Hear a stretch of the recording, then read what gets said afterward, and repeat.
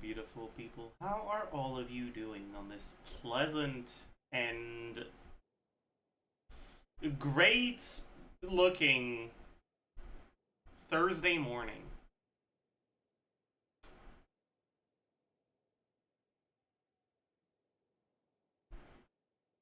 Life is amazing. I agree. You know, I just had my best. Actually, no. You know what? This is funny enough to be a quote retweet, not just a reply. But I just had like the funniest reply to a tweet. But so I'm gonna turn. Okay, whatever.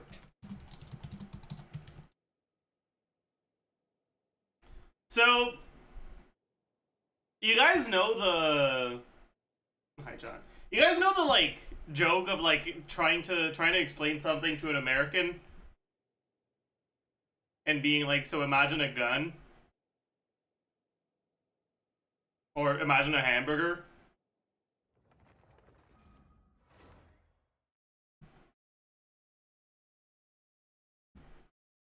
Well, someone said I need someone to explain to me what flins is like I'm 5.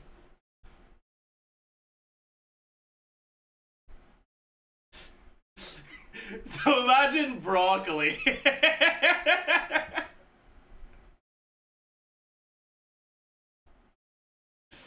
This is one of my all-time best tweets. For sure. Like 100%.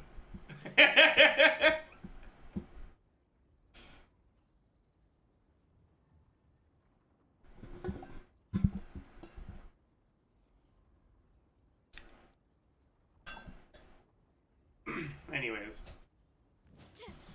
Why is it telling me to go to the Grand Narukami Shrine? What quest is that? Traveler's Tales. Oh. Well, that's cool. You know what else is cool?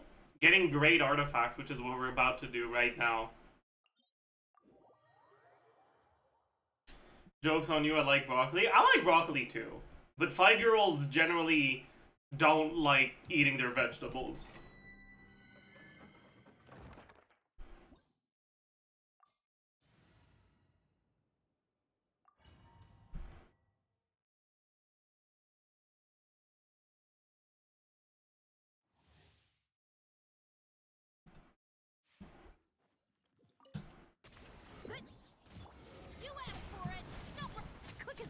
Sounds like cliche. Yeah, that's kind of the joke, man.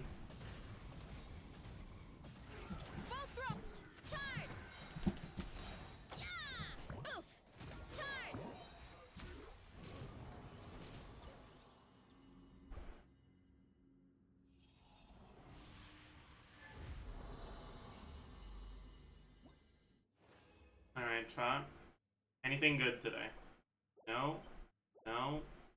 No? No.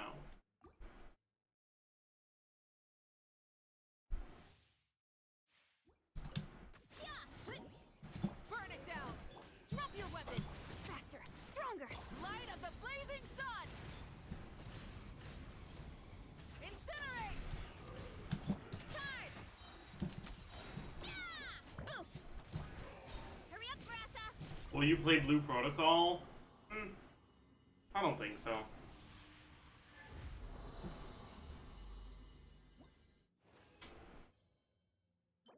Not good. Maybe? I think that's probably too cold, but whatever. I'll lock it.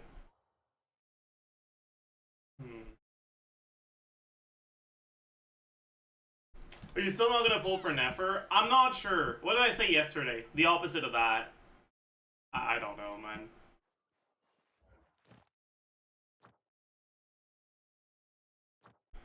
Have I done my weeklies? I haven't. We could do weeklies. What does Nefer need?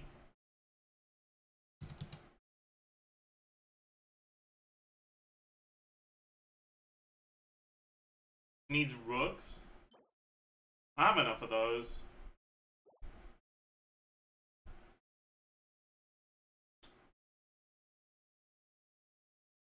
She needs llama. Yeah, she does. Chat, is this the first time that we have characters with like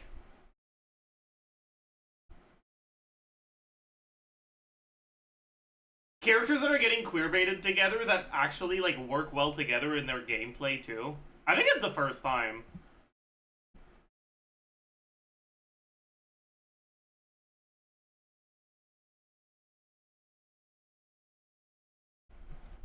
Yai and Raiden, you're coping a little, buddy. I'm sorry, but I don't know. I don't know about that one. Aoife Auroron? Yeah, I guess Aoife Auroron. But are they actually getting queer-baited together? I feel like neither of them has enough of a presence in the story for them to get anything baited. Like, I'm pretty sure the Aoife Auroron queer bait, or the Aoife Auroron queer allegations come from their gameplay synergy. More so than their actual interactions in the story.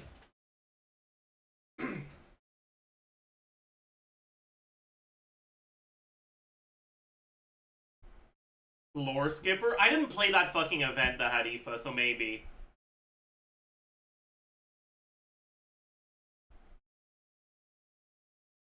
I've seen Aoife like twice.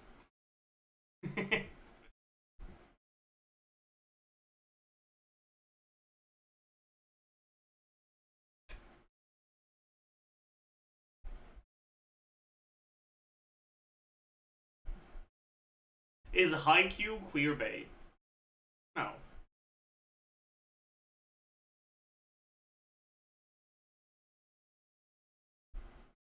I would not say it is.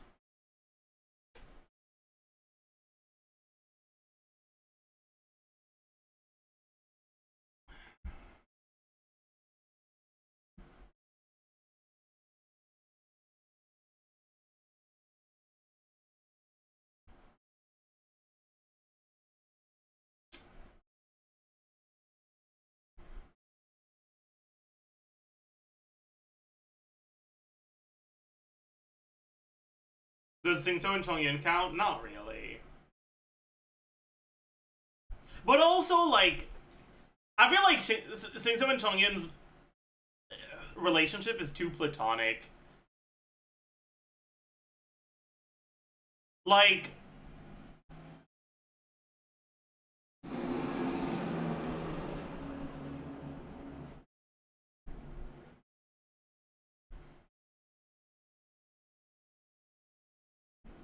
car. Yeah, car loud.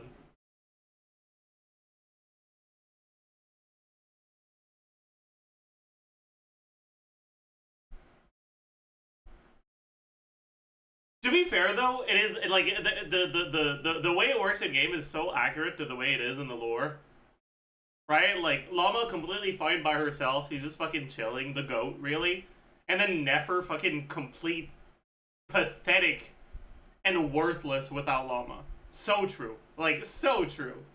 You are so right, so true.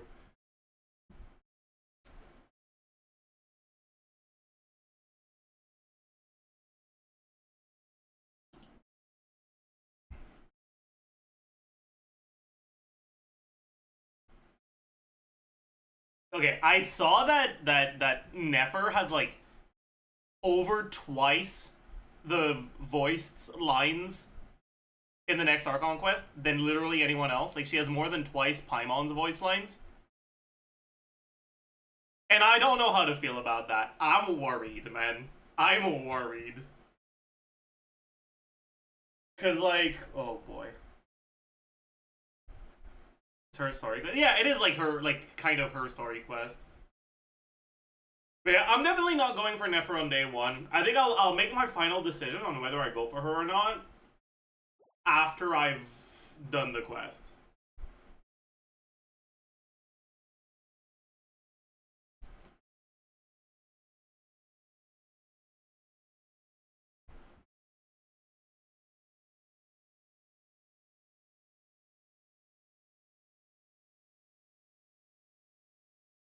Varka also yaps, that's true.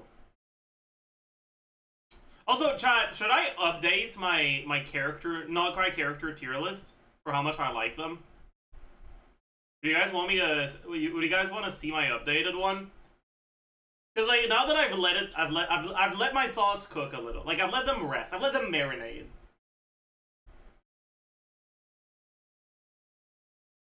And I think that some characters have appreciated in value and some characters have depreciated. You have a special place in my heart. Okay, so Nefer and Sandrone are still at the fucking bottom. That hasn't changed for me. I don't know if I should even include Durin, honestly, because we haven't seen him in this quest. It's just from, like, before. So maybe I should just remove him altogether.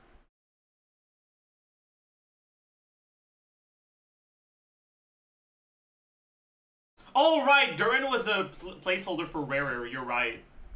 You're right. I forgot. Yeah, okay. Honestly, Rarer kind of fell off for me. I already didn't like him that much. But the more I think about it, the less I like him.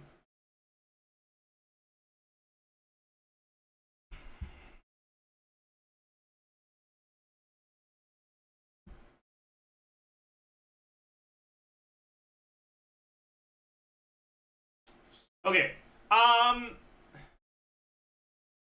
I think honestly, Inefa fell off for me a little bit as well. And I think Columbina did too.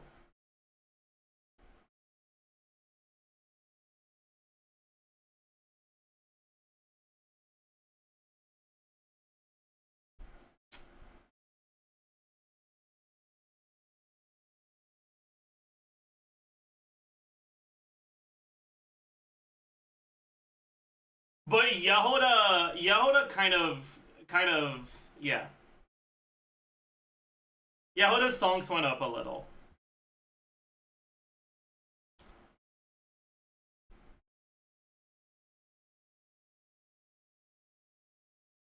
Or did not do the anecdotes. I didn't do all of them. Maybe we should do all of them and then do this.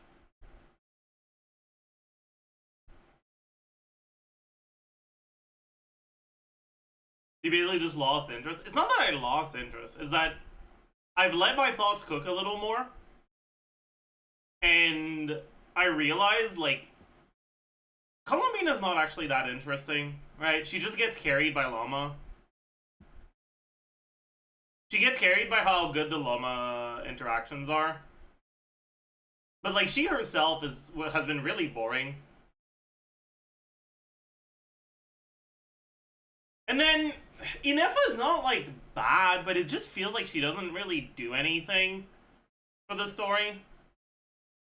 They don't even interact. Well, they don't directly interact.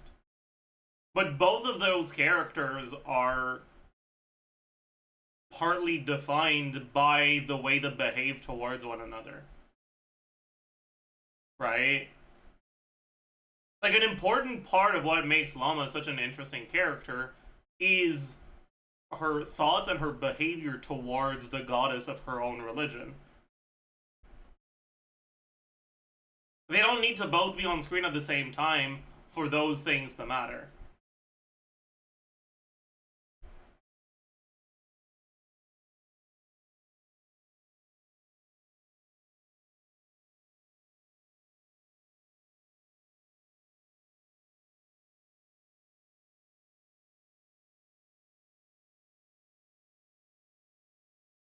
But, like, the more I think about it, the more Columbina just feels like a conduit for lore drops rather than an actual character that's involved in the story.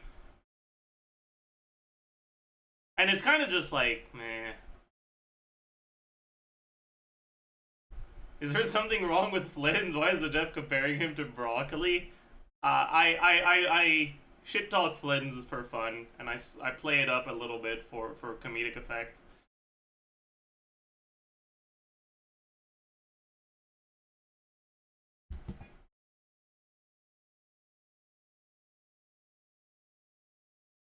They could have made Columbina cool, but instead they made her waifu bait. I mean, I don't think it's really a waifu bait issue. It's just she hasn't really been involved in the story yet. Like, she's had a lot of screen time, but she hasn't been an important plot element at all. And also, she hasn't really been characterized in a particularly interesting way yet, either. It's like, it's all been set up, and we don't know what the payoff is yet. We haven't seen it. She could very much, like, my thoughts on her very well might improve based on what they do with what they've set up so far.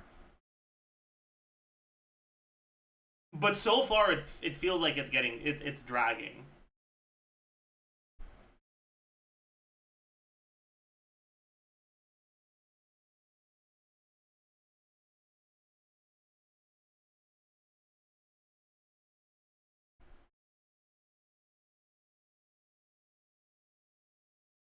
It's kind of weird that they gave Colomina screen time so early, only for them to do nothing with it. I mean, I don't think it's inherently a bad thing.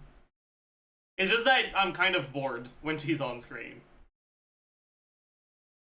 But sometimes that boredom can be turned into a worthwhile experience. Like, negative emotions are an important part of storytelling. Playing around with negative emotions in a dynamic way is an important element in storytelling. And if you're good enough at it, that can include boredom, right?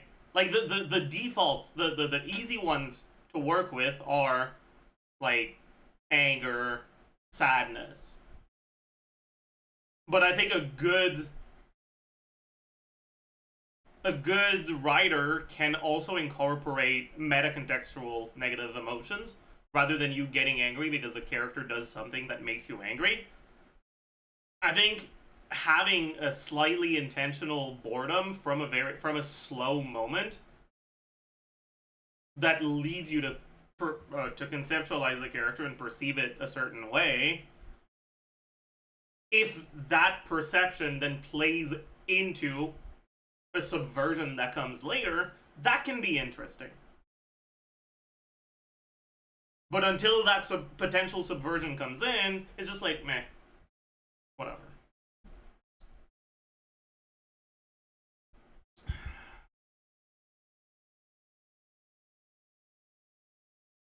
Yeah, also, like, for context, I haven't done the Selene Chronicles, right? So anything related to that, I haven't seen. And this is not how good the characters are, it's how much I like them.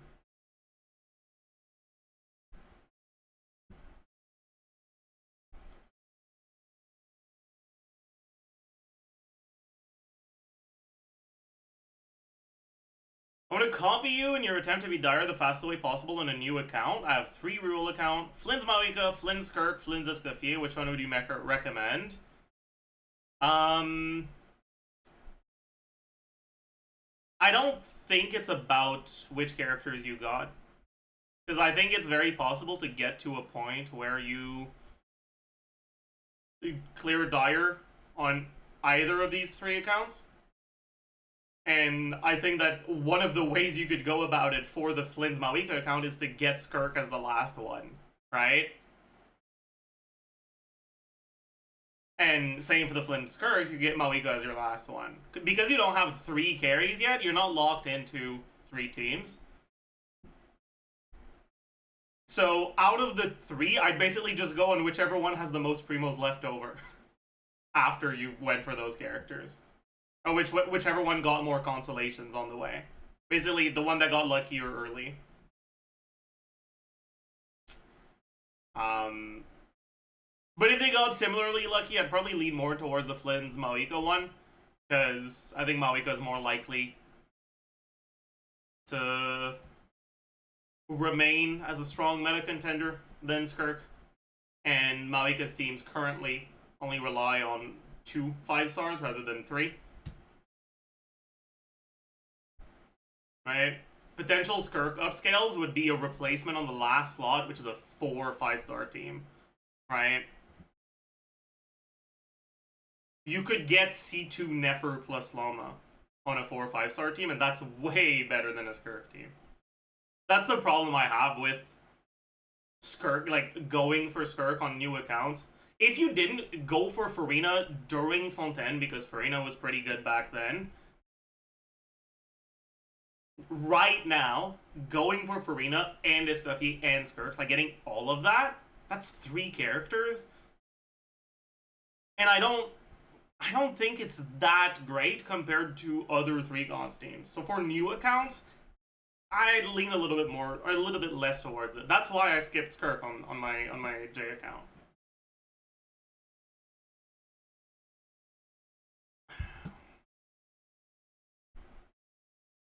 Why is Sandrone so low? It's something I talked about when I made this initially. I don't think Sandrone has been that bad, but I was really disappointed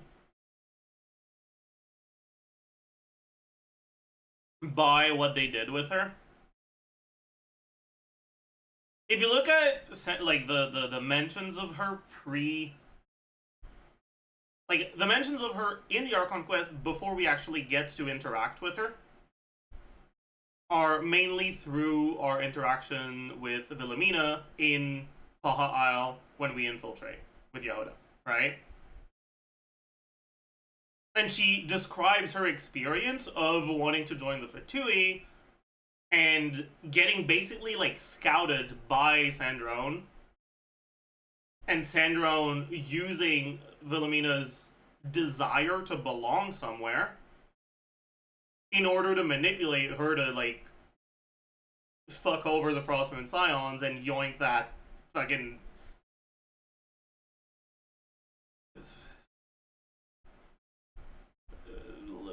what love child? I don't know.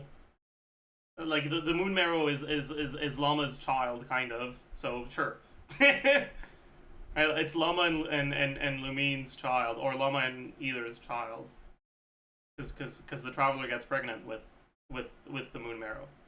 Anyways, she wants to like abduct our child, right? Anyway, Sandrone like manipulates her into doing that. And so she's kind of portrayed as a character who understands people's motivations and is able to manipulate them to her own advantage. And then we see her and she's not that at all. I wouldn't have disliked her as much if she wasn't built to be that from our interactions with Wilhelmina. Why is Durin so low? He's a placeholder for Rarer because this template didn't have him.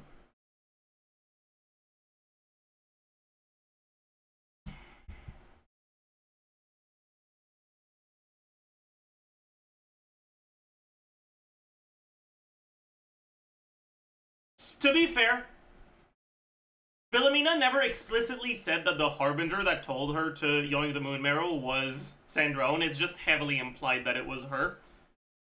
And so, if you want to give him the benefit of the doubt, you can be like, well, maybe it was just Arlecchino that managed to manipulate her. Because it does fit Arlecchino's character. And it was a red herring. It was a misdirection about Sandrone's character. And it was an intentional subversion. And if that's the case, then sure. Sure. I'll give him that. They got me. Sandrone is a better character than I give her credit for. I doubt it, though. Didn't Sandrone say that it wasn't her? Sandrone said she doesn't give that much of a shit about it. She didn't say that she wasn't the one that tasked Wilhelmina with taking it.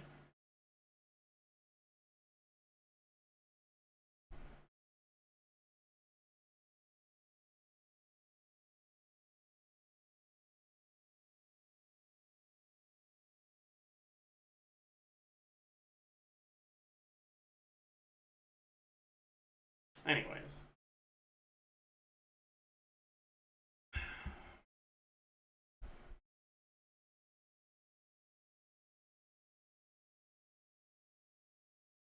Oh yeah, is tomorrow the live stream?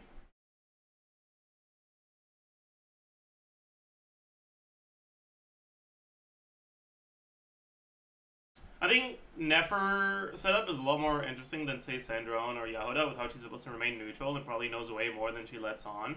I don't know about that. I think... Like, I get what you're saying, and I do think there's opportunity for Nefer to be an interesting character. But I think that so far the execution's been pretty ass, right? Like, we went on a fucking infiltration slash spy slash recon mission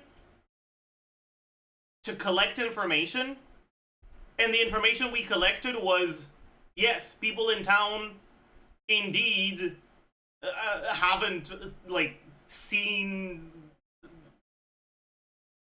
a unicorn. Like, wow, congrats. Like, no shit. Like, we... Because, like, the intel we got from that, like, infiltration thing in the flagship was no one else has seen no one else has seen the Wild Hunt, like, take shape and take, like, impersonate someone. But, like, yeah, no fucking shit. It's pretty obvious that no one else has seen it. Otherwise, we'd probably already know about it. Like, why did we need to? That didn't need to be a thing. Basically, it didn't need to be a thing at all.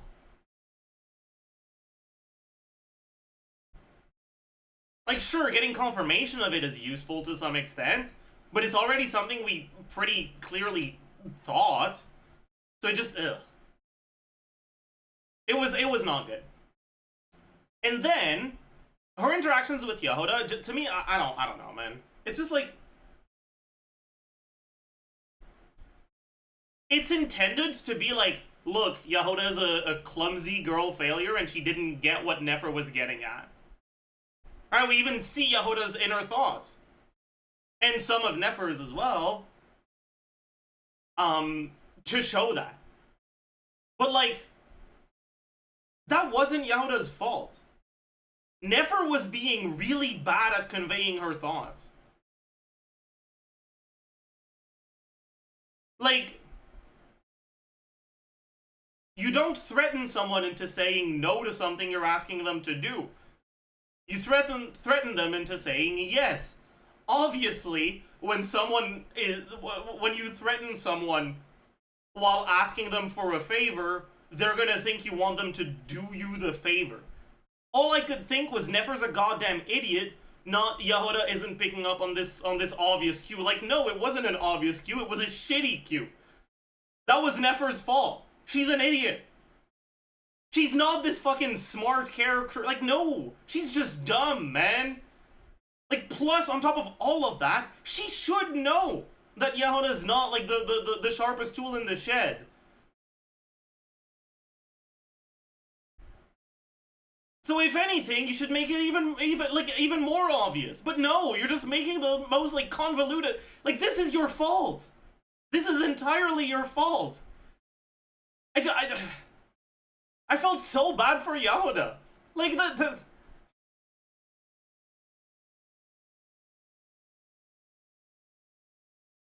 Anyways.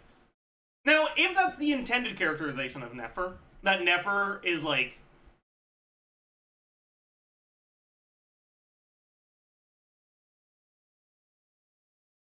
a girl failing upwards, right? That she's just bad at her job, but she gets lucky, then sure. But, like, I don't think that's where they're going with it, right?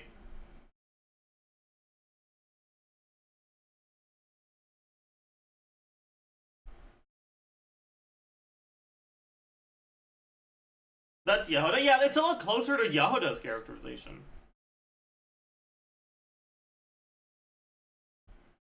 Yeah, and then, like, on top of all of that, if there's anyone who should be good at dealing with people, it's probably the leader of this intel network.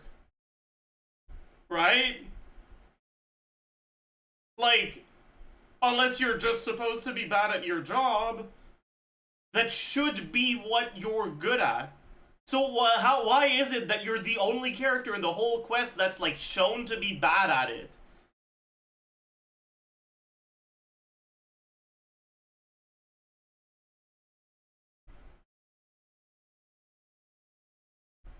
I think she's good at her job, but kind of bad with people.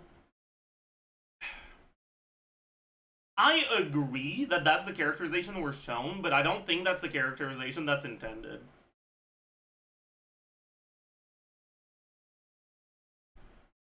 Right, like, her beating people up was, like, framed as a normal and logical thing to do.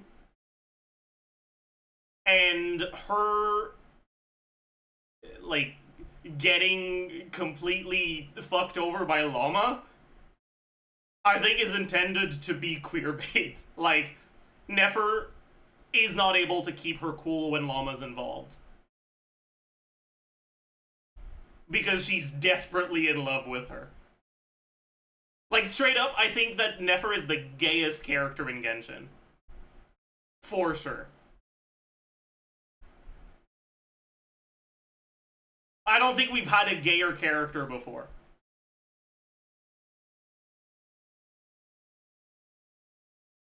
More than Beto? Yeah.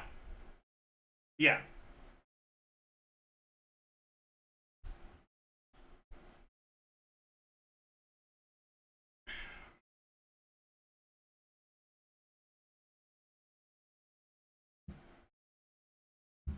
Like, 100%. More than Venti? Venti's not really gay. Like, his clothing doesn't really fit the stereotype of a masculine man.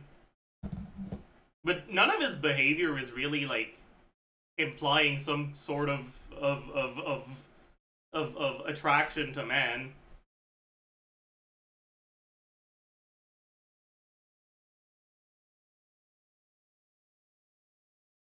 Like,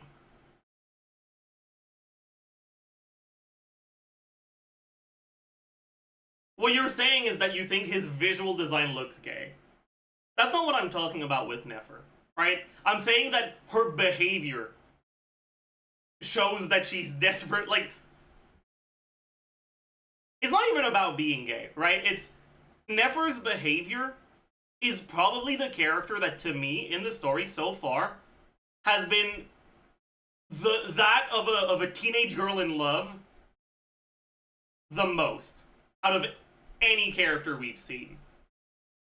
And it just so happens that the target of her love is Llama. But but yeah.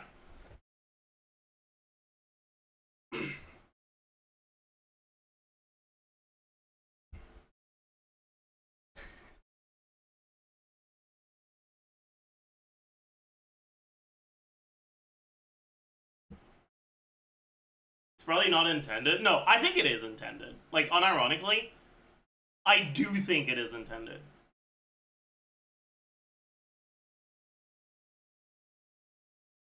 How much of it is intended to be romantic? Eh, that's up in the air. But it's I think it's pretty clear that it's intended that Nefer's got a complicated relationship with Llama, and it affects how much she's able to keep her cool when it comes to her.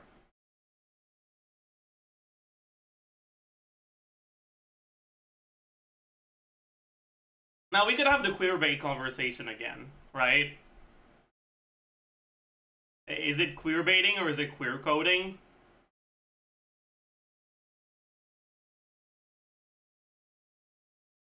Well, that's complicated. And also,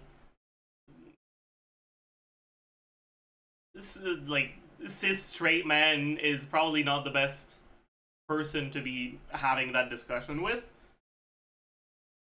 But it is what it is.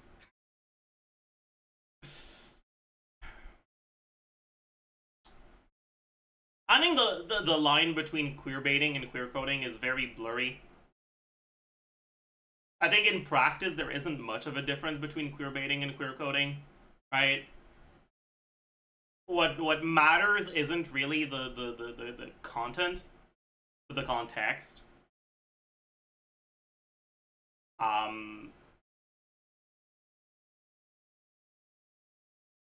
It's queer baiting if it's intended to have a character that's implied to be gay because they think it makes more money, and it's queer coding if it's a character that's intended to be gay because they think it makes sense in the story for the character to be gay, and they're not allowed to make the character actually gay because of either censorship or because it's a gacha game and having a character have any sort of confirmed romantic attraction to someone makes it harder to sell them to fucking gooners. But like, basically is the character gay because they want the character to be gay for that characterization, or because they think it's good marketing for people on Twitter to ship the character? I think that's the main difference between something that would be considered queer baiting and queer coding. But it's like, at the end of the day, you can't read the mind of the people that made it, so there's just always going to be a certain amount of guesswork involved. Personally, I think that giving the benefit of the doubt to a gacha company is always incorrect. So I will always assume that it's queer baiting over queer coding. But I don't think it's unreasonable to disagree.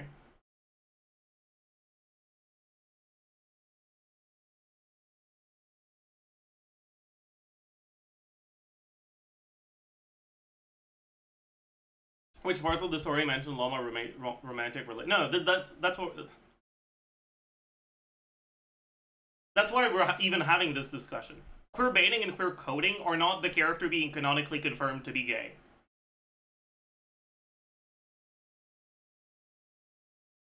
It's different ways of talking about characters that are somewhat implied to be gay within a story. Whereas Nefer implied to be gay, just look at the way she acts when Lama's around, man. Right? It's not like she's implied to be gay as in like gay as a label. She's just implied to be in love with Lama. And as it turns out, the label that results of that interaction is gay. Right?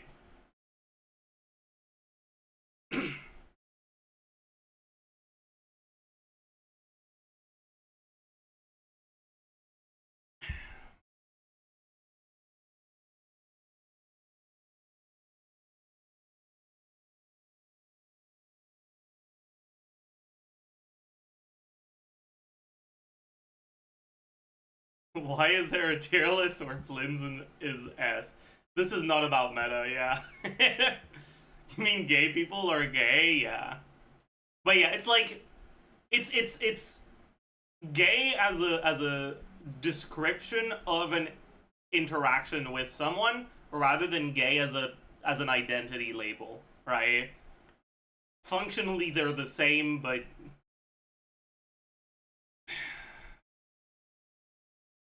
like when it comes to queer coding or queer baiting, those are things that happen and manifest differently, right? Like, what's an example of that?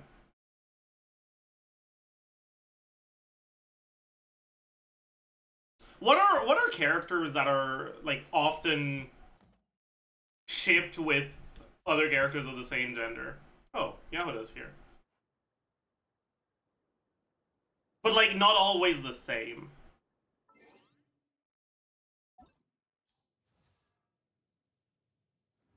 Like not one ship. Like a character that a character that's like a true sailor. Like on all the ships.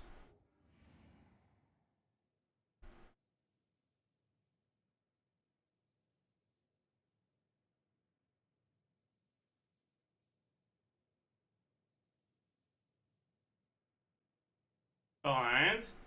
I feel like with Chloride it's always with Navia. Kaya and Luke, we are not having the K Luke discussion today. Oh no no no. No no no. No, I'm good.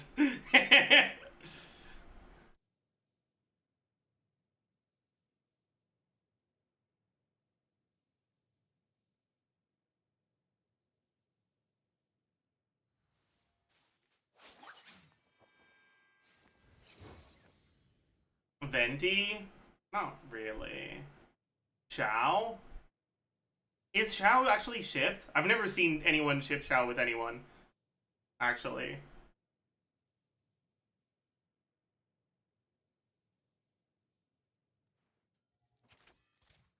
Daya? With whom? I've seen Daya with Dunyarzad, but like that's it. Candace too? Really? Interesting.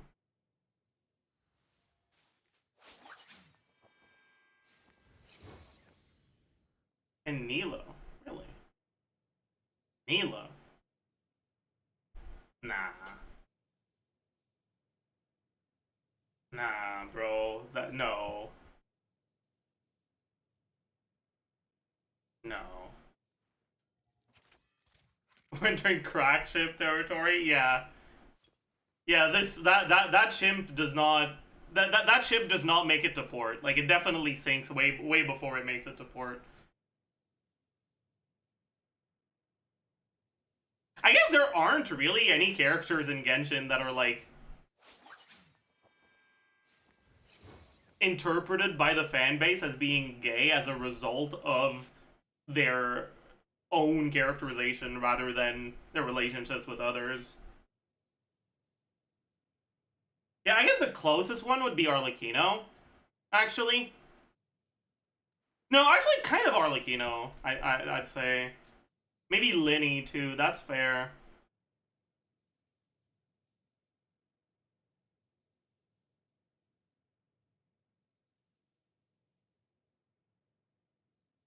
You've forgotten Nick. True.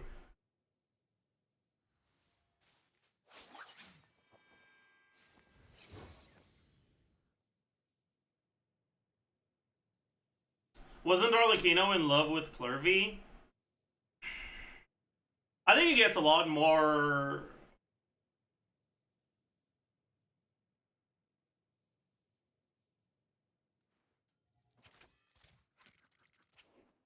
It gets a lot more nuanced when it's like something that happened when someone was a kid.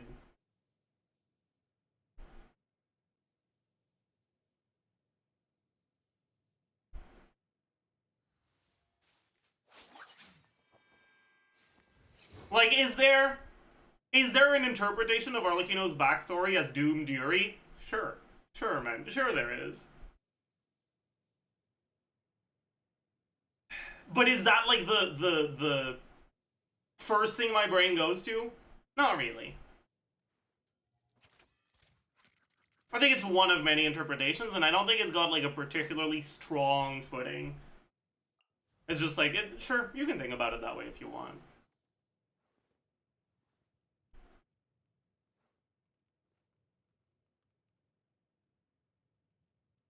But yeah, like when people say like, "Wow, Arlecchino is so gay," they're generally more talking about Arlecchino's like solo characterization.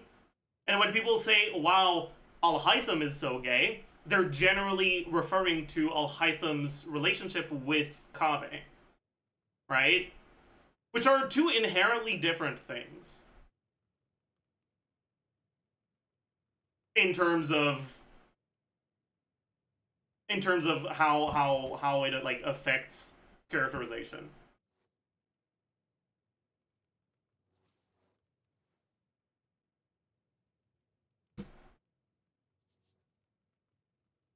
Are we doing LGBTQ Genshin character tier listing? No.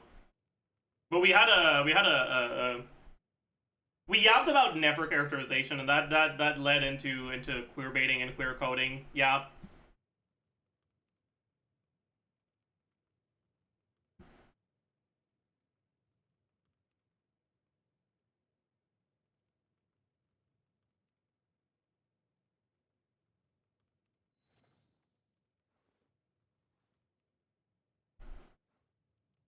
There is no way they aren't gay. What's that?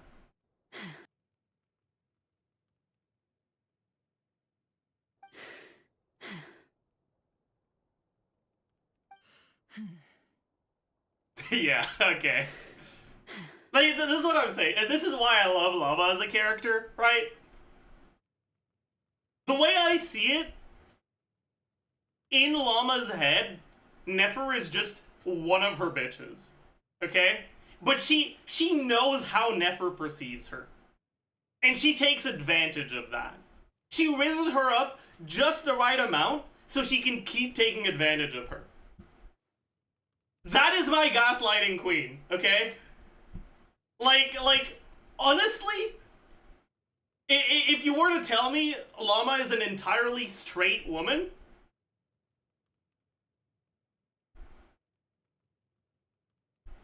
and your supporting argument were, like, sure, she's queer baiting IRL, right? I'd say, you know what? Reasonable. That sounds like something she'd do. Like if she were straight, that would be the sort of things that she would do based on her characterization in the story.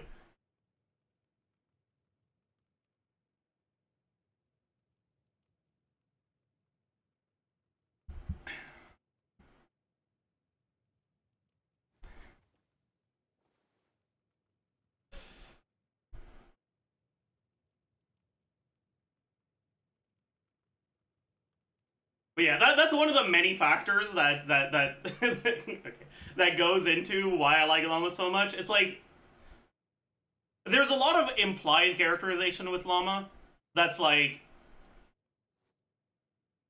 this character is an awful person and she knows it, and she really, like, she takes advantage of how little morals she has to do whatever she wants.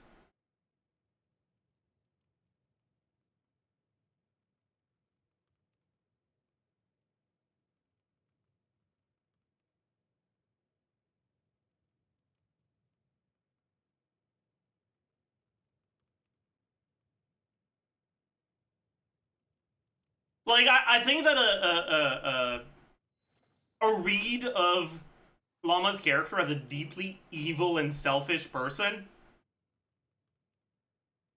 makes her such a compelling character. I don't think that's what we're supposed to think of Llama.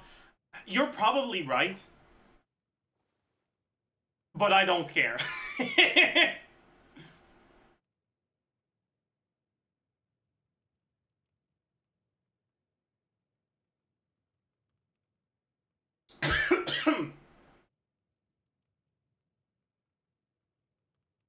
Like, you're probably right.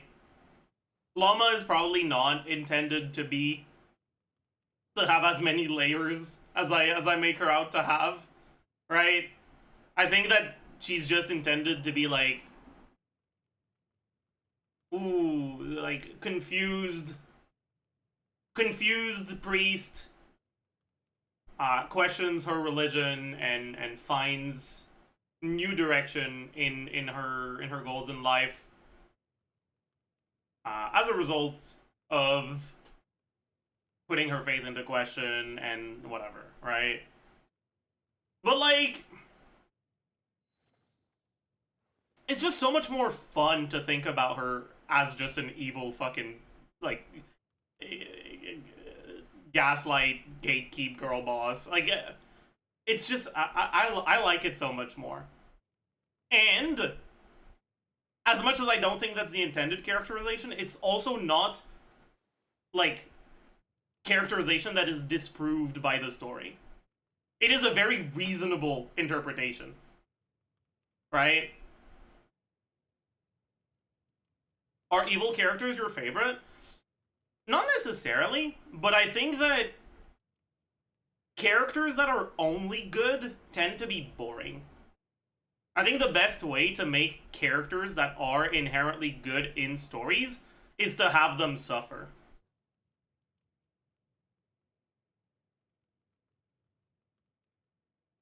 Like, inherently good characters that just do good things and get rewarded for it make for boring stories. They kind of just need to suffer a lot for the story to be interesting. Or they need to be minor characters that barely qualify as characters. Like Uncle Iroh, exactly. But even then, right? Iroh doesn't really qualify as a character that is just deeply good and kind. Like, Iroh is a character who's very much defined by his desire to... What's the word? Like, for when you try to, like, correct past mistakes. Make amends, yeah. His desire to make amends for the suffering he's caused in the past. Yeah, Iroh is a war criminal, 100%. Like, if you look at the things that Iroh has done in his life, I think you could very much say that he has objectively been a negative influence on the world. The world would have been better off if he had never been born. Because the things he's done are awful. He is a war criminal.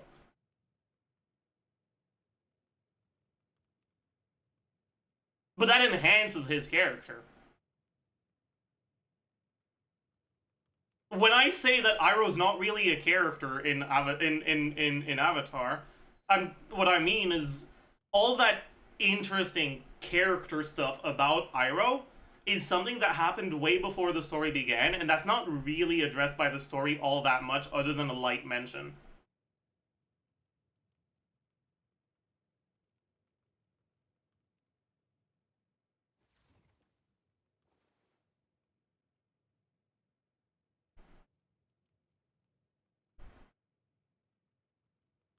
Anyways, getting back to your question, do I like evil characters more? I think, kind of.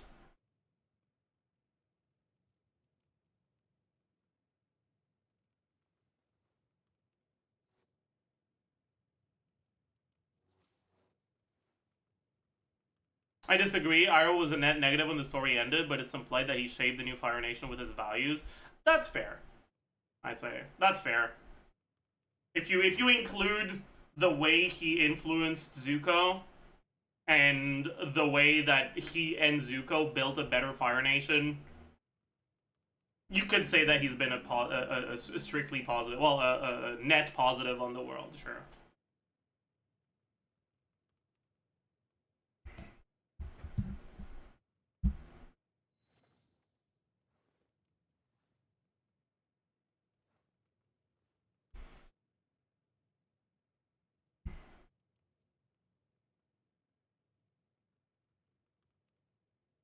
Ambiguous characters are most interesting, IMO.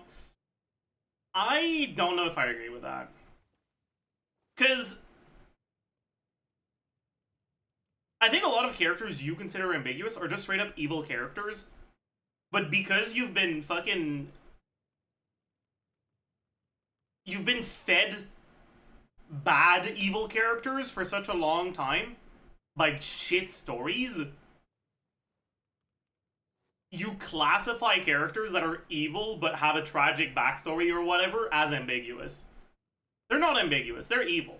They're just not written like shit.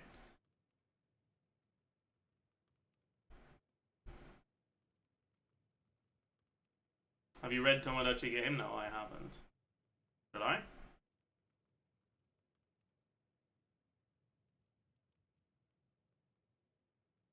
Dio from JoJo? Dio's not a good character, though. I'm sorry. Well, okay. Dio's kind of an interesting villain in later parts. Like, flashback Dio is a much better character than real-time Dio. Like, part 1 Dio is, like, cartoonishly evil, but in a very intentional way. And it's played for comedic effect in a way that's actually good for the story, in my opinion. Part 3 Dio is probably the worst character in Part 3. And there's a lot of competition, because there's a lot of characters that suck in Part 3. But he's bad. Part 3 sucks ass. And one of the major reasons why it sucks so bad is because the antagonist is just really not compelling.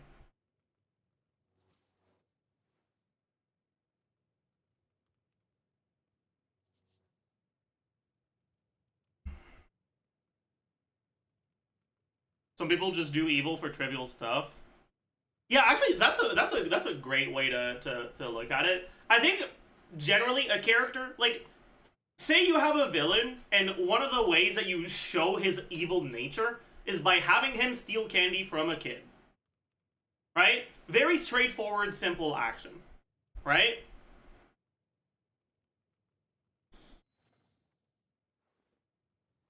But I think why the villain does that is if the villain steals candy from a kid because he enjoys seeing the pain in the kid, I think that's kind of boring. If the villain steals candy from the kid because they like candy and they want candy and they don't care about the reaction of the kid, I think that's good. That's how you make a cartoonishly evil villain that isn't just boring.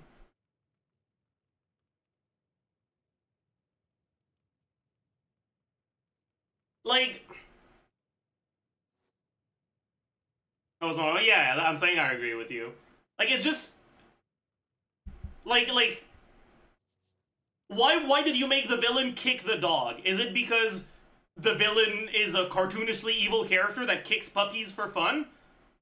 Or is it because the dog barked when the villain was trying to concentrate and it annoyed the villain? Right? The former, to me, is not an interesting villain. It's just so hard to work with a villain like that. Because, like, you can predict what's gonna happen no matter what. And it's just boring.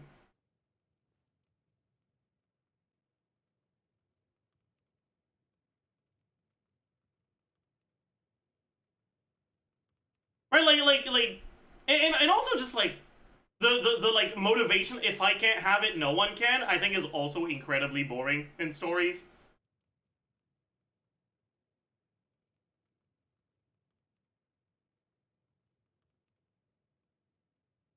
Like, that's just bad.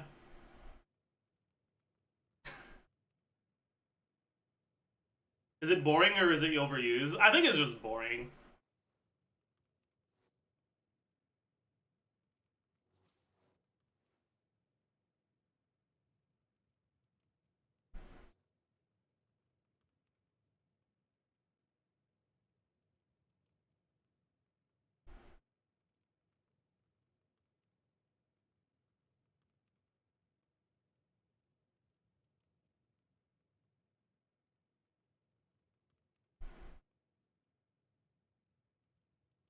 I think people's preferences and villains sway with time and overuse of tropes.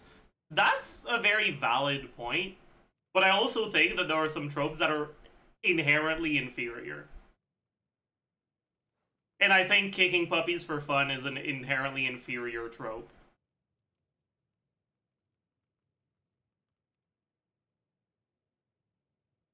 Yeah, like, when people always have a reason for their actions, right? But when the reason for the action is just the action itself is something that is fun for the character, it tends to make them more one-dimensional. Is it even fun to kick puppies? Never tried. Well, I guess I've never tried either, so I can't give you like a personal experience account of the, like, I can't rate how fun it is from experience, but I can tell you I don't think I'd enjoy it, and I'm not particularly interested in finding out either. um It looks fun, just saying. I don't think it does. Like,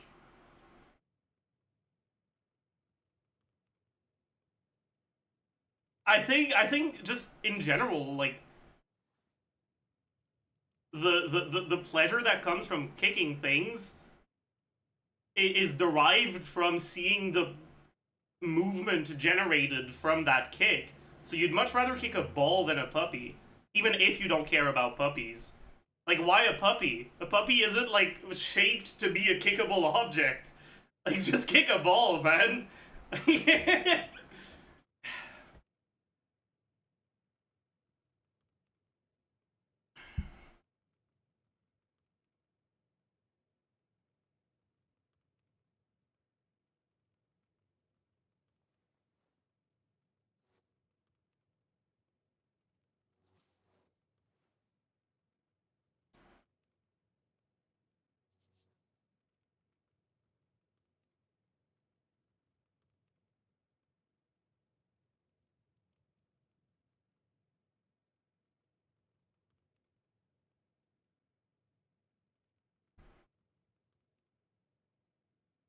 It's fun if you lack empathy and or need to feel powerful. Well, okay.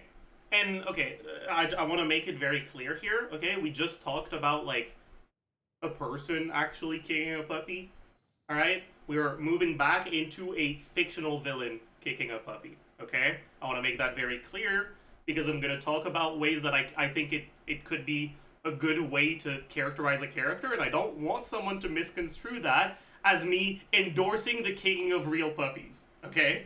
Anyways, I forgot what I wanted to say now because I distracted myself. Um, okay, yeah, so someone said for 5 years going home, the small odd dog would chase me and bark at me. I wish I could just go back to kick it. I do think that you could make an interesting character that kicks puppies for fun because they like kicking puppies because they dislike puppies for a specific reason, right? Like, if puppies killed your mom,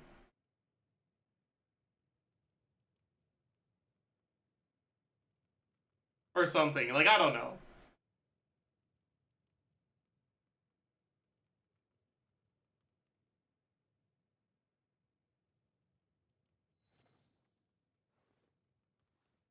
Or, like, if puppies ate your puppy, and you're doing it as a revenge.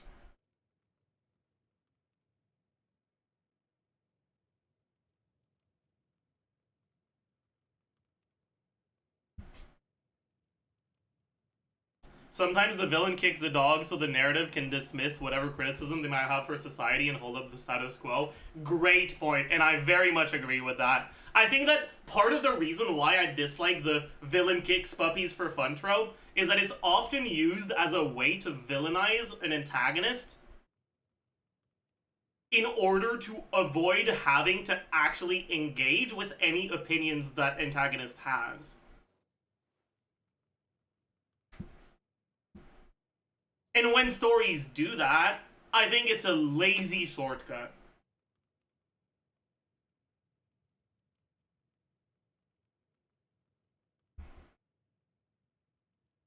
That's legit the reason I hate Joker. Elaborate on that. What? Because the way I see it, the suffering imposed by Joker is just. Is it, like, sometimes cartoonish and exaggerated? Sure. But you also can't write a character that has Joker's beliefs without making them a character that does the kind of things Joker does. So what is a belief, a core belief of Joker's psychology that you think doesn't have anything to do with his actual behavior? And ends up being dismissed out because of his behavior rather than engaged with.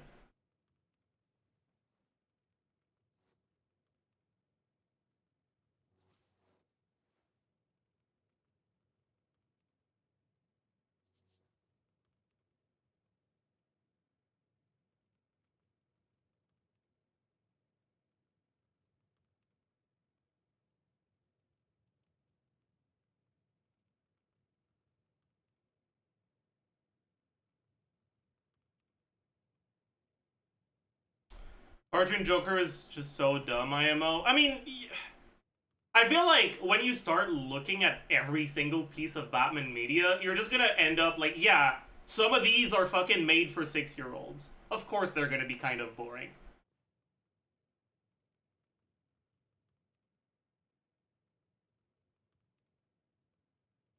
There's just too many pieces of media that have Joker in it, because Joker is a piece of IP that's been around for a fucking ever. And that's been popular for fucking ever.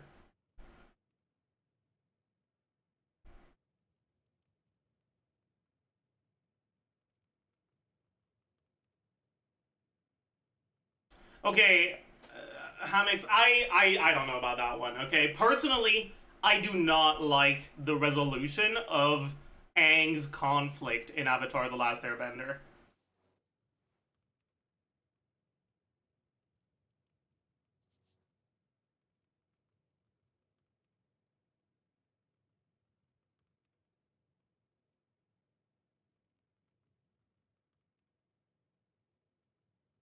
It felt too much like a cop-out. I'm not saying that I dislike the like inner conflict and the inner turmoil that came as a result of Aang's desire to find a solution that didn't involve killing Ozai. But the way he found that solution was just a fucking asshole and should have been like it was not left in the oven for long enough. He didn't kill him because it was a kids show. That's not why he didn't kill him. The reason why Aang didn't want to kill Ozai is not because it was a kids show. Yeah, spoilers for Avatar The Last Airbender, but if you haven't watched Avatar The Last Airbender, you honestly just deserve bad things to happen to you. So that's on you. Aang doesn't want to kill Ozai because it just goes against his core beliefs. But Aang's refusal to compromise on his core beliefs is entirely justified by the context and the story. Aang is literally, it's in the title of the show, so this isn't much of a spoiler, the last Airbender. He is the only remaining member of a minority group, a minority religious group, where the main thing that describes their philosophy is peace. Him not wanting to murder partly is a selfish desire to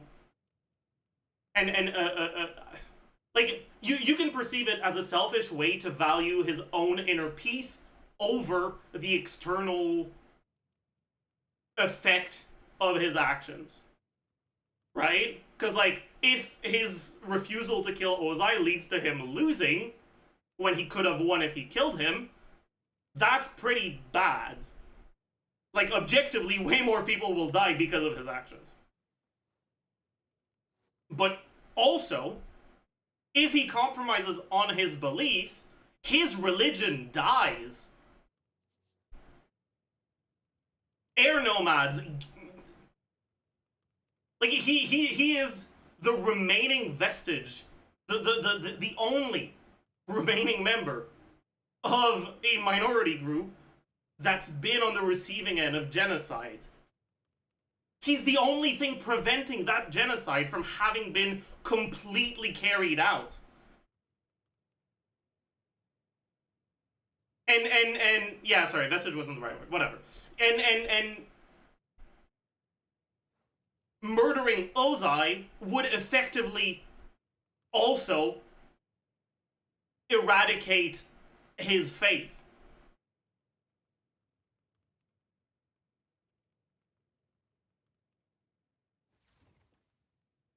And while that is also somewhat selfish, yes, I think it's also the sort of selfishness that is acceptable in a way, right?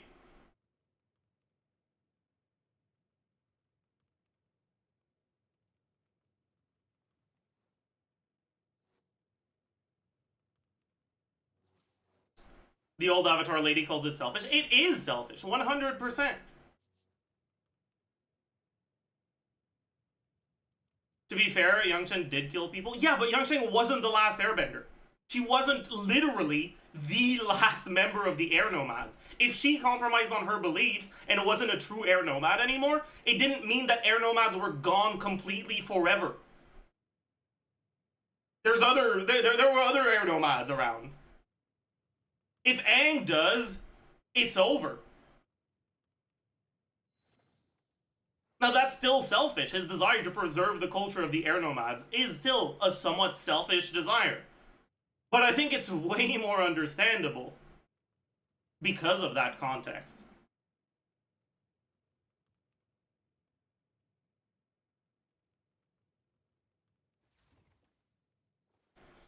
What I didn't like about the resolution of that arc was that it didn't feel like... It's not that I thought that Aang needed to compromise. It's just that... Okay. I didn't have an ideological problem with the way the problem was addressed. I had a plot problem with the way the conflict just was resolved as a result of the fucking ass bowl, basically.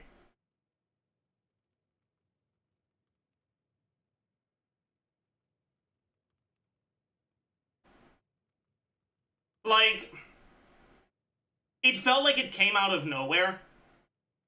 As a viewer, we had a conflict presented to us. We had time to think about potential solutions, potential problems with those solutions, and then the actual solution that was provided was, yeah, bro, just like, I don't know, fucking go on a journey on a lion turtle and learn new magic, I guess. And it felt like it came out of completely nowhere, and just plot-wise, it felt terrible.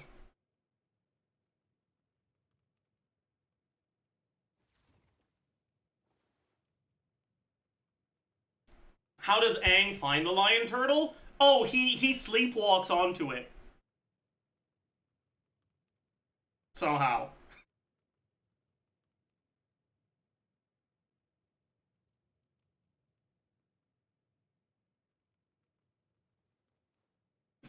Yeah. he just kind of finds it, I guess.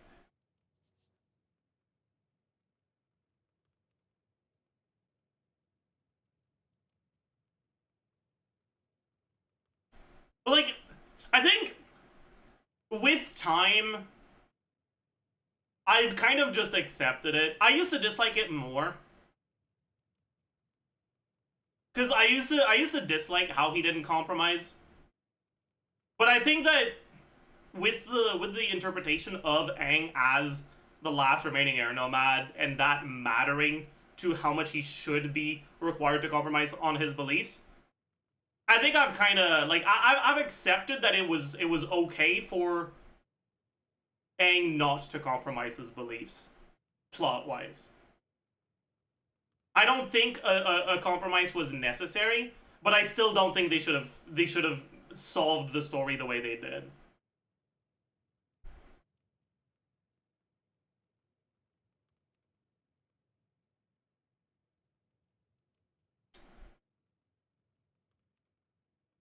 I can't say the same about Korra.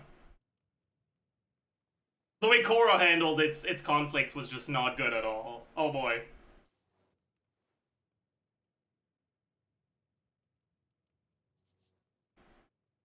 Oh boy. Yeah, Korra is a great example of antagonists with reasonable beliefs just kicks puppies as a way to make it acceptable for the protagonist to just like get rid of them.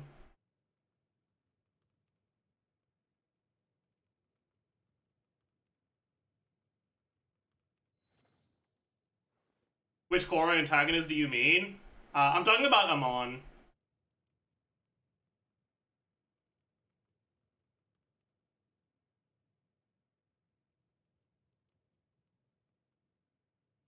I thought so. Yeah, I mean it's yeah.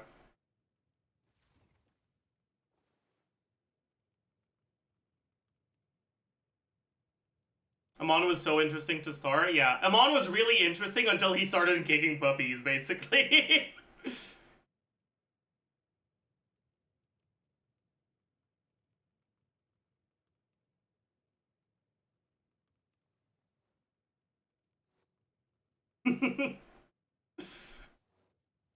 Korra as a show was married to the status quo. Yeah, I know it was its downfall. Like, if you as a, like, person slash writer are gonna be a fucking status quo, like, ball sucking person, like, if you're gonna see the status quo and be like fucking lick its balls like that, like, maybe don't make your antagonist someone who wants to break the status quo. Cause, like, I can't side with your protagonist right now, okay? Just make the plot not about the status quo. Like, make it about something else. Like, you've given us an antagonist. The antagonist's stated beliefs are very reasonable and acceptable. The status quo is awful. You have a protagonist that wants to uphold the status quo. And it's like, how will we resolve this conflict? I know.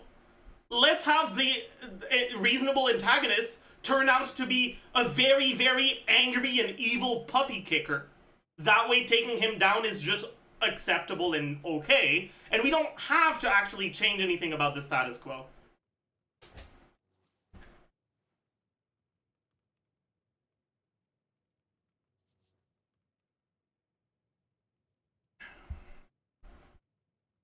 What puppies did he kick? We're using kicking puppies as a metaphorical statement here. He's not actually kicking puppies, but he's an evil bloodbender that kills people and like, yeah.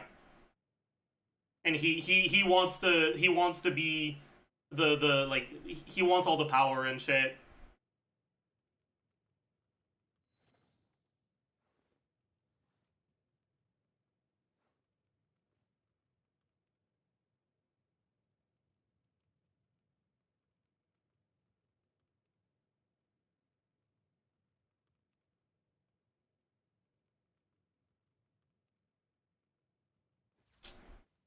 What's your favorite season of Korra? The first season of Korra was so bad that it kind of it made me numb going into the following ones. And I just barely remember them. I didn't like, what was his name, Unalak? Either. I didn't like the fucking, like, mystical bullshit. I tend to be a mystical bullshit hater in stories, okay? Like, when your plot elements are, hey, magic 1 does something, so you gotta do magic 2 to take care of the thing. And then, but this guy can do magic 1, but not magic 2. And you can take him down by using, like, stop, bro. Like, I don't like it. I don't like it at all, okay? I really don't. To me, that's just really boring. So all the Unalog bullshit, Spirit World bullshit. Is it Spirit World or is it called something else? I don't remember. Spirit Realm, whatever. I didn't like that very much either.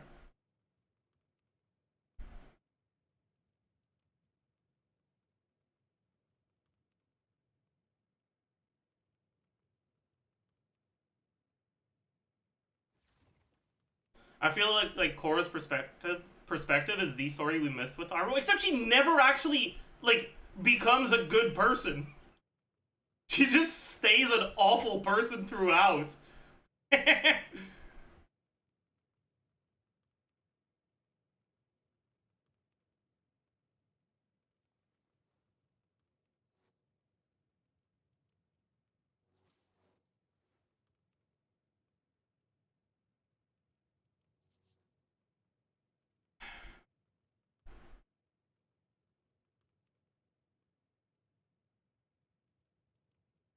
As someone said earlier, I don't have much hope for the new Avatar sequel. I don't know. I feel like as long as we don't tackle status quo related problems, Avatar media can be very good. So I'm not too pessimistic about it. Like, I've read some of the like, I mean, it's not manga, but it's like cartoon or what do you even call it in English? Like, what's the name for it? Like comics. Yes, I read some of the comics. Um, I remember the name in French, but not in English. No, don't shut up. Anyways, so I've read some of the like sequel comics, and honestly, some of it was pretty interesting.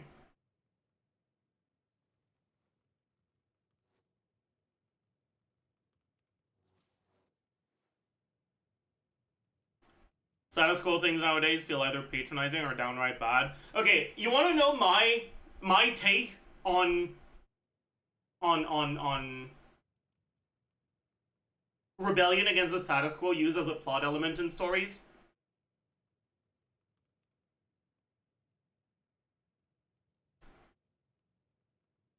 I think that it's very interesting as a character motivation.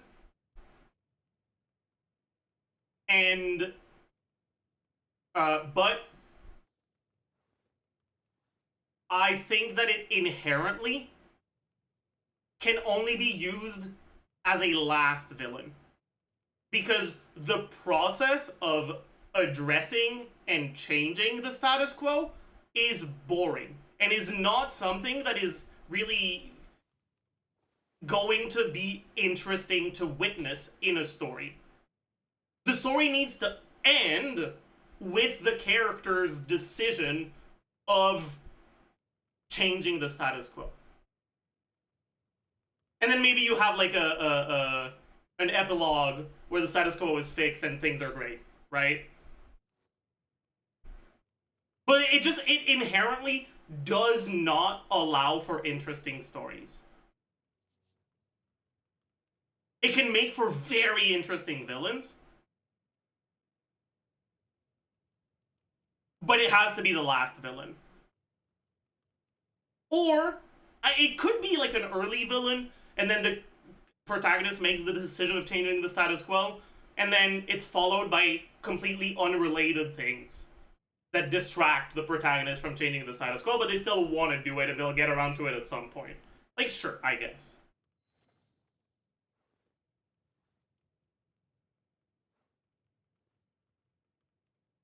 Does Auron's A1 count as skill damage? Very, very topical question. No, it doesn't.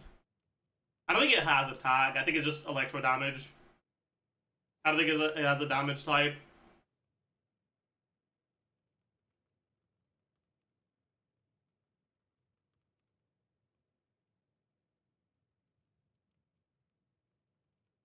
Both seasons of Andor are about changing the status quo, and they're both peak. But that's a protagonist that wants to change the status quo, right? Like, that's different.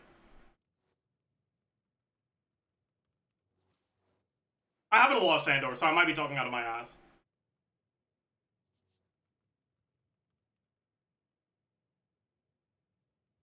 Like, well, when I'm talking about it being like difficult to make a story that has like changing the status quo as a plot, like I'm talking about when it's the villain that wants it, right? When your villain is something like Amon, right?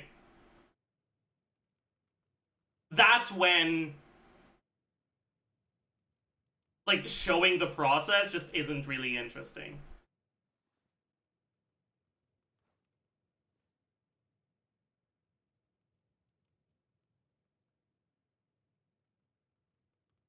I haven't watched Andor, but like from from what I've seen of people's thoughts about Andor, like my understanding is that it's like basically a show about freedom fighters wanting to improve their situation or some shit like that, right?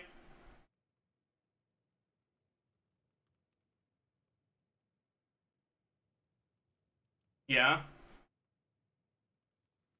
I think that can work when your protagonist is like the vessel for change. But it doesn't really work when your protagonist is just a guy and someone else is the vessel for change, and they get influenced by that. I think that just it's kind of boring. Although I don't know if Andor actually has a protagonist, but it's like a protagonistical force, like a group of people that function as the protagonist plot element, you know?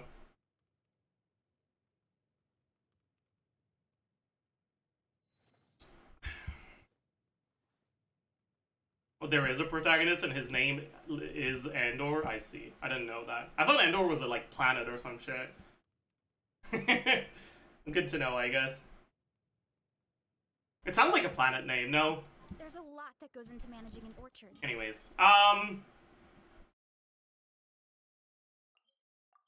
chat. This is how you know you're having a great day, okay? Cause here's the thing, all right?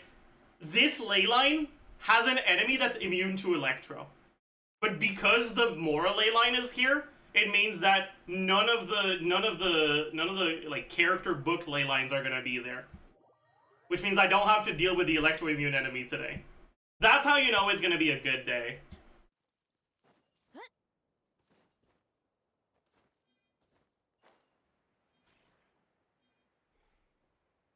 Look out below!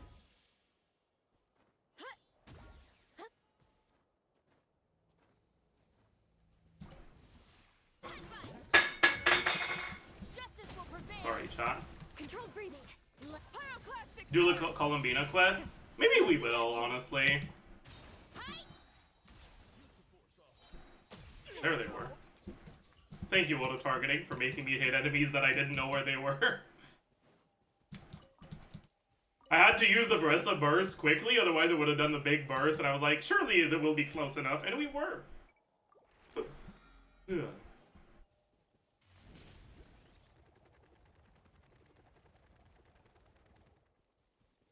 Not the can again?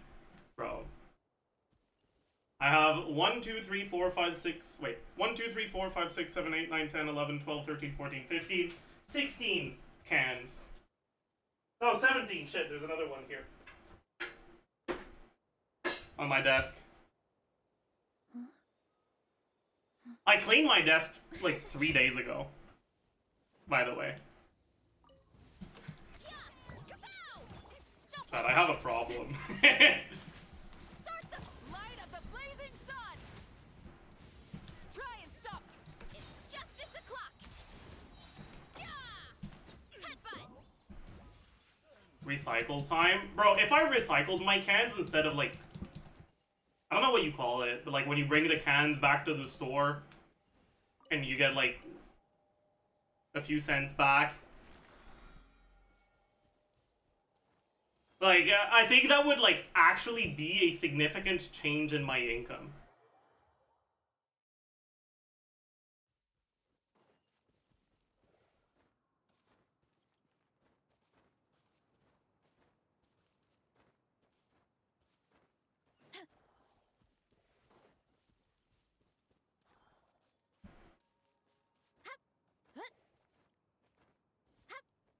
You know, Bubbly has had this thing, like this contest thing, which is like a fucking like wannabe golden ticket thing for a while. Where like they have golden cans, and if you find one, it's like, where the fuck is that? There you go. You get $1,000. Like at this point, if I found a golden can, I don't. It wouldn't like. I would still be very clearly net negative on the amount of money I've spent on Bubbly.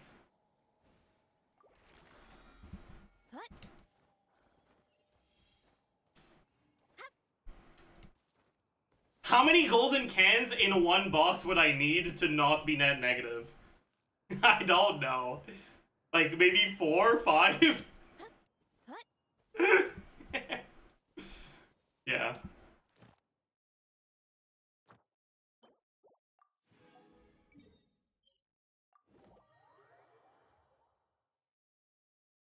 Just drink water, but water doesn't tickle my tongue the way sparkling water does. Thank you for Okay, Chad, I finally got the, like, 6-7 joke explained to me today, and it's not funny, man.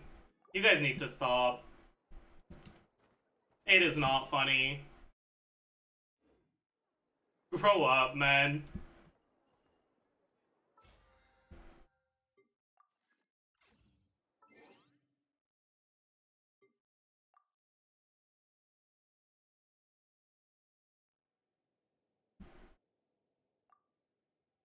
I still don't understand it. There's honestly just not much to understand.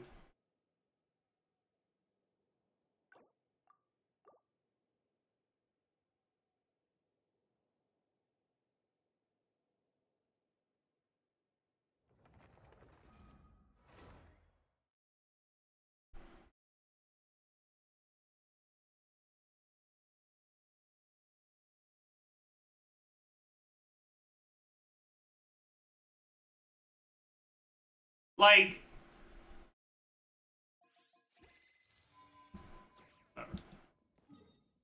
okay, let's get some good artifacts. I believe. I don't believe. I've kind of given up on getting good artifacts on this account. We'll get our good artifacts from, like, crafting goblets or some shit later, eventually. What video should I watch to learn the new Malika combo? Is there a video of someone that actually, like, explains it, like, well? I don't know.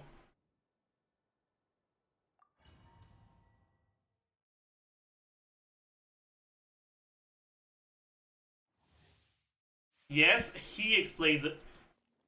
Oh, he. Right. Can't believe I forgot about he. Absorption test. Close your eyes. What the fuck is that, man? Wait, which hypostasis is called he again? I forgot.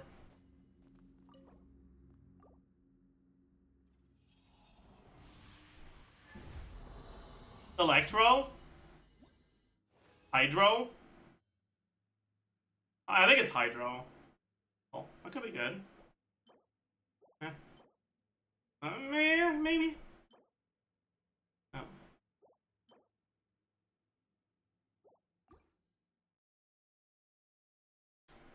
Why did you decide to make this account EU? I don't want to play with high ping, so I don't want to make an account that's like Asia. EU ping is like playable. Close your eyes. And I did EU instead of America because I already have an American account, and if I go for an EU account here, it means I'm gonna have accounts on 2 different regions if I ever want to do co-op content.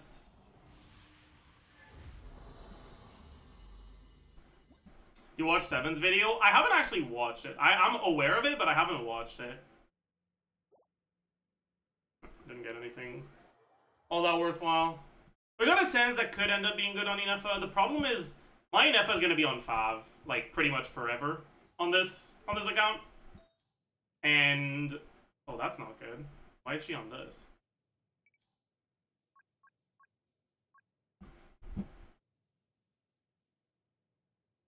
And so I would kind of rather have something with crit rate than something with crit damage.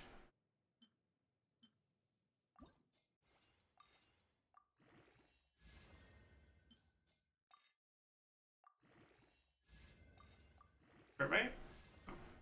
I also can't really level shit right now because I'm poor on Mora and I need to get my IT characters leveled up. And that costs a lot of Mora. Someone help me, which Battle Pass weapons should I get? I already have Serpent Spine, Deathmatch, and Sack Jade R1s. Should we do a Battle Pass weapon tier list? It's been a while.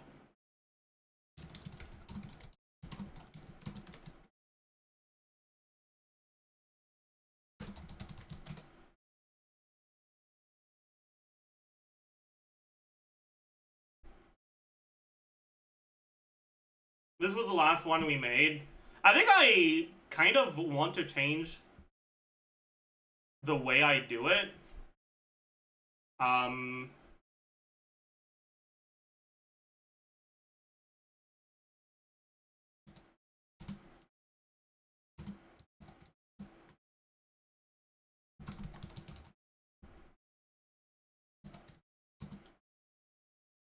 Because some weapons have refines that matter, and some have refines that don't.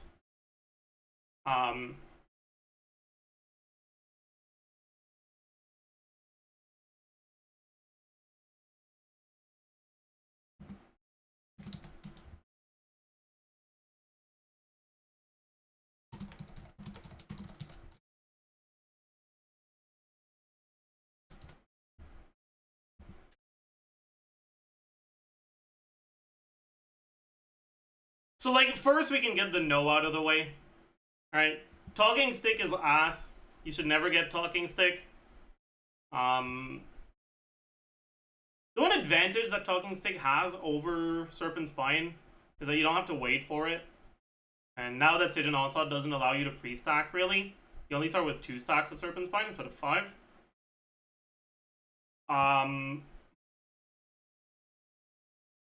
But the thing is, 2-stack Serpent Spine is kind of just as good as Talking Stick already. Talking Stick just fucking sucks. In order for Talking Stick to be good, you would need to reliably be able to get everything out of it. Right? Let's click on it. There it is. Right? So it has 16% attack when you're affected by Pyro, and 12% damage when you're affected by Hydro, Cryo, Electro, or Dendro. Or pretty much any other element. 12% damage and 16% attack, like, individually, these are basically equivalent to 2 stacks of Serpent Spine, right? Because Serpent Spine, where is it? Serpent Spine, Serpent Spine, right? Is 6% per stack. That's 12 damage percent at 2 stacks. 12 damage percent is fairly similar to 16% attack on attack scalars generally. So if you get only one of the 2 effects, it's basically equivalent to a non-pre-stacked Serpent Spine.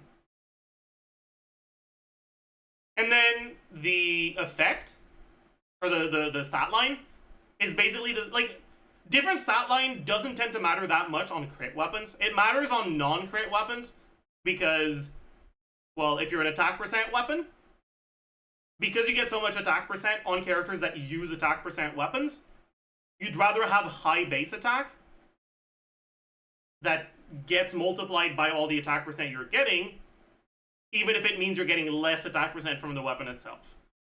And then on non-attack scalars, you'd rather have low base attack because the base attack doesn't matter. On crit weapons, generally on attack scalars, you're getting pretty much the same damage no matter what the base attack is, but on non-attack scalars, lower base attack is better. And then on top of that, the attack percent from Talking Stick is only helpful for attack scalars. So Serpent Spine, because it's lower base attack and damage percent, is also a lot better for non-attack scalars. But if you are getting both passives, Talking Stick is almost equivalent to a fully stacked Serpent Spine, and it refines better than Serpent Spine does. Right? Serpent Spine is it goes from 30 to 50. It doesn't double. Most weapons double. Serpent Spine doesn't. Talking Stick does double. So R5 Talking Stick, if you're getting all the effects out of it, is actually pretty similar to R5 Serpent Spine, if not slightly better for attack scalars. But you don't get all the effects out of it. Like, you just straight up can't. Because in order to get all the effects out of it, you would need to be using a character that self-infuses, because there's no support that self-infuses other than, like, Bennett, which is, I mean, we're already assuming you can get this one, so, like, that's fine.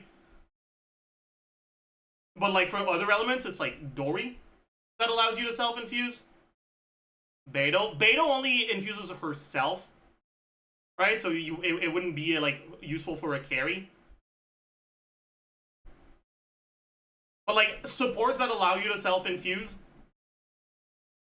an element other than Pyro, I think is only Bennett. Or only Dory. I guess Barbara as well. But Barbara won't go through Bennett, I think. Does she? I'm actually not sure. Does Barbara self-app overtake the Pyro app from Bennett? It might, actually. Invade. Yeah, but self auras work differently. Like, leftover auras on self reactions.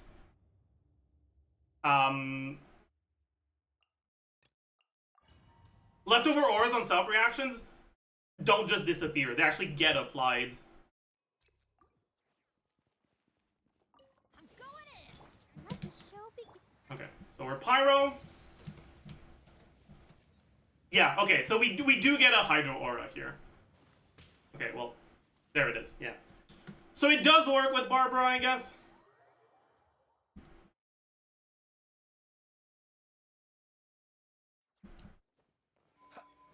What about Sunfire? Animo is not counted as an option here. But also, I don't think Animo's gonna even work. Because Swirl is not a... Like, Swirl is always a reverse side reaction, basically. Maybe it would work if you swap into the character and you get hit with Animo before Pyro. But Jean doesn't get through Bennett and doesn't flicker Aura. Animo is not an Aura. It is, actually. If you use Gene Burst... Actually have Gene on this account, bet.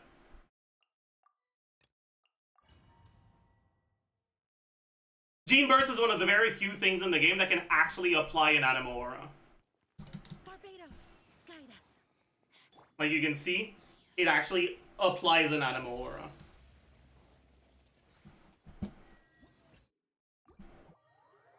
So if this worked, but yeah, but the Animo Aura that gets applied, because Animo is always a reverse side reaction, does not go through Bennett. And because their application speed is the same, then you will never end up with an Animo Aura on a Sunfire team.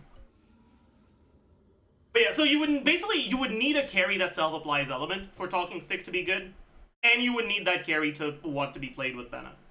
And even then, it's like similar to Serpent Spine, not really better. So it's basically not worth taking. Right? Because at best, it will be basically a side grade on a future character that doesn't exist.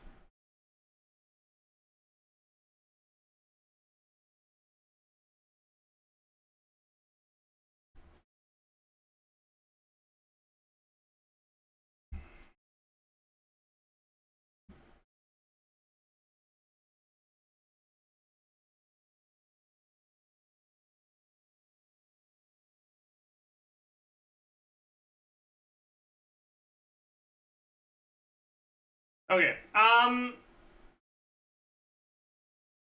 think Black Sword goes a no as well.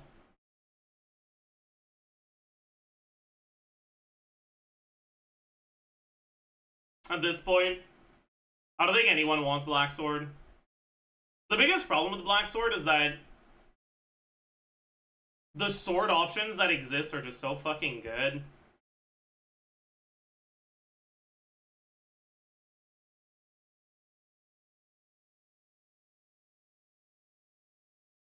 Like, 40 damage percent isn't bad at R5, right?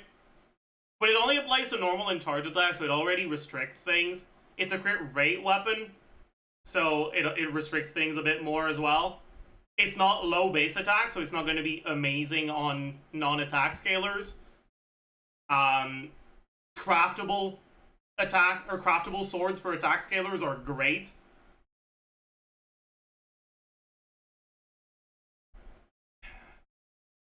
Issue exists. It's just cooked as hell, basically.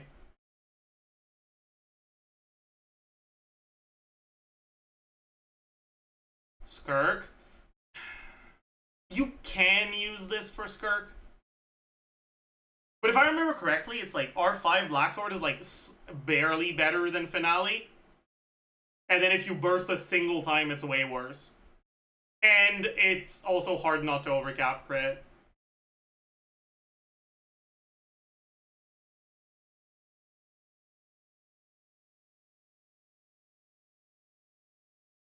Does a heal mess with Cloyne's Bond of Life? No. Healing is converted to more Bond of Life on client, but this is not enough healing to get to a breakpoint where you can do 2 E's instead of, or 2 normal attacks instead of 3. So it basically just doesn't interact. If the healing was 500%, or like 1000%, this could actually be pretty good on client. Because you could do like N1E and 3E and 3E and 3E and 1E. Or maybe you could even get like a double E in at some point. Is it not enough with Farina? So, in order for this to get to a breakpoint on client, right? It needs to be 30% of her HP. Because each stack of her thing is 35. And she only does the good lunge from skill when you have 100 or more. So, by default, it takes 3. But if you get 2, that's 70. So you need at least 30 from the healing for it to get to a breakpoint. How much HP is your client gonna have? Alright, her base HP is basically 13k.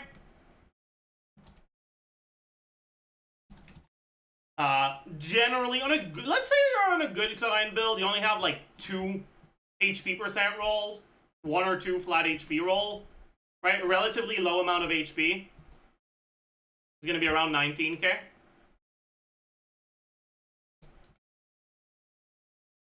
So you basically need to be healing about 6k from the Black Sword proc for it to matter.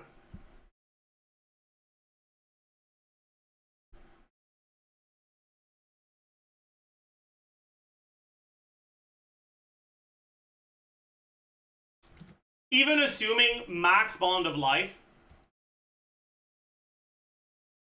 30% healing bonus, was what, 5,700? Your client would need to have 4,400 attack for an R5 Black Sword to actually allow you to N2E when it procs instead of N3E. Basically, it's not happening. Especially because you don't want to have this much attack on client. Because there's a good part of her kit that stops scaling with attack if you go past 3,000. By her Ascension passive just stops improving from attack after 3,000.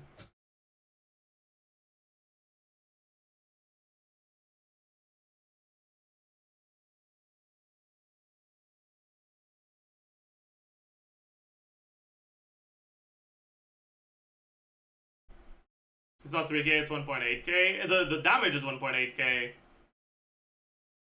Like, with all, plus all your multipliers. But the amount of attack to get there is 3k. Anyways, Black Sword, I think, is just never really worth getting at this point. Solar Pearl, also, just never really worth getting.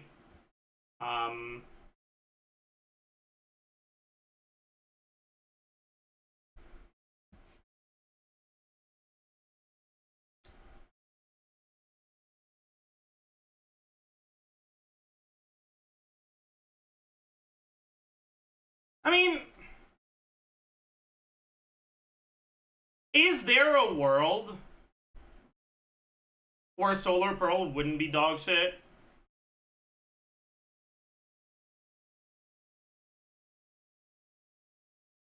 Honestly, there is. Like, right now it's bad on everyone. But, like,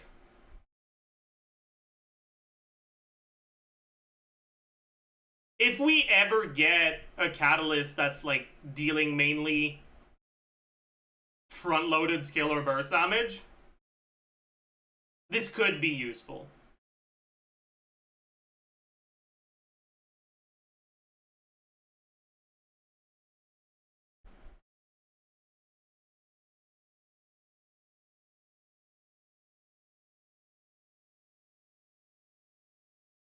We have no frown, and we have no smile.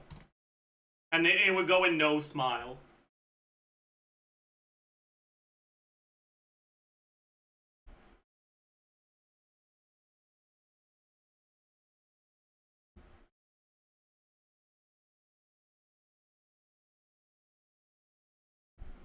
But like,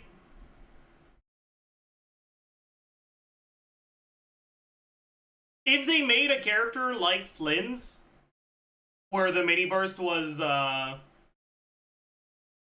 burst damage instead of lunar damage, Solar Pearl would be very good on them, right? Like, much better than Widsith.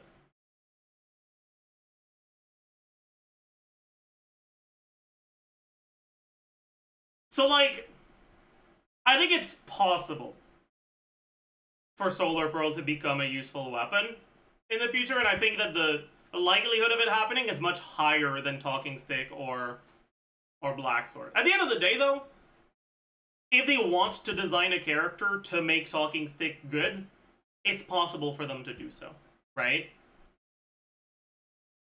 Wouldn't that work on Verissa? Verissa doesn't do normal attacks, and also her burst is not burst damage, it's plunge damage.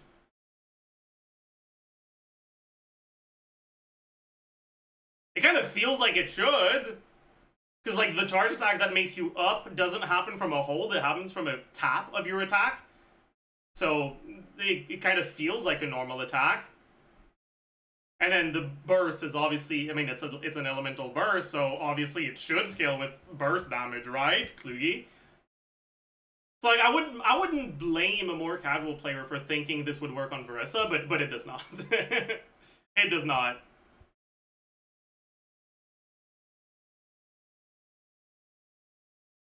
Anyways.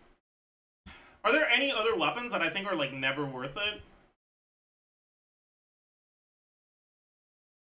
I think Viridescent Hunt kind of died. Honestly.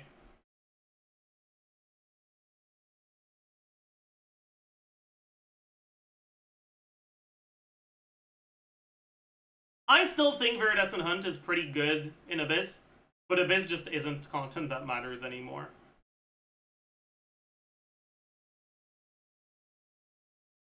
Hunt died with shot. No. Like, you know, like 3 Abysses ago, or 4 Abysses ago? Last time we had Yumkasaur in Abyss. Right? When it was like 3 Yumkasaurs followed by the Mountain King. Right? That first wave of 3 Yumkasaurs with Overload teams felt so bad because you just fucking overload them away from each other. But Overload teams were pretty good against that side of the Abyss. And so just putting Fischl on Viridescent Hunt made my clears reliably like 5 to 6 seconds faster.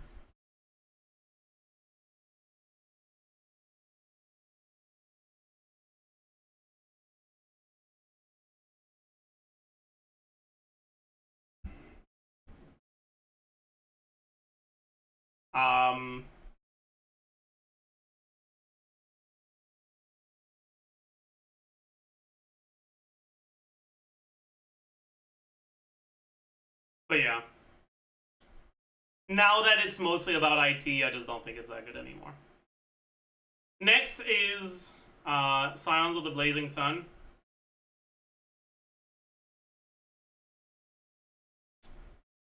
This is kind of an interesting one, I think. Did I say IT? I meant Siege and Onslaught. You know what I meant. Whatever.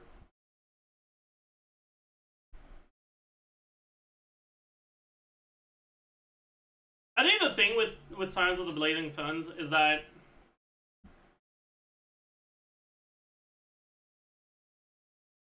craftable options are fairly strong, but the passive on Scion of the Blazing Sun is very good, which means that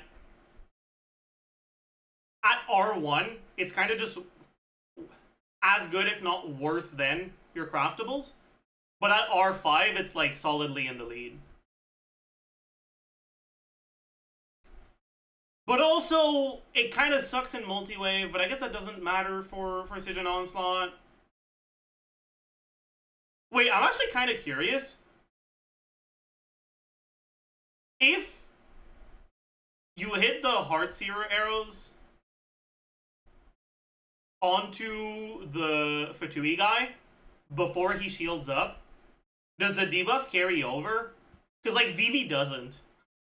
I wonder if this does.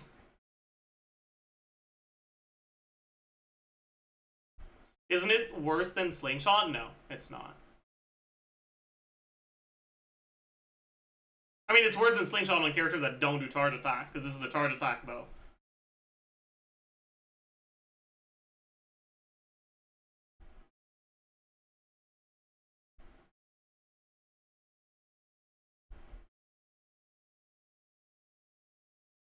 Is this good on Chaska? Yeah. Especially because Chaska already sucks in AoE, so the fact that this sometimes works kind of poorly in AoE doesn't really matter. And also it's low substat, so the fact that its crit rate isn't that bad. It's not. It's a bit easier not to overcap despite crit rate weapon.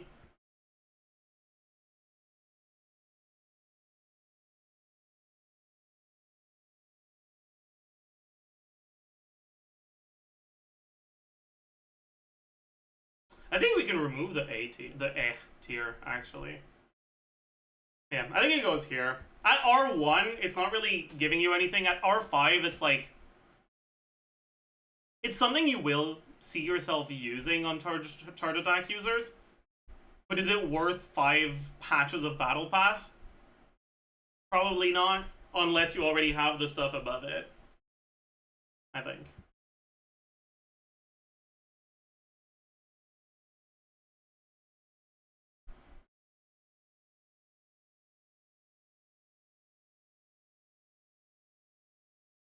Alright, next is... I guess Serpent Spine.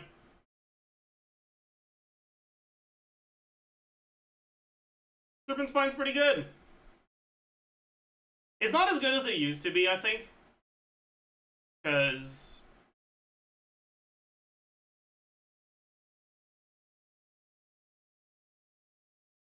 Siege and Onslaught doesn't allow you to pre-stack it.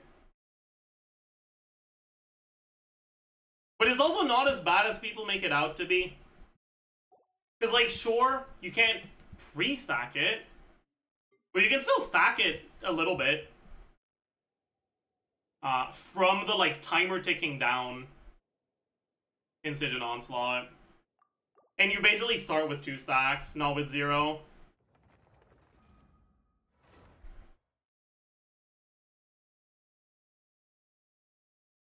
And also, yeah, that's a good point, Limbo. For people that are too lazy to pre-stack it, it's just straight up better in Siege and Onslaught than in Abyss. Because 1, you're half forced to pre-stack it from the timer ticking down at the start. And 2, the fight lasts a really long time. So, even if you don't pre-stack it, you end up with full stacks of it. Like, stacks stay even if you swap out.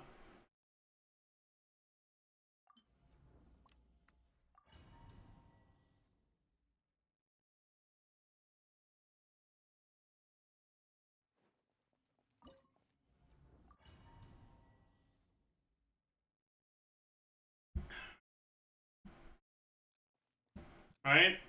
Like, you're guaranteed to start with 1 stack, and you can start with 2 if you want, right?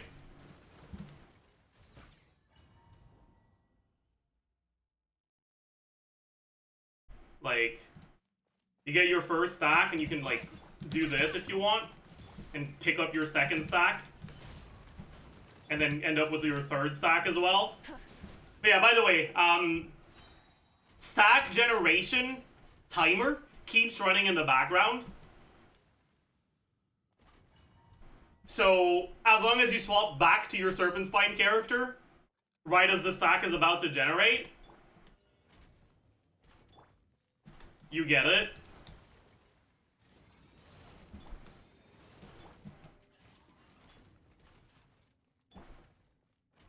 Oh, I missed this one. GG.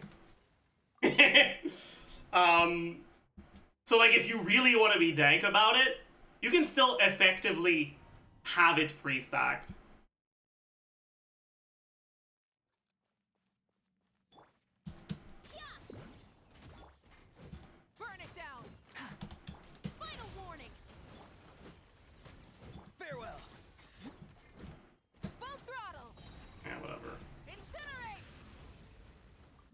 That's something most people won't do, though. But how much of spine effectiveness is dependent on skill? Very little. Even when you get hit a lot, the reality is that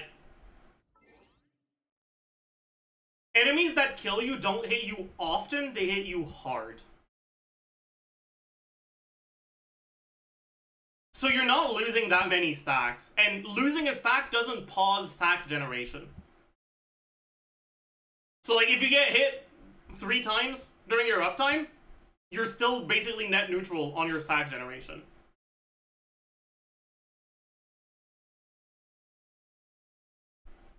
But yeah. So generally you're kind of just vibing.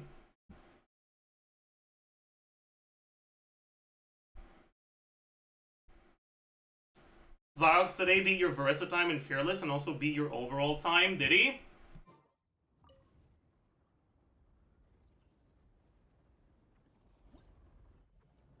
That's crazy.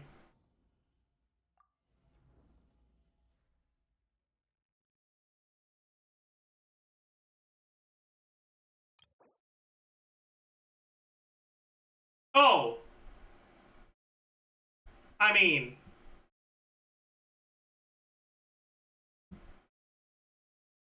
Sure, yeah. I thought you were saying he beat my time with Verissa. No, okay. For a second there, I thought you were actually telling me that Zajef was like better than me, and I was like, oh my god, that's crazy. Thank god. No, anything that's like reliant on skill, I'm still beating his ass. Got 3 less seconds with the shield character. That does 4 times shield damage, true. And his...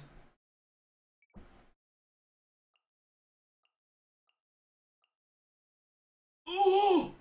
His 7 cost Skirk team beat me by 7 seconds.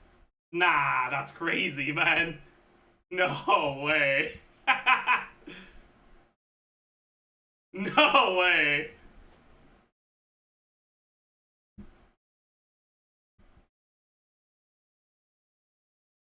I'm washed. True. True. I'm washed. To be fair, I can't speak with my 8 cost llama team. True.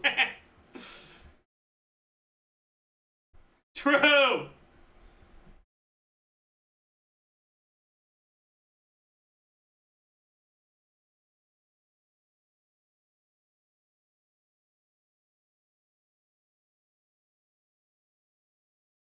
How is he still not done dire? He did Crab and Fatui, but his Maloney is too bad for Drake. His Verissa's good enough for Drake. That's the reality of it, okay? The reason he hasn't done Drake isn't because his characters aren't strong enough, it's because he's refusing to fall for the Verissa propaganda. Does he know how to play Verissa? No, he doesn't. You told him to not play Verissa because of no C6 Chevy. It wasn't C6 Chevy, it was C6 Aeon San. But I'm pretty sure Verissa still gets it.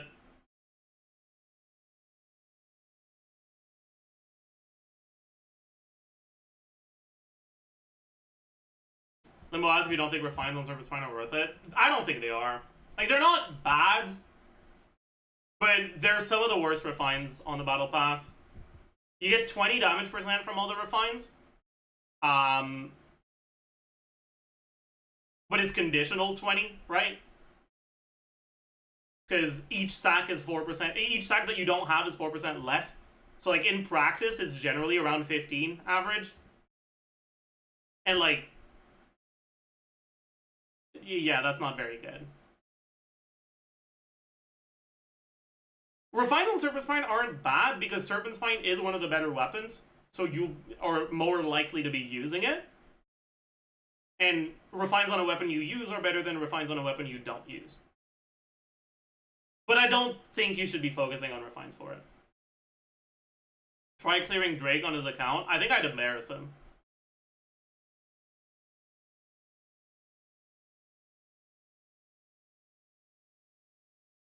Just like I embarrassed Flip yesterday. Did you see that, Limbo?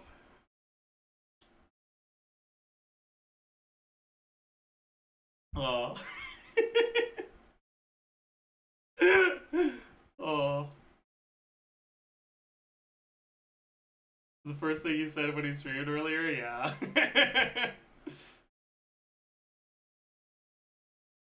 What happened with Flip? Apparently he's been trying to do the Drake since Sigil Onslaught dropped. And yesterday I logged into his account and first tried it.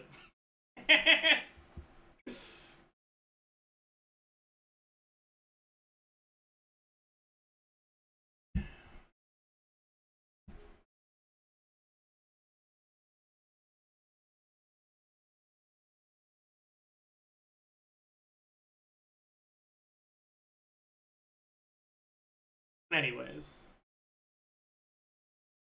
Actually, Eliza was second try. I said that first try didn't count. Technically, on the first try, I had Chevaliers on slot 2, Eon's on slot 3. I usually have the other way around, but I didn't notice he had the characters on a different order. And I did Veressa E, Mawika E, Eon's E instead of Chevaliers, and I was like, I'm restarting, this try doesn't count. And then I swapped the characters to the right order.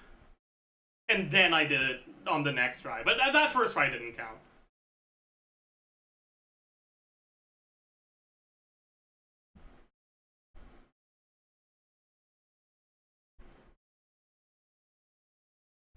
Anyways.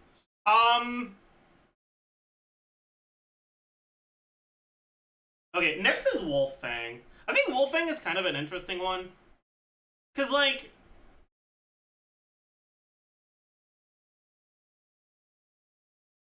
honestly, I think it goes here as well. It's better than Scion of the Blazing Sun, but, like,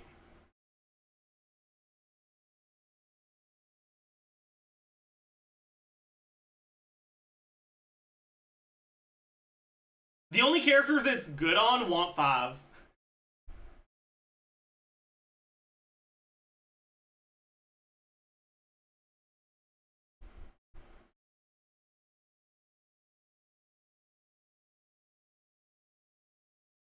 I'll hide them. Okay, the only good characters it's good on. Happy?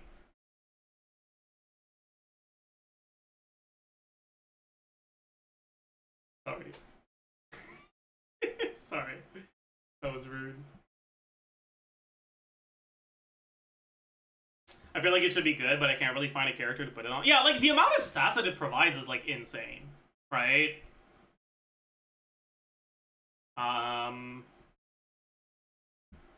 Like, just look at the passive, right?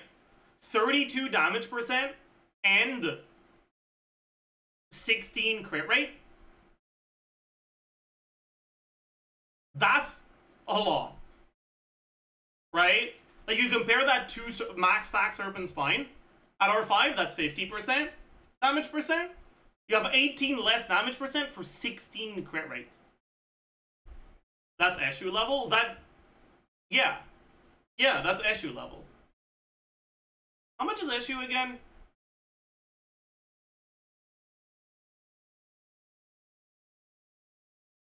It's 40 and 16, so it's a little bit less than issue. But the substat is better. And it's not something you lose if you get hit too much, right?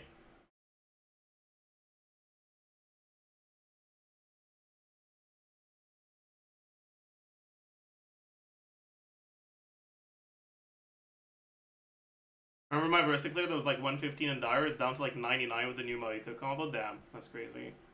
Well done.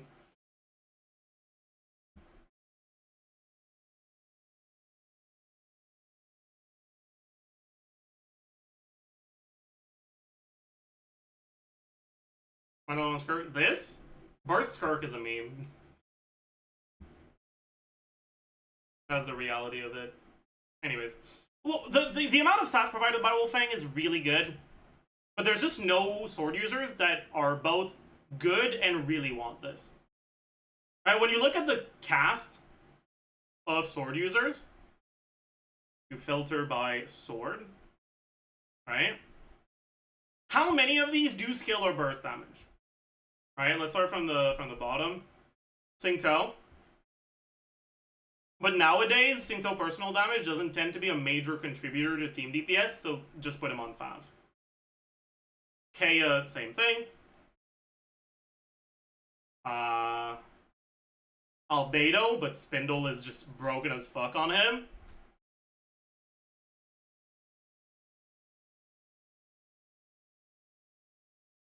Ayaka, but your crit rate, yeah. I'll hide them. That's 1. Farina, but especially with Siegen Onslaught being 0 energy start. If you have Fav, you want Fav on Farina. 100%. Chiori, I guess. But no, her ascension damage isn't skill or burst damage, right? No, it is. It is. Is this good on Chiori? I don't actually fucking know.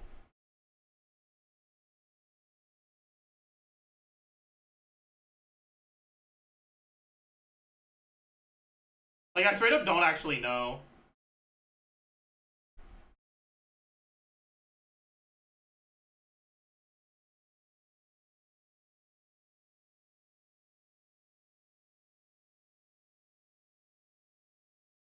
Yeah, I guess you can't really stack it very much, huh? And it's kind of the same thing for Farina. Bro, yeah, that's kind of cooked, man. One day we'll have a character that wants to use Wolfang, but that day is not today. Basically.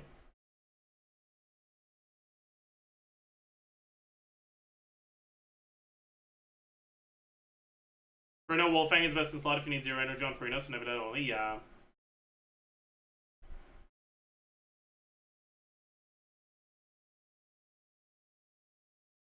And even then, it's like not that big of a team DPS increase. Yeah, so it's basically just Alhaitham. But Alhaitham in 2025 is, yeah. Anyways. Okay. Next. Deathmatch.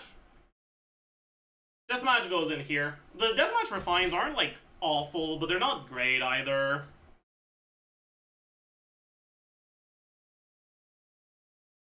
The biggest problem with Deathmatch refines is that one of the things that makes Deathmatch such a valuable weapon to have is that low base attack, high substat means that it works on non-attack scalars, but we don't have polearm defense scalars, right? For polearm characters, we've got attack scalars and some HP scalars. Yunjin doesn't exist. Even if you want to include Yunjin isn't really a defense scaling damage dealer. Her crit rate doesn't matter unless she's on 5. Right? Like, even if you want to include Yunjin, this isn't that good on Yunjin because the damage that Yunjin provides to your team is through her burst, which scales with your carry's crit stats, not with her own. So Deathmatch isn't good. Especially now that we have a craftable weapon that actually gives you defense as a substat. Right, we used to not have any polearms that gave defense, so Deathmatch was like the real cope option for people that wanted it. Anyways, so for non-attack scalars, if you're an HP scaler, this basically doesn't have a passive, but because it's low base attack, high substat, it's still usable. If you're a defense scaler, the passive is only useful in AoE, not in single target. If you're an attack scaler, the passive is good. But it's not so good that refines on it are like a massive deal. But yeah, that's a good point, Prostel.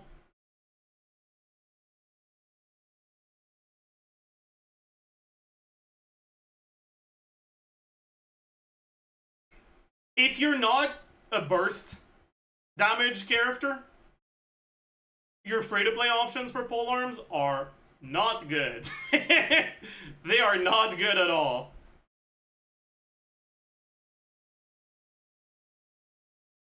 You're kind of cooked. It's a bit less bad now because of this, but it's still kind of cooked unless you're Flynn's, right?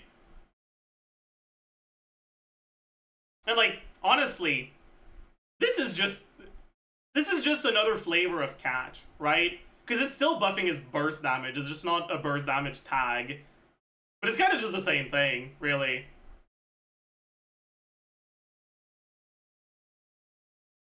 You know, I wonder if catch gave attack instead of damage percent, like attack that only matters for burst instead of damage percent, would it be better than shovel on Flynn's? Probably, right? Even if it's an ER weapon, it probably still would be better.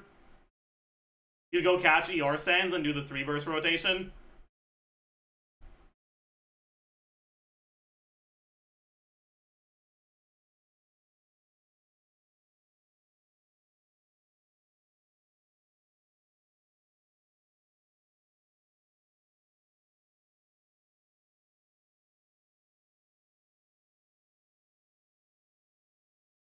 Would be goaded on Inefa? No, because Inefa's lunar charge damage isn't from her burst. It's from an Ascension passive.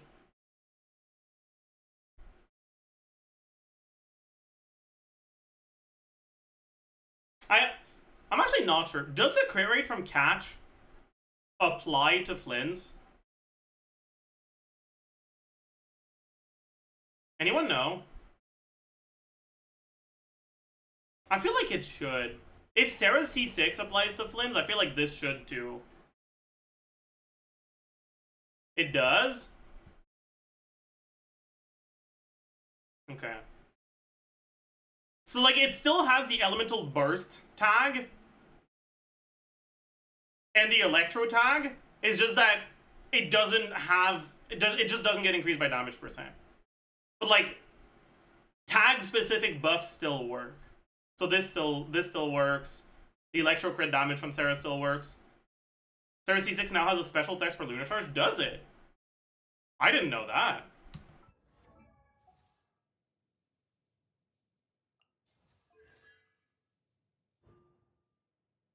No, it doesn't. Bro fucking lied. Nice.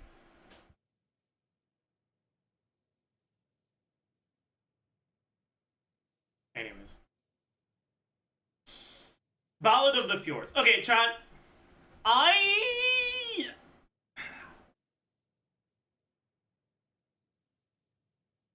My thoughts on Ballad of the... I think Ballad of the Fjords, in my mind, kind of got worse with time. Because something that I've realized by now is that characters that actively want EM generally get enough EM to get into, like, really high saturation territory, which makes refinements on this weapon not that good. Like, you look on Flynn's, for example, right? Flynn's gets 160 EM from his shit, 6% of, like, 2400 from Inefa, like 2200, whatever. Like 220 from Sucrose, 80 from Ino, 80 from his set, 120 from the support set, 80 from substats or some shit. Right, you're starting at like almost 900 EM.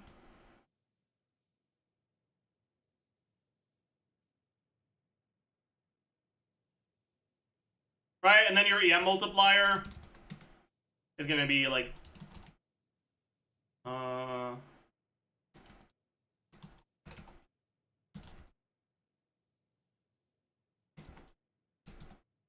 like this, right?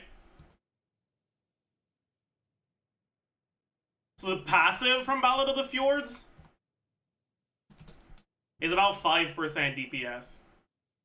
Which means all the refines together are also about 5%. Even less, because you're even more saturated from the R1. Right? Each refine is like 1%. That's not a lot on a refinement.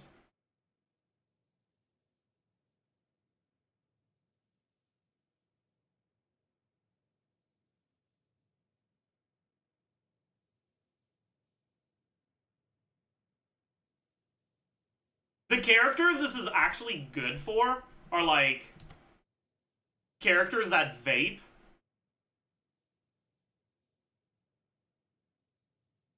Right? It's 25 divided by 9, 1401, and then they don't start with a lot of EM because they don't vape all of their damage. But like, you know, let's say you get EM Sands and then 100 EM external or some shit, right? And then each refine is like 2% instead of 1%.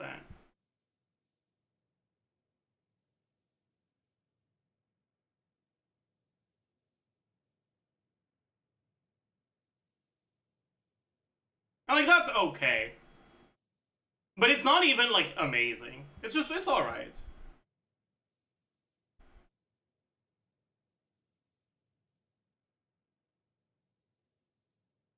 So I think it goes in here. It's a weapon that's nice to have, but it's not like amazing.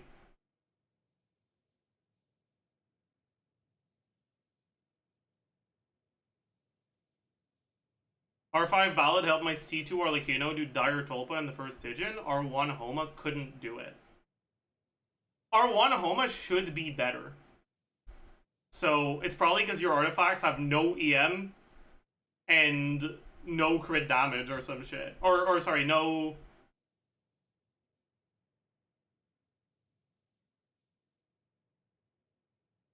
Yeah, no crit damage. No, a lot of crit damage.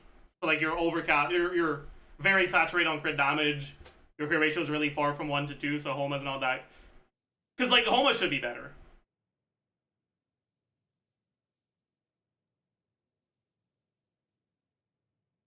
Especially because with Arlecchino, you can intentionally let yourself go to minus 50 to less than 50% and stay there.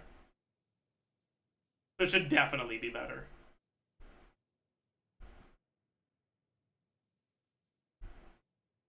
But also, Homa's not that good of a weapon. And like, R5 Deathmatch would have been better than R5 Ballad of the Fjords, most likely.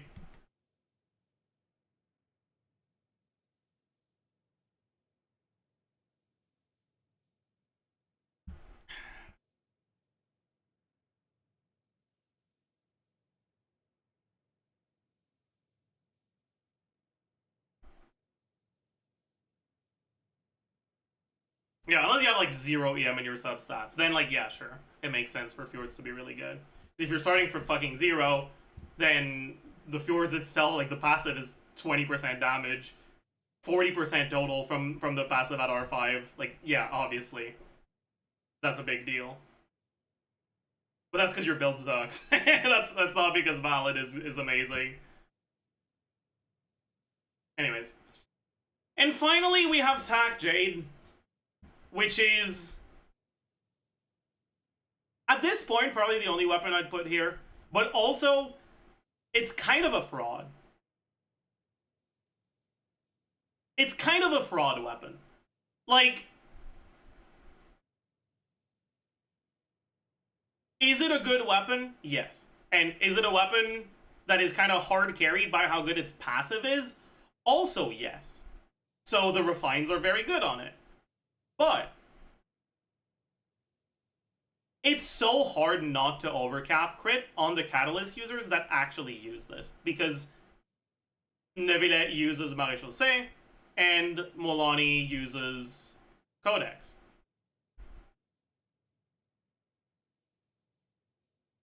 Because Molani also has crit rate Ascension, with this, she's starting above 100 crit rate with literally 0 crit rate from substats or main stats.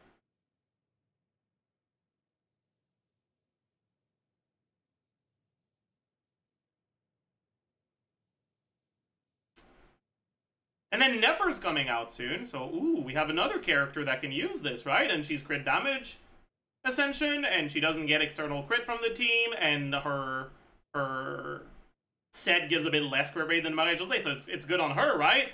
Well, no, because the amount of EM you get from Sack Jade is fucking pathetic. Sack Jade doesn't give you a noticeable amount of EM, it gives you a lot of HP. Barely any EM. She gets 10% crit from Loma. I forgot. My bad.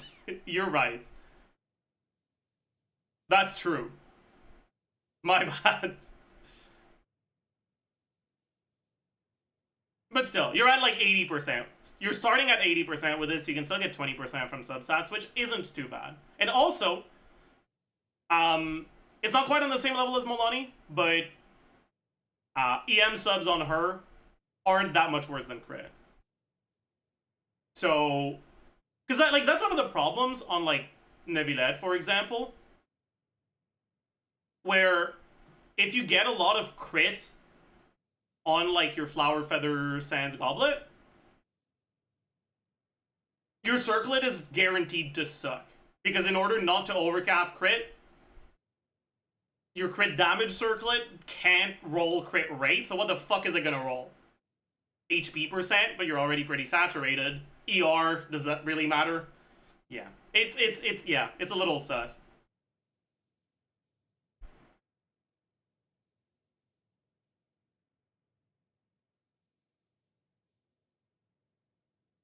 But EM rolls on Nefer don't feel as bad.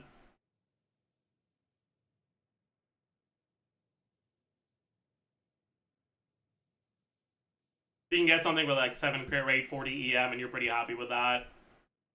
And that doesn't like automatically already cap your ass.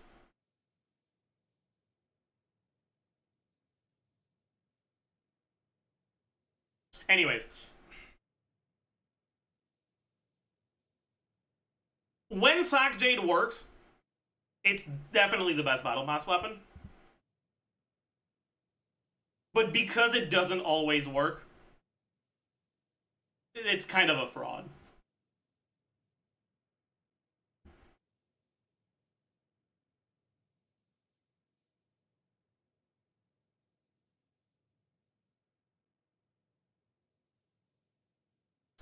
At the end of the day, I'd say that if you have characters that specifically want one of these weapons, you should go for that weapon. Otherwise, getting yourself one copy of all 4 of these should be your priority. Well, you can honestly skip one of the 2 polearms, right? You want one of the 2. It doesn't matter that much which one you get. Personally, I'd lean more towards Deathmatch because it's a bit more versatile. You could get both if you want to have both.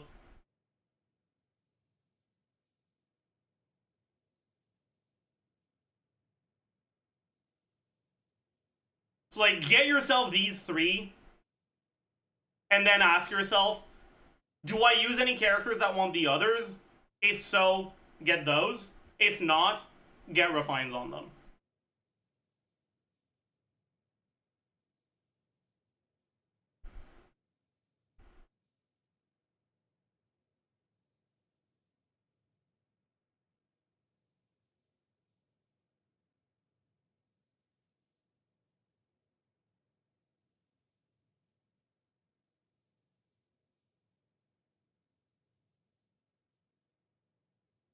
Is Witsith a better stat sig than Sack Jade? No, not at all.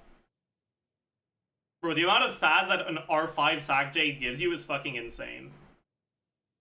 64% HP?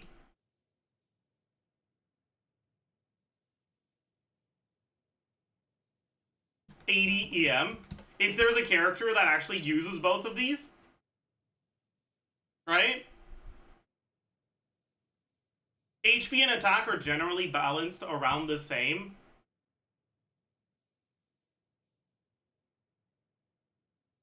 So, where's Witsith? Right? The Witsith proc is 120% attack.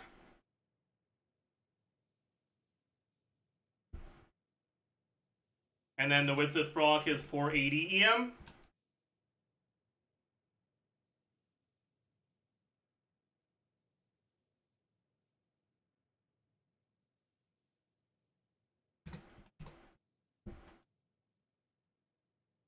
You end up with 70% of a Witsith buff, but permanently and without RNG. Also, it's low base attack, high substat, which means that for HP scalers, versus doesn't have to deal with like losing out on stats into the weapon's base attack. Like on Wolani specifically, if it didn't overcap, let's actually just base HP, HP percent, flat HP, total HP.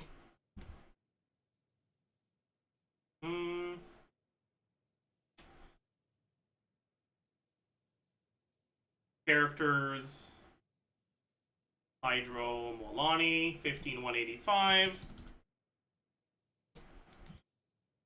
If we go HP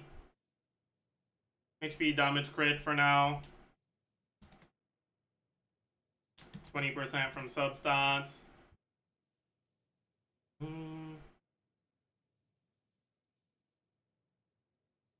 Yeah, multiplier, damage percent. Crit value, crit multiplier, effective HP. 5k. This times 1 plus this plus this. EM. How much EM would you have? On Widsith? For now, Widsith average. Widsith damage percent. Sack. What the fuck? Sack, Jade. And then, yeah, we'll have another one after, but I don't want to spoil it yet. EM, I don't know, like, let's say we're playing with Sucrose, so you got 230. It's not actually 230, because it's not full uptime. 230 times 2/3. Plus, like, 80 from substats or some shit.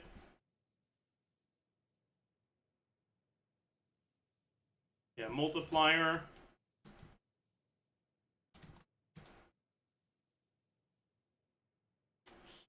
Damage percent, goblet, buff thingy, codex, I mean.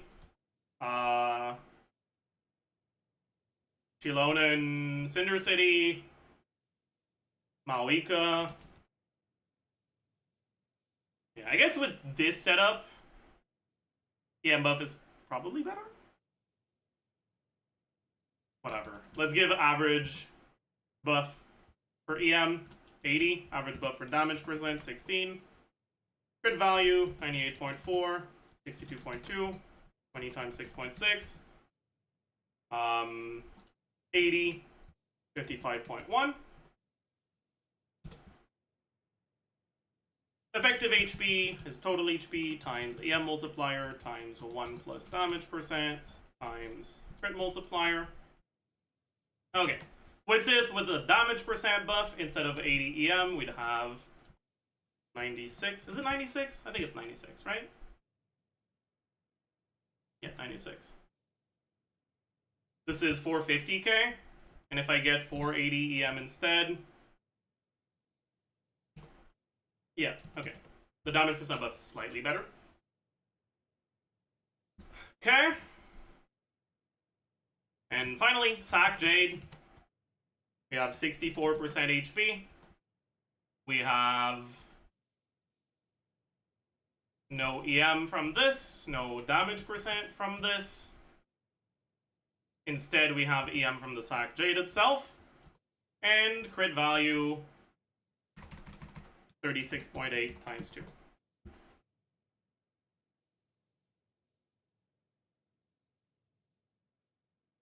Is that real?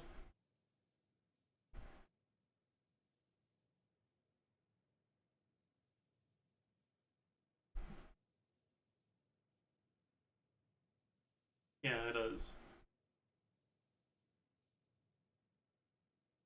Although I guess...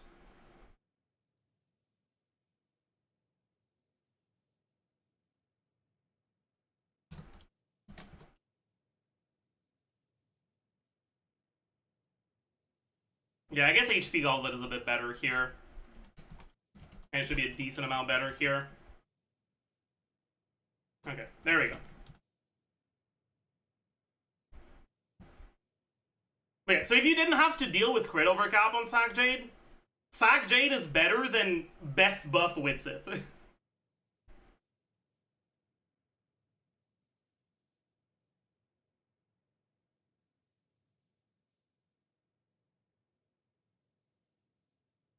At R5, yeah, obviously. Sack Jade R5.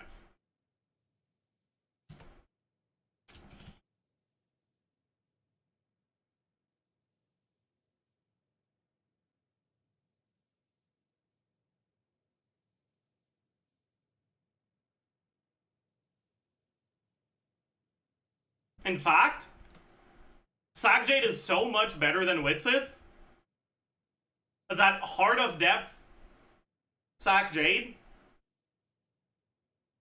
is noticeably better than Widsith on Codex, on average.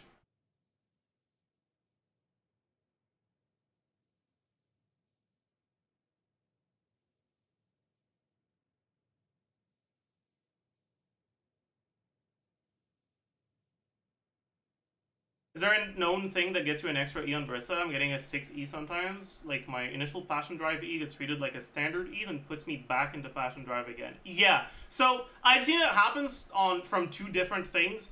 One, if you do Passion Drive, like your extra skill, right as your Night Soul is about to expire from the timer, which I think is 15 seconds, and your Night Soul expires before you do the plunge, it doesn't consume Night Soul, and it refreshes the Passion Drive. You basically just get one extra plunge. That's the first case where I've seen that happen. The second case, which I don't understand, is sometimes you do a Passion Drive, but it gets converted into a hold E. But I don't know how you make that happen, because you're not supposed to be able to do a hold E when, like, from the X-ray E from Passion Drive. I think it's like if you press E twice in a like, if you start holding your E after your tap E on the very next frame or something, maybe. Because you held your E, it consumed a Night Soul point, and because it consumed a Night Soul point, you're not full anymore. So it doesn't consume the thing. But yeah, send me the clip so I can tell you which one it was. But yeah, that's something that has happened to me, like, 5 times in my life. I sent in DMs. Oh, okay. Let's take a look. This is probably the first one, because you spent a lot of time off Verissa. You're doing Drake, right? So, like, you E, your Night Soul is still active, but before you input your plunge, the timer from Night Soul deactivates.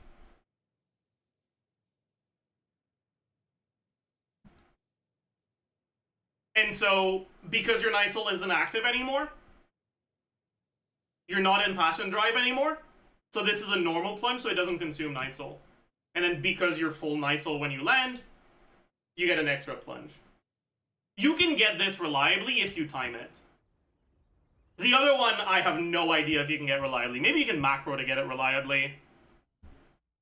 But like double tapping a key in a 2-frame window, which I think is how you make it happen, is fucking impossible.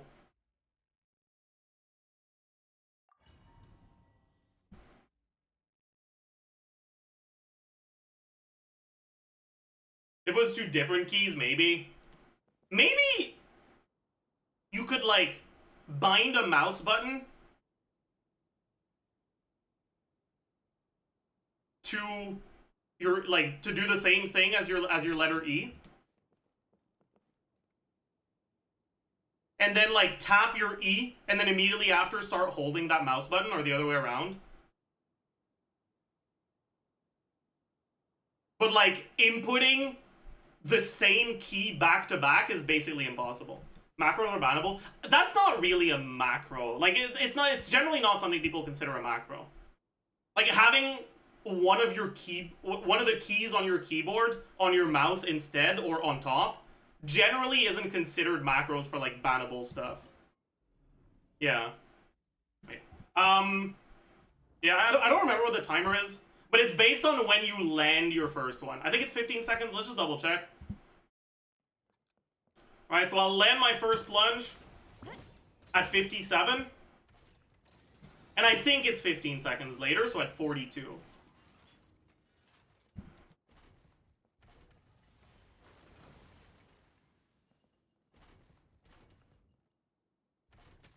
Yeah.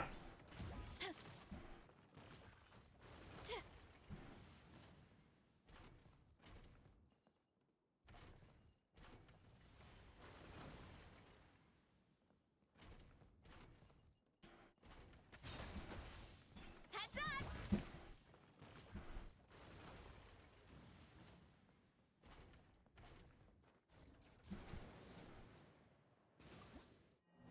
Well, you need to intentionally delay yourself by 15 seconds, and no actual Versa rotation spends 15 seconds off field.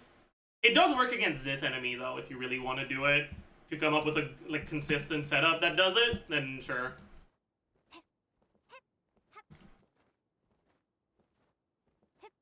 It can fly up, yeah. If you don't deal 25% of its health in the first like 45 seconds or something, it flies up.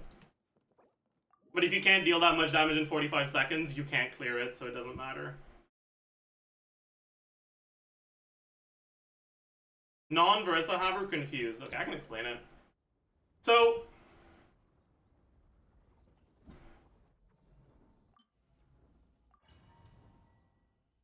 I'm gonna hide the Spotify thing.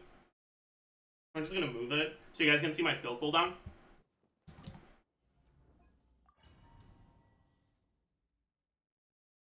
But yeah, so Versa's skill, right, allows you to go up, and then when you land, it allows you to do a special skill with a like separate cooldown that isn't counted towards your skill charges that you can use to do basically just an extra skill, right?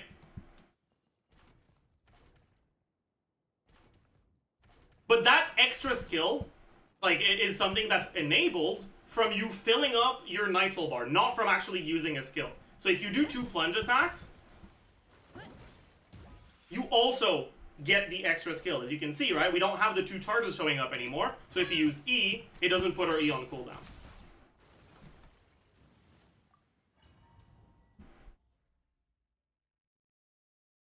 Well, what that means is that if you do a plunge attack while your Night Soul bar is not activated, and you, by the way, you can see if it's activated based on its color, right? This is like bright purple, and when it gets deactivated, it goes back to pink, right?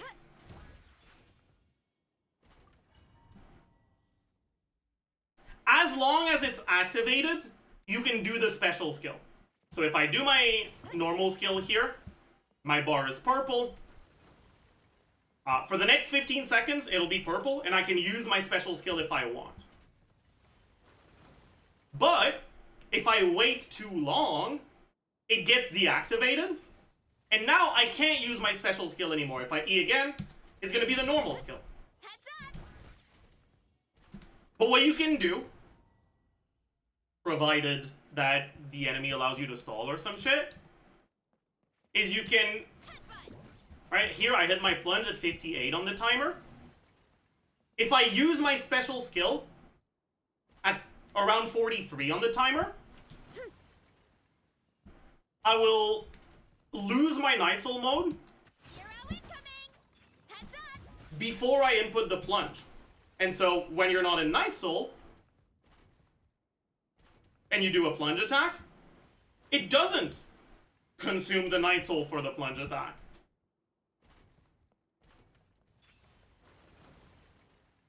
And because it doesn't consume the Night Soul,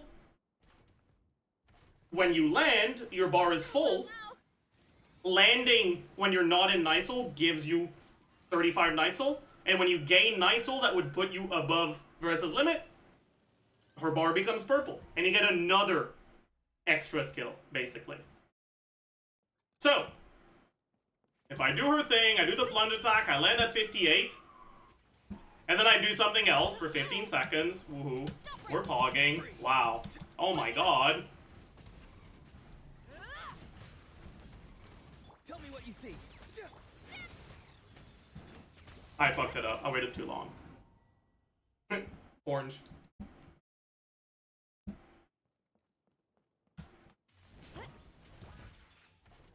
I landed around 58 again. Wow. Oh my goodness.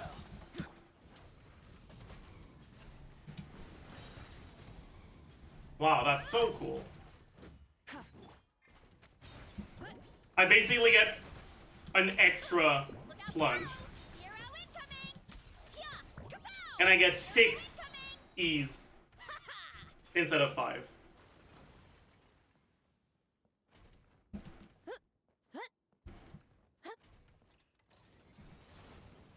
Because my first E doesn't consume Night Soul, so I can basically do 2 E's from the same Night Soul. It's a cool thing. It can matter if you need to reach certain damage breakpoints on a boss that has a stalling phase. But it's generally not a big deal.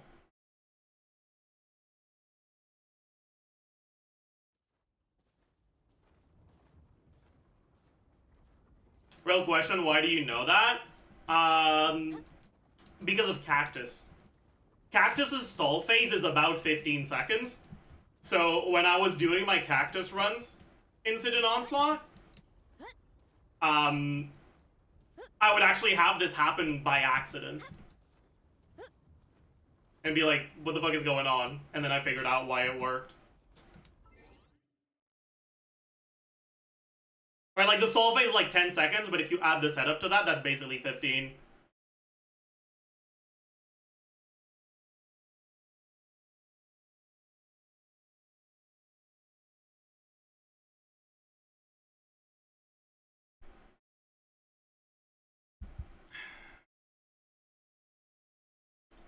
It's the other one that I want to know if it's replicable. Like, when I was doing the Verissa Dyer clears, it happened to me, I think, twice over the 11 hours of resetting against the Fatui guy.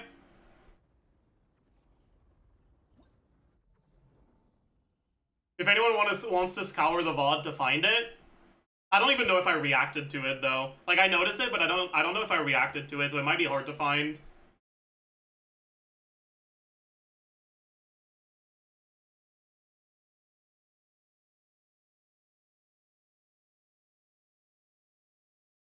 But, like, if it is replicable, you could chain it back to back infinitely, right?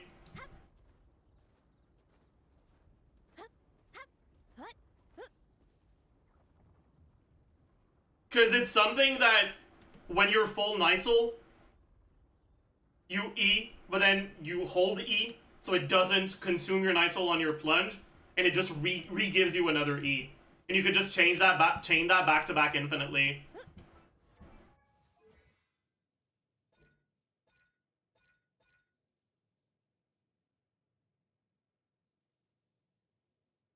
I guess you don't get this part of it, though. But I don't see one that doesn't matter, true. Try it? I can't. I don't have a fancy mouse that allows me to map one of the buttons to something unless I download an external program, which I kind of can't be bothered with doing. And even if I did, I'm not entirely like confident on why that's happening sometimes. It's just that I think that's how it's happening.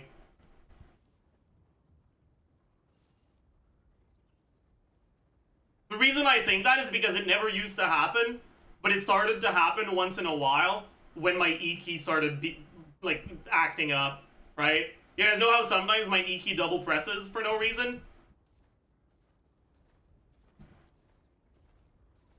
It only started doing that when my E key started doing that.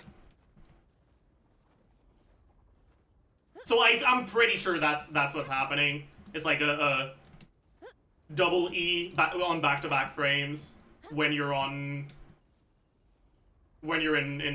Passion Drive or in Fiery Passion or whatever the name of the state is called.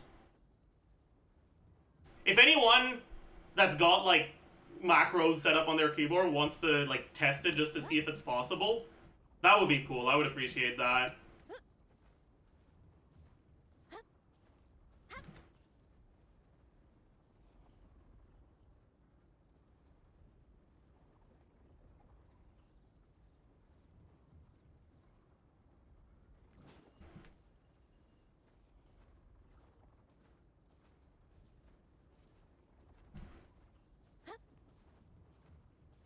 Because, like, unironically, especially on C1 Verissa, this would be an insane fucking find.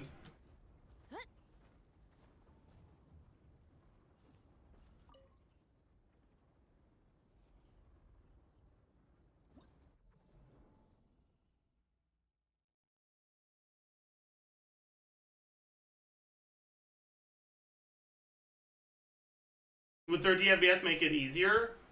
Maybe? I don't know.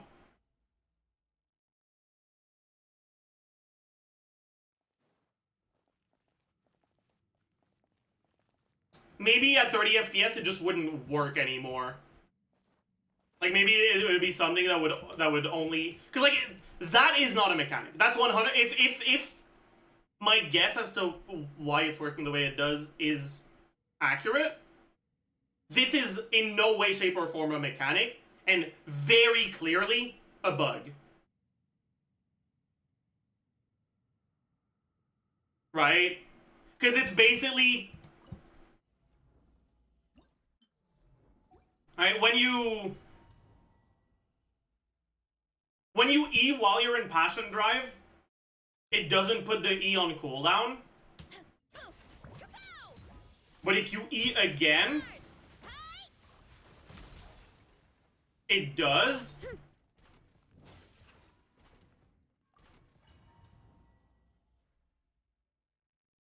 And if you hold E instead, right, which is, yeah. But like, if you E, and then you hold E after, like, that's how it works, right? Like, because like this is what's happening, right? You're in Passion Drive, and then you do an E that doesn't go on cooldown, like from like the enhanced E, and then you do a normal hold E. But I think that there's a bug where if you start holding E immediately on the next frame after your normal E, it doesn't go on cooldown because it's still trying to use this E.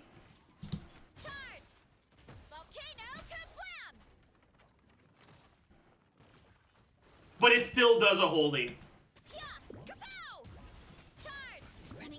Alright, like it basically does this, but yeah. But I don't think I can do this intentionally.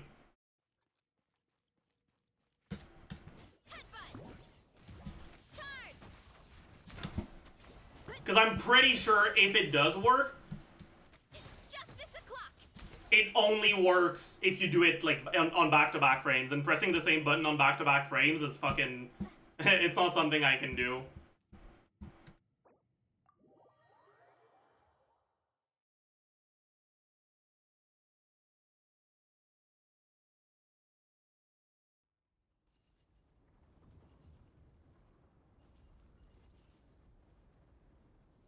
But honestly, maybe I'm just wrong about this, and I just didn't notice that my E went on cooldown. But I don't think it did. But I also didn't. I forgot to tell people to clip it, so I don't have the clip of it. Like I might be sending you guys on a wild goose chase, asking you guys to find the clip. Honestly.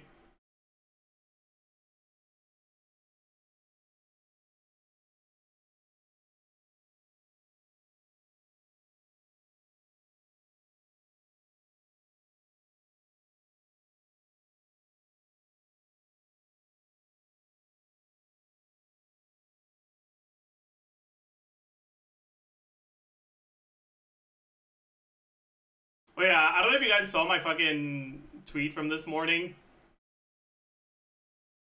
Bro, YouTube rolled out a new fucking AI feature, and it's like the worst thing I've ever seen. Like straight up the worst thing I've ever seen.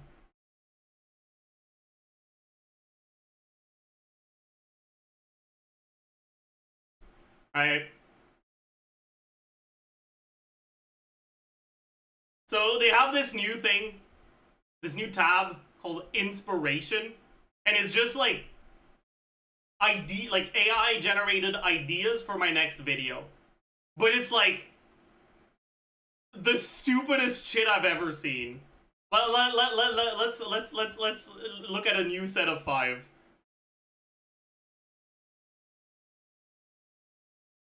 The true free-to-play power of Flynn's. Is he overrated? Not entirely sure what this thumbnail is supposed to be, but okay. Inefa's best weapon. Fav, craftable, or pass?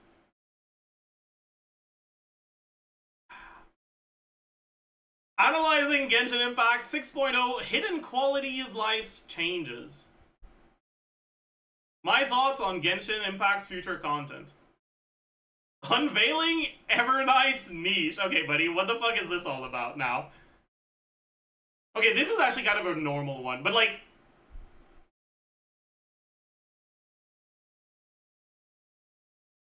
These things were like, no. These were the first ones I got. Unlocking Flynn's 3 burst potential, C1 versus TF. Maxing out Mona's crab nuke beyond damage percent.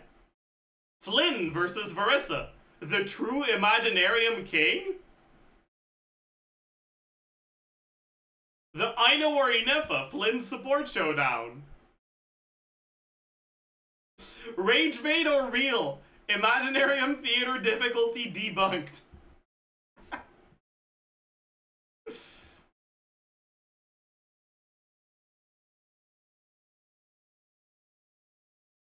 Genshin Impact, the future of damage. Llama's lore and kit. Compassion, discipline, or power?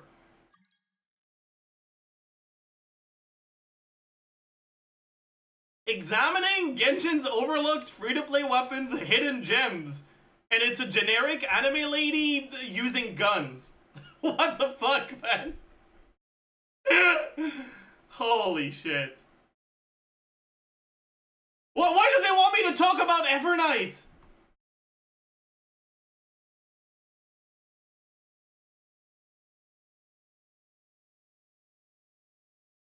Debunking Flynn's Nocturne Sentinel damage scaling claims. What?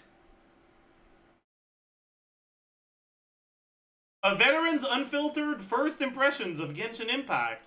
How can a veteran have first impressions?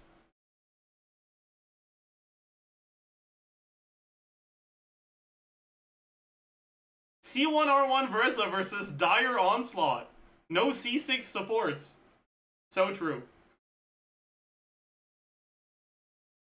Man, even the fucking AI type on YouTube is telling me to get Verissa's signature, man.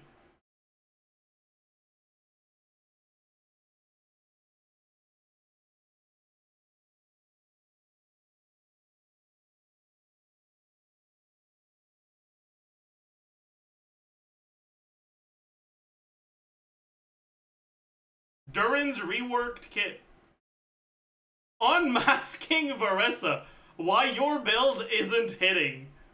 Nah. Anyways, that's enough of that. This is just, yeah. The future is, grim. The future is grim, that's what it is.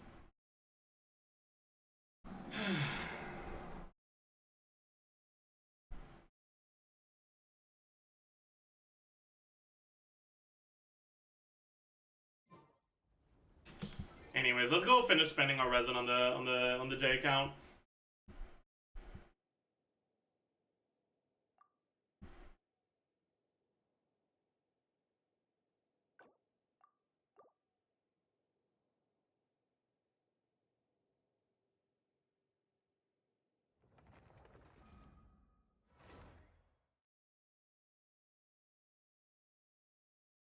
Under back.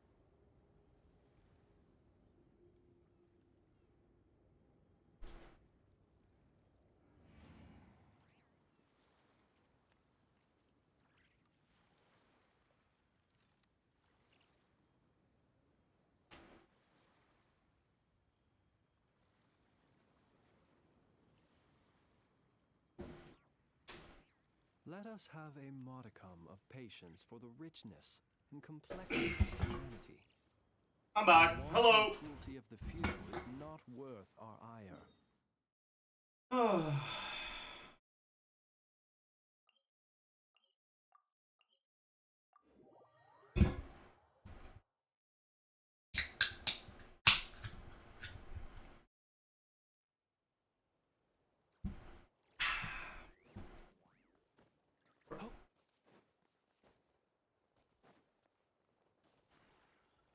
Another can. I know. I know. +1 can in the room. I know. Defensive mode engaged. Seen a lot of people hating on Sucrose and wishing Yehuda would replace her. Why is that? I think people are just tired of playing Sucrose. Be silent. Do you fear the dark?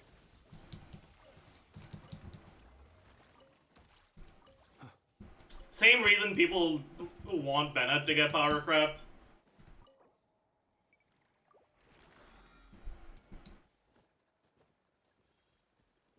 But I think people are also tired of units that are like intended as Sucrose alternatives in teams and that just end up being worse than Sucrose. Like Aoife, Hazo, Yume Glorb Glorb. Cleanup sequence. You're blind! Your animal test 6308. Stand clear. Observe. Close your eyes. To dust. Be silent. Do you fear the dark?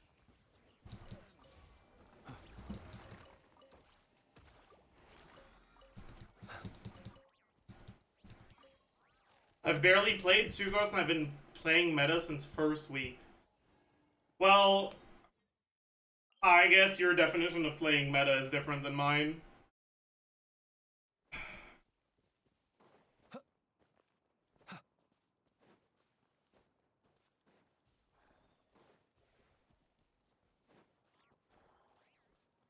Bro is probably playing Raiden National in 2023.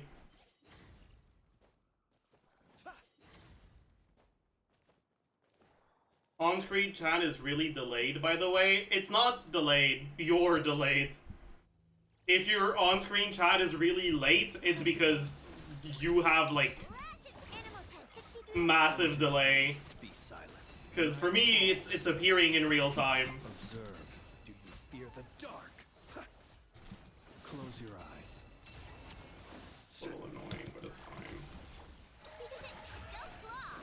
Absorption test. Be silent. Close your eyes. To dust. That's annoying.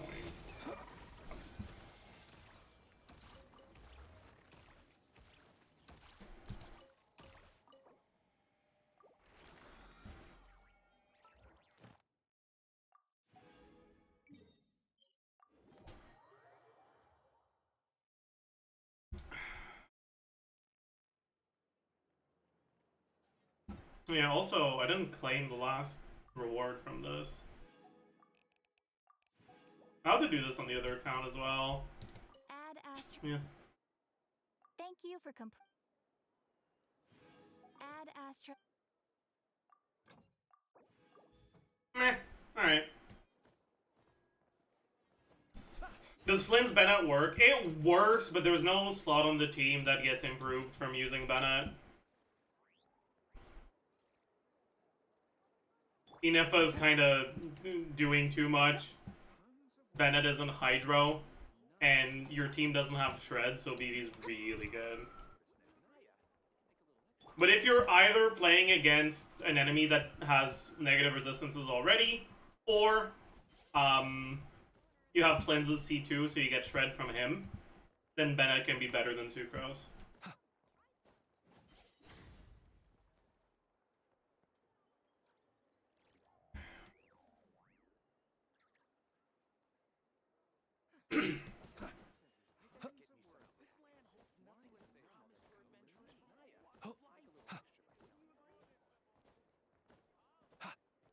Only Nefa Snapshot survived, I know, man.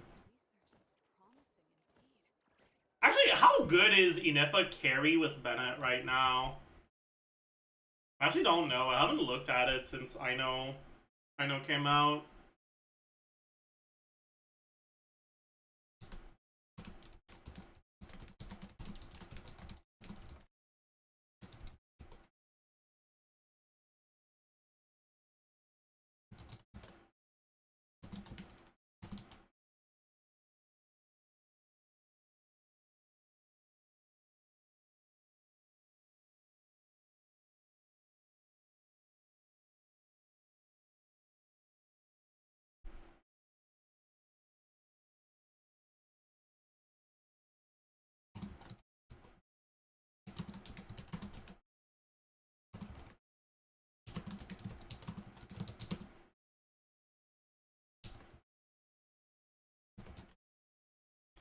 So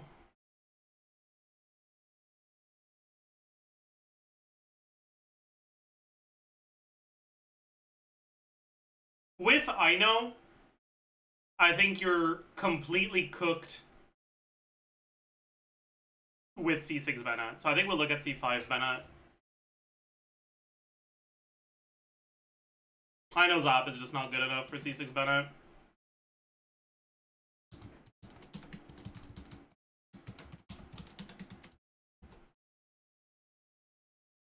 Okay.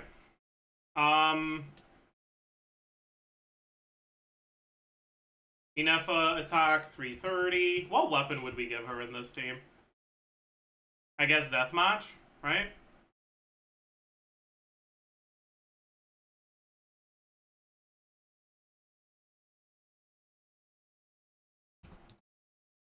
Attack percent, main stat times 2.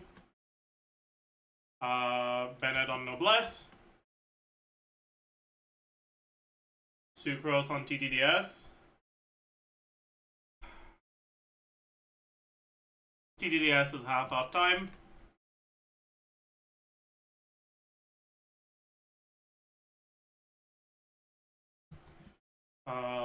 Substats, deathmatch.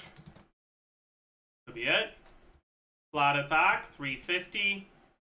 And wait, how much is that right now? 2,500. Yeah.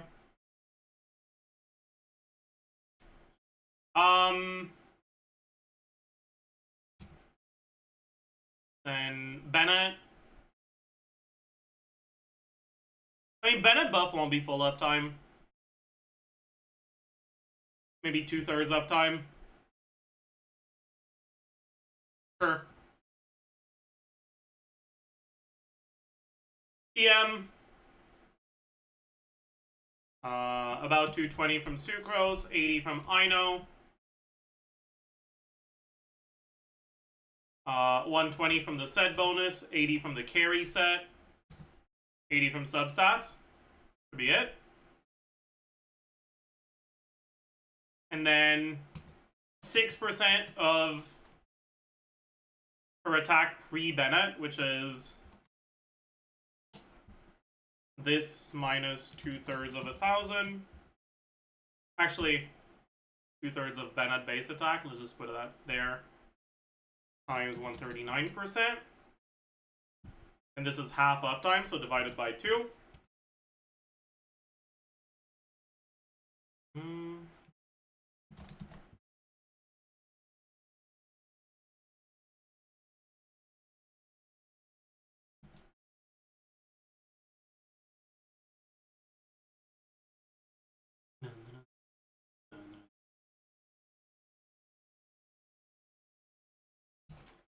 Yeah, multiplier 1.14 times 6 times EM divided by 1401 plus, no, 2000 plus EM plus 1 plus 20%. Anything else? We're not on, yeah, okay, I think that's it. Damage percent? Do we have any? No. Effective attack 1, total attack times 1 plus damage percent. I forgot the fucking crit multiplier. I'm an idiot. Crit value, crit multiplier. Crit ascension, crit main stat, crit substats. Set bonus.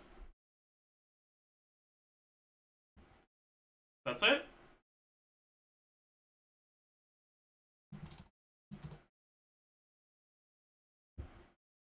Alright. That's effective attack 1. Effective attack 2 instead of damage percent will be yeah, multiplier. Lunar Charge proc will be 2604 times yeah, multiplier times crit multiplier. Motion value 1. Okay, so we have 146.9.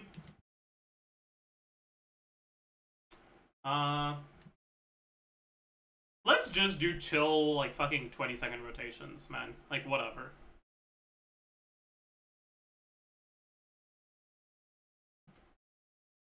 It'll simplify things. 163.2 times 10. This is 1150.6, I remember that, divided by 2. Are you going to swirl Electro? Since Inefa doesn't snapshot, you can just use her E as part of the setup.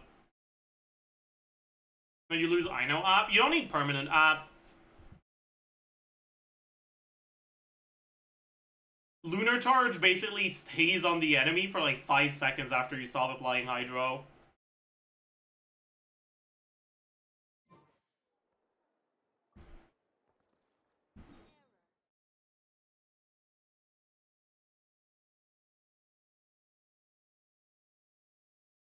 Anyways, this is 65 times 3 times 10. This is 10. I think she'll always be main contributor. Damage percent.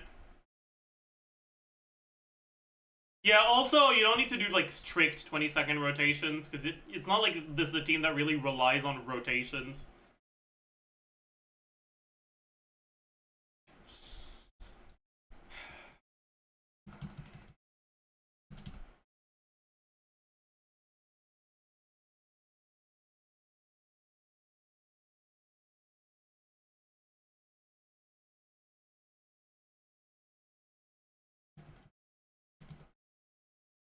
Yeah, okay, this is kind of not great.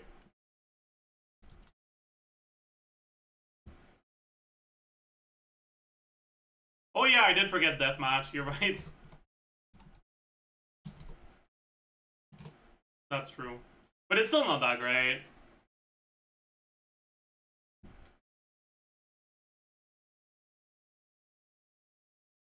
I guess I'm not including the normal attacks.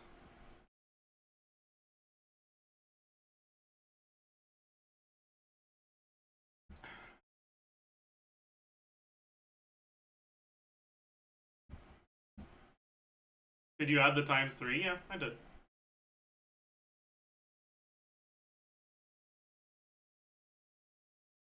We also got reasonable personal damage from Aino here, though, right? 187 times 2. 96 Ascension, 80 from her thing, 220 from Sucrose, 120 from the support set bonus. Weapon, 285, 80 from substats.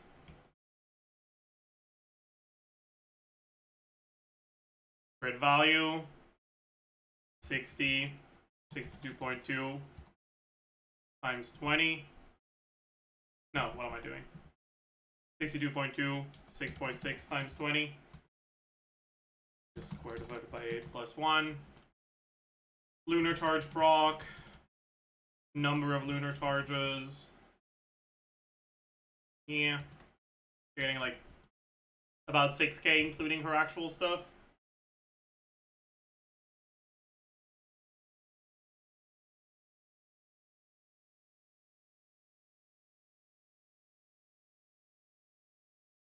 If you somehow manage to get full Bennett uptime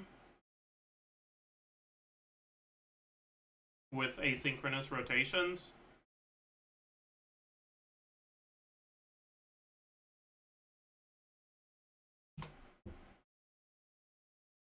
your team DPS is going to be like slightly north of 70k when you include these, which isn't that far in FLS Flins, yeah. It's pretty close to Flins without Inefa.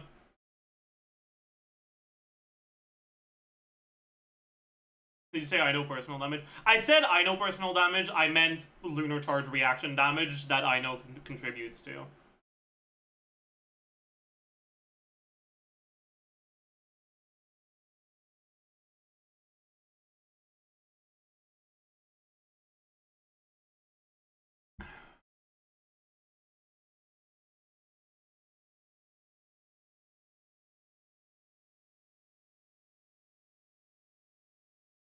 Shouldn't this be Flynn's best team without Inefa? No. This is not a good Flynn's team.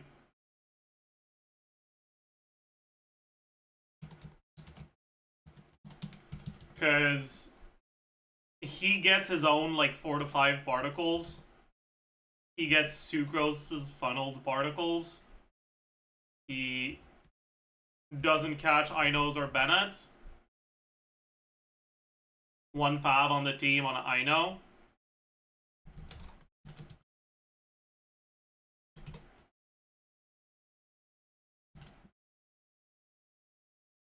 His ER requirements will be over 200%.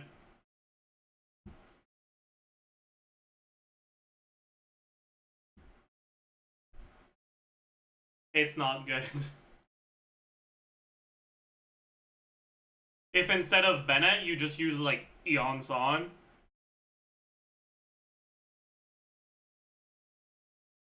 you lose this. You gain a Fav proc.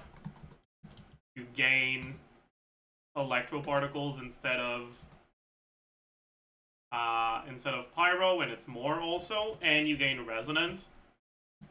So his ER requirements are at around 127. Yeah. Yeah. Bennett is not competing for the electro slot. He's competing for the buff slot, and that's it.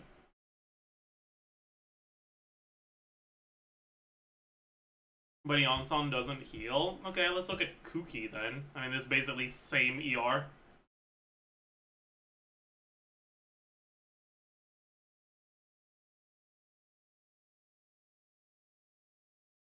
Alright. When Kuki generates a bit more particles, so it'll be like basically saving 80% ER. That's a Sans and like 5 substats.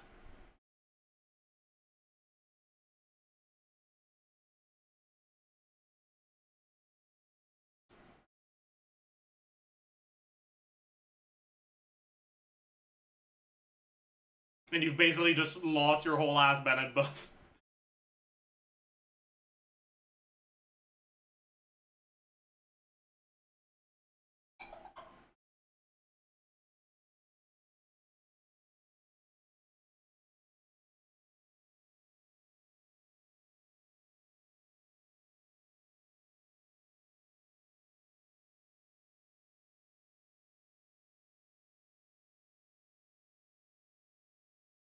Like, you can, but it'll basically be a side grade.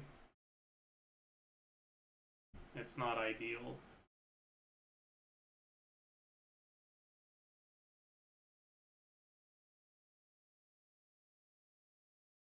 I'm a returning player with basically only the old good 4 stars with cons on my account. What banner should I go for? I do no damage right now. It kind of depends on which 5 stars you have from back in the day. Provided no 5 stars. Right now, yeah, this patch you're kind of cooked. Because Flynn's won't feel too great without Inefa. And next patch you're kind of cooked. Because Nefer won't feel too great without Llama. And they ran the support characters before.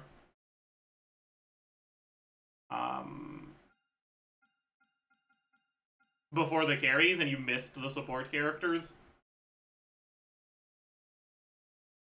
From what I can tell, they're all bad. Only child got you Venti. Oh yeah, that's kind of cooked. Yeah.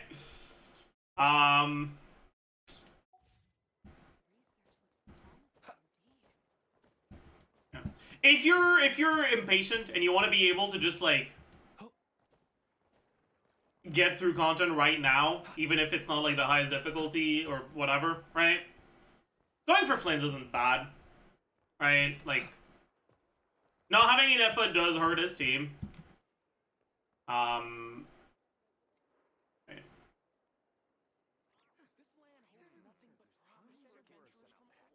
Gotta find my fucking old sheets. Ooh. There it is. Alright. Kuki, right, is like 30% behind Unefa.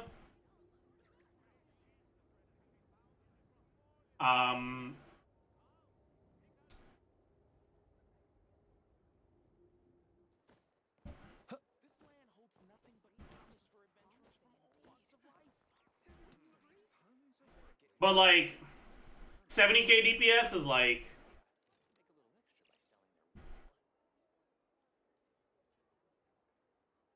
honestly pretty competitive with the stuff you already have, and if you want to get Inefa later, you can, and the current content is chilling Flynn's.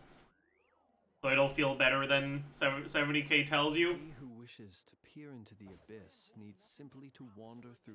If you want to get constellations, both of the non-cry carries, constellation, or like early constellations, are pretty good. So getting them at C1 is very similar to getting them plus their shield support. So Inefa for Flynn's or Loma for Nefer. Otherwise, just waiting for reruns on the characters that don't rely on an additional 5-star support is also an option for you. You can wait for a Verissa rerun, although if it's been a while since you've played, you might not have Eonson or Shovelers like at all. And if those characters aren't on Verissa's banner, you're probably cooked trying to go for Verissa. Mawika's pretty solid even with 4-star supports, so getting picking up Mawika next time she reruns is definitely a solid plan. But she got her rerun fairly recently, so it might take a while. Yeah, Llama would have been really good for you. Llama is like one of the best starter 5-stars to get on an account.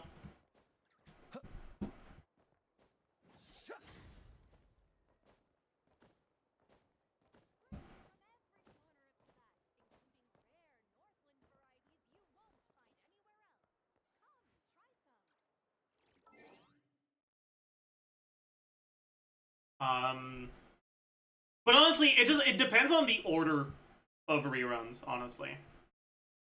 Do I? Yeah,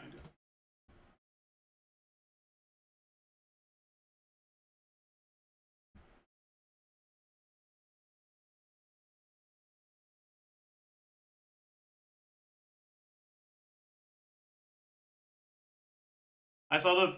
I saw someone post a tier list of Genshin as Rofan characters, and of course Zaj was in the replies. Bro, they had Raiden as Northern Duke archetype.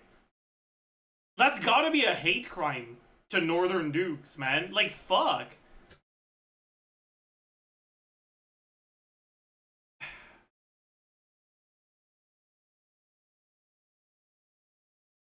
What the fuck is a Northern Duke? I'm guessing you're not a Rofan fan.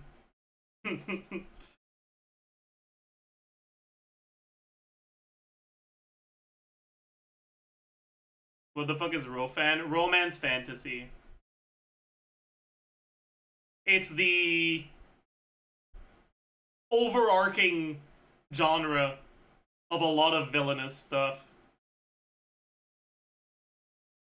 So my villainous craze introduced me to Rofan as a whole, and I've read a lot of Rofan as well.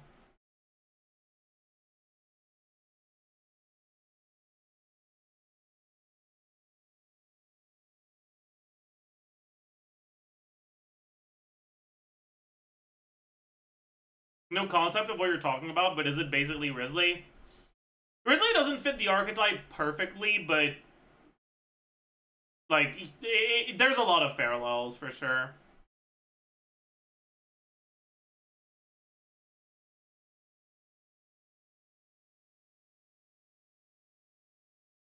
Yeah. My favorite Rofan character is actually a Northern. I don't remember if he's a Duke. I think he's a Duke, but I'm not entirely sure. I don't remember what his actual rank is. Who? Pell. From, what's it called? Another typical romance fantasy, I think?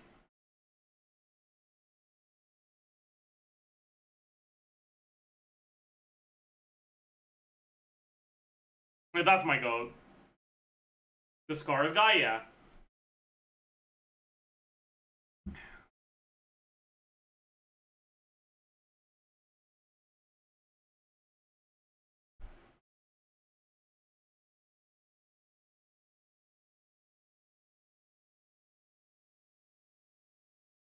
Bro is the only bearded Duke of the North ever. It's insane. I know, man. I know, man. It's cooked.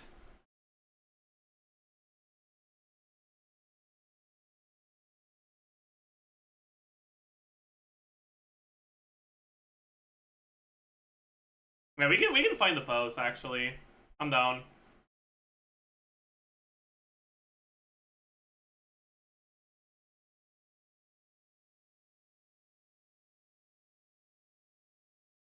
Did I retweet it? I don't think so. I think I just replied. Yeah. And so this was the tweet by a gimmick account on a how. So I don't really know why, but like, bet. You do you. Slay Queen, King, Monarch, whatever. But yeah. I have some disagreement. The biggest disagreement by far is Raiden and Northern Duke. Like that's just no. No. No fucking thank you.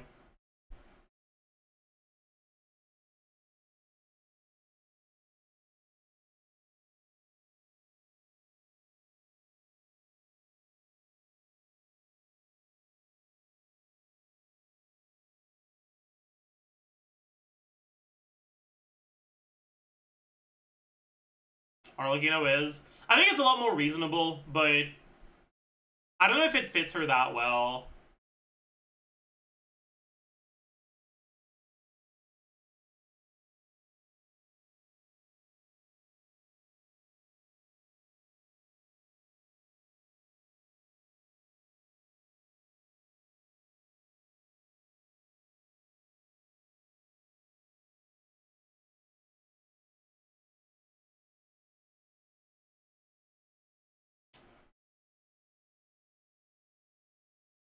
I think the main issue is I don't really see Arlecchino as like a protagonist,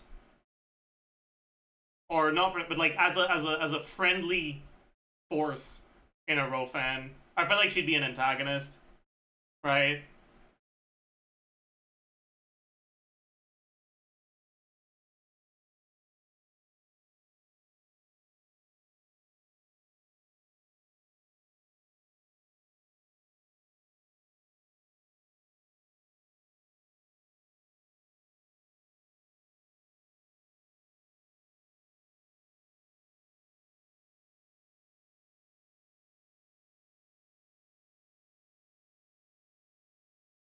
Is that what that fanfic stuff? It's not. I didn't know queer-coded sisters were a real fan trope. I think queer-coded isn't the right word. But there's very often a just empowered woman that's a relative to the Northern Duke.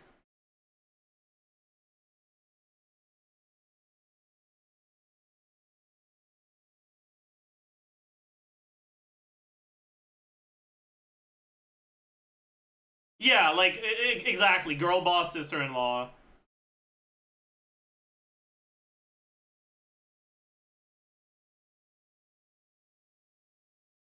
But there's a lot of overlap in tropes between girl boss characters and queer-coded characters. So I get why they're saying this, but I think it's a lot more um it's a lot more just girl boss than queer-coded.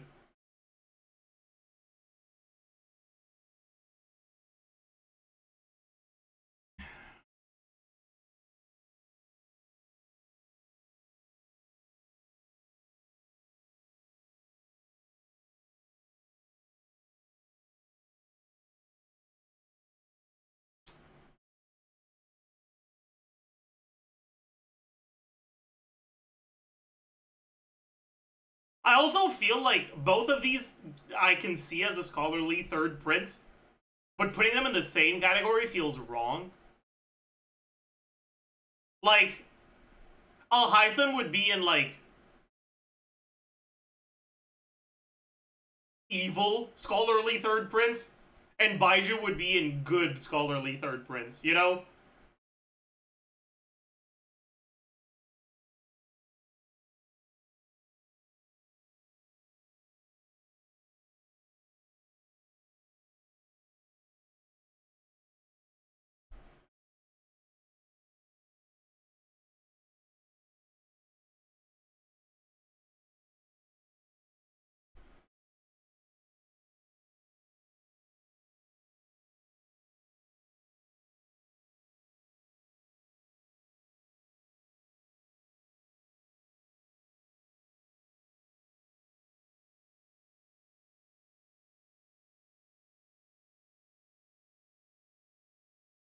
Also, where's Klein, actually? Here. Loyal Knight? No. No. This is an awful take.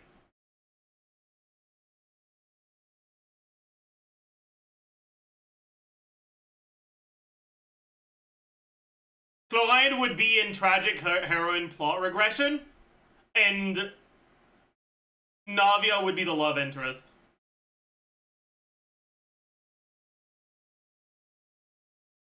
And if you disagree with me, you're just outright wrong.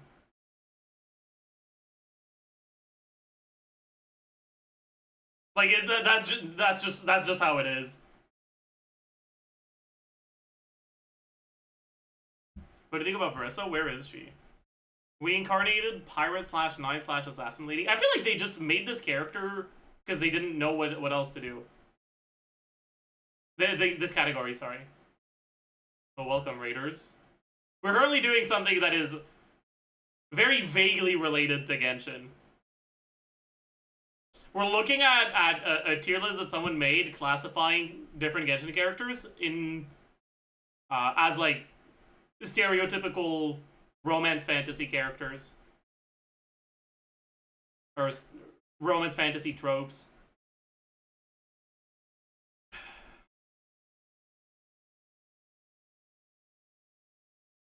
How is Chevy a loyal knight? He's a brutal law enforcer. I mean, knights are law enforcers. That's what they do. Like, those are not mutually exclusive.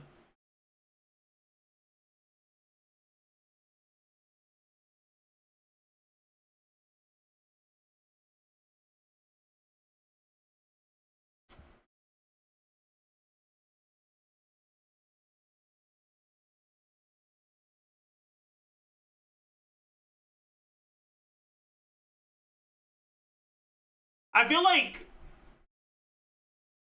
in a Rofan, Chevaliers would be like the first antagonist that you meet.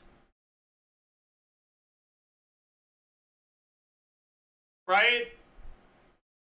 Like strict knight,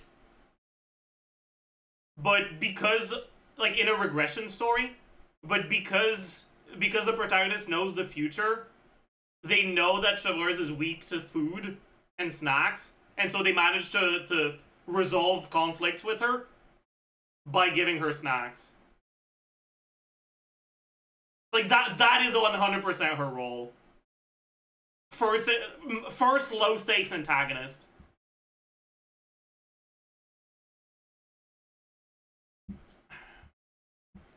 Guards.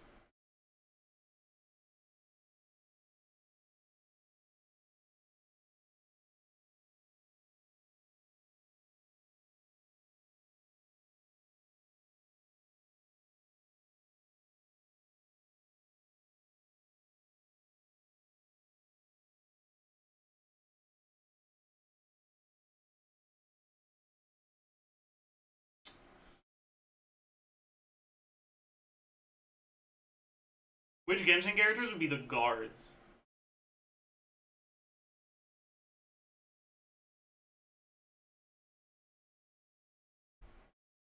Guards don't really have, like, personalities generally in Rofans, do they? Like, what's a Rofan guard that has a personality?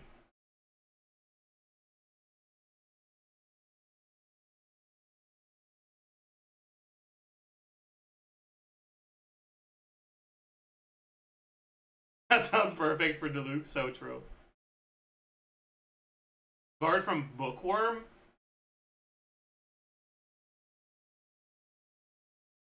Okay, one, Bookworm isn't Rofan. Two, I don't remember a guard from Bookworm.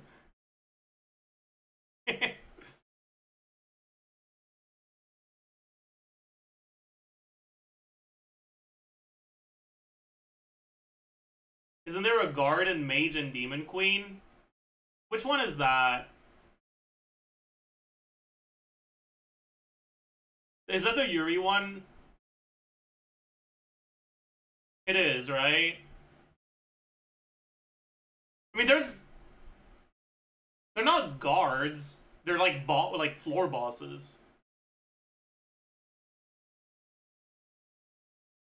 I actually really like that one character. Like that Lamia. It's one of my favorite comedic characters in Rofan. It's just she's just really funny. I wonder if there's any Genshin character that would fit. Honestly, that's Yai for sure. Like that's definitely Yai.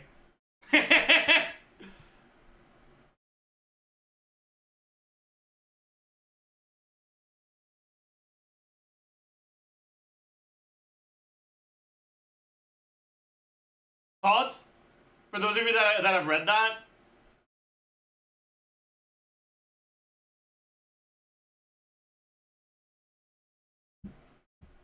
Is Raiden not Empress? Emperors in Rofan do not tend to act the way Raiden does.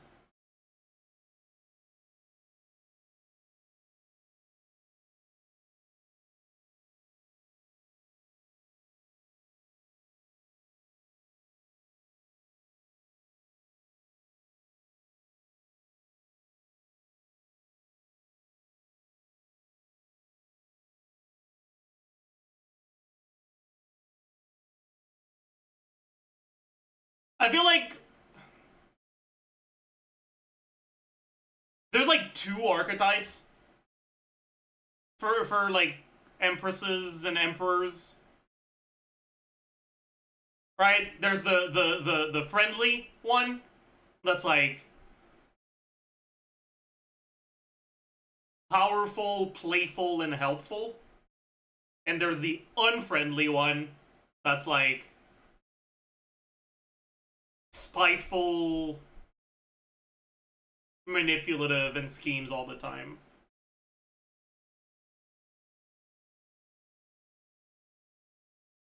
Neither of those are Raiden, though. Raiden is too detached.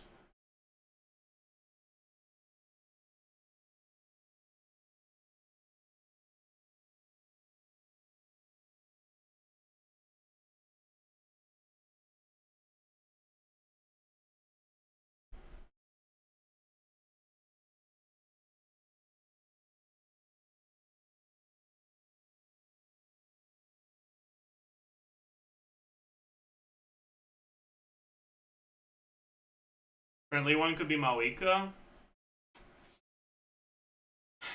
Does Maoika actually fit that trope?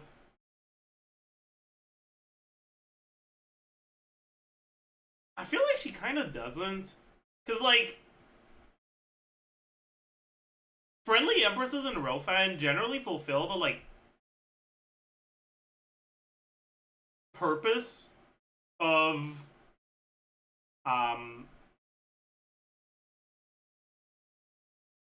a way to establish a relationship with someone related to them.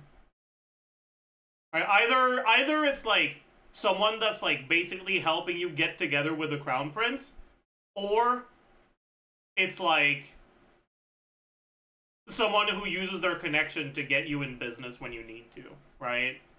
Or who is your customer for your business.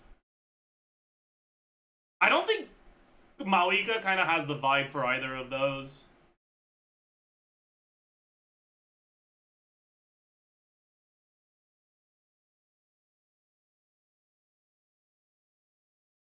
Yeah, Nefer is a lot closer to that, I think.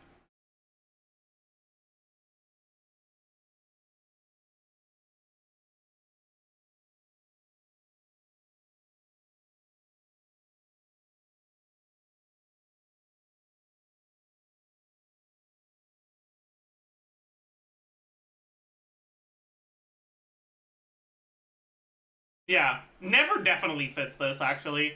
100%. You could definitely put Shilona at the Empress role. I don't know. I don't think so.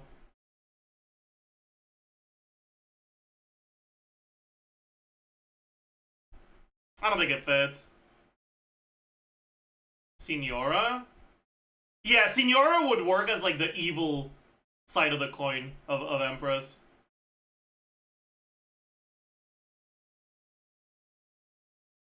Where's Loma here? That's a good question. You guys see her, let me know, because... Oh, here. In the Saintess category. I mean, I guess it fits because that's basically what she is in-game. But, like... It doesn't fit the stereotypical Saintess in Rofan. Like, her personality is just not that at all.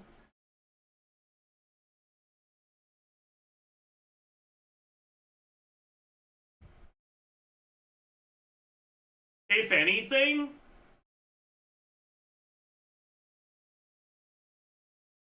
I think she'd fit this category. Right? Of, like, the OG female lead that's actually evil. Somehow.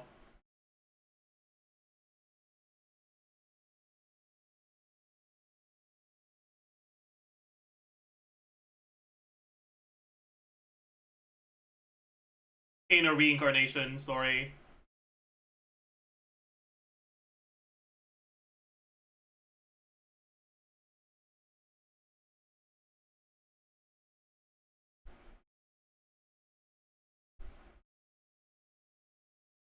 Where's Noelle, by the way? That's a good question. Where is Noelle? Try to find her. Loyal Butler.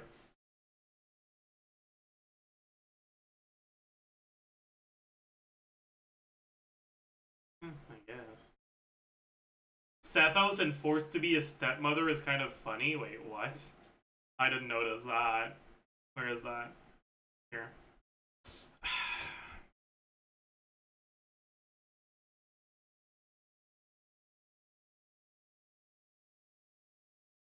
I don't see it, honestly.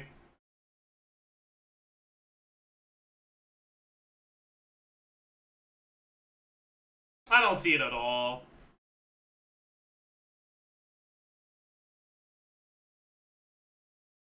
Canyon Forest. Well, the forest is like... So in Rofan, there's a bunch of different situations that lead to a female lead as or becoming the stepmother of a noble child, right? It generally falls under one of two categories. One, reincarnated as the villainess who is married to the love interest, and the love interest gets together with someone else at the end, right? And it's like evil stepmother that gets taken down, right? And they try to change that by treating the child right or some shit, basically. Right, that's the first type. And then the second type is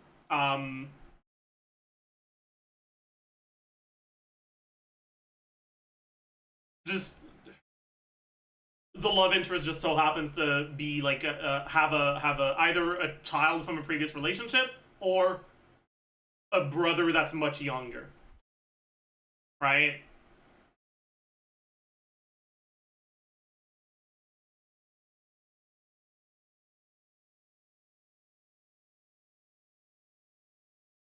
But I guess Shannon wouldn't really fit into either of those.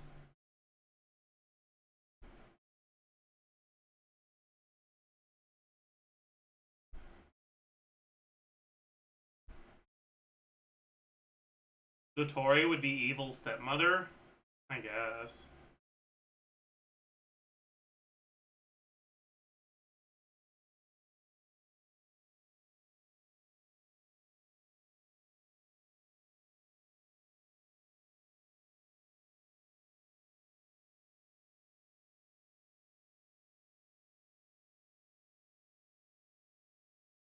There's honestly not that many evil stepmothers in Rofan, though. That's kind of like I'm kind of realizing now that I think about it.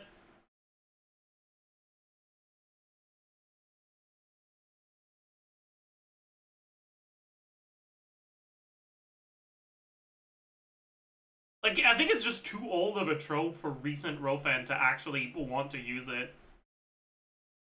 Like, it felt overused in 1980. So there's not that many recent stories that actually have an actually evil stepmother.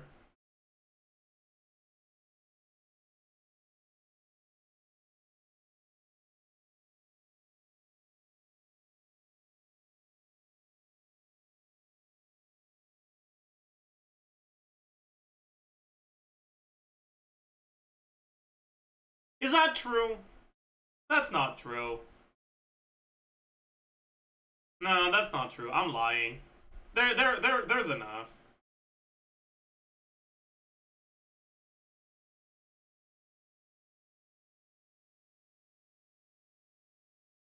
Half of these characters don't have enough personality to list them. Okay, that's kind of fucked up. You're right, but yeah. Me, where would I fit in this tier list? That's a good question.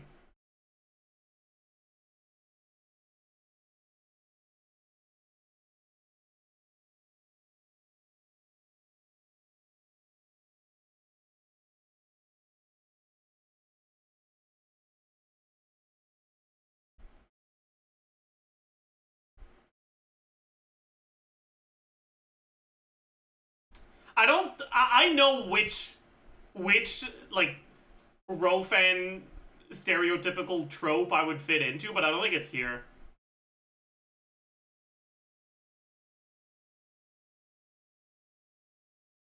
I'd be like fifth prince who isn't interested in the crown, so he pretends to be like completely incompetent as a way to stay away from power struggles.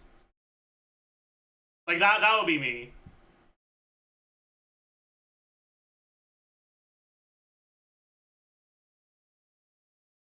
Like for sure. If I was in a Rofan, that would be me for sure.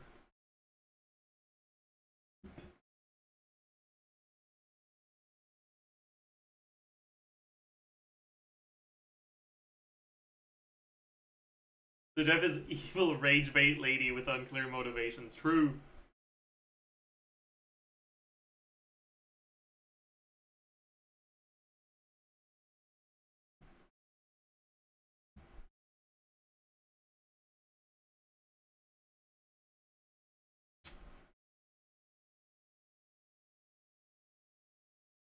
I think the only tier I fully agree with is a transmigrated former office worker. The thing is, I feel like that's not really a trope.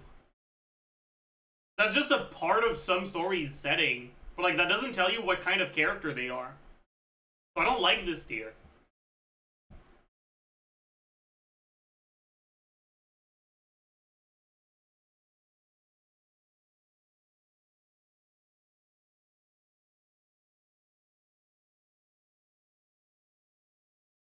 Make your own. There's too many characters. It's gonna take too long. I'd rather just get angry at some of these so I don't have to put in any actual effort.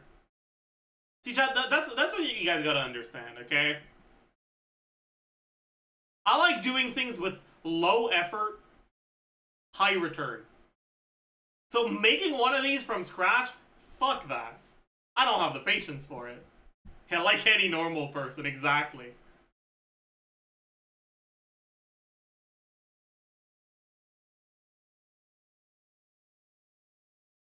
Rage baiting with efficiency, you get it. You get it.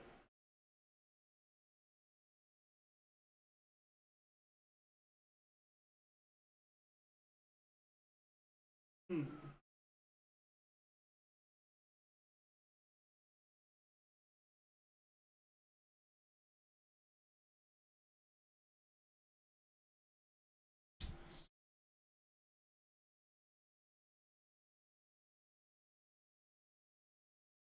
I can inconsistently do the latest Maika combo. Will the Nefer combos be viable for me? I don't know. Probably. But until I test it myself, I can't tell you for sure.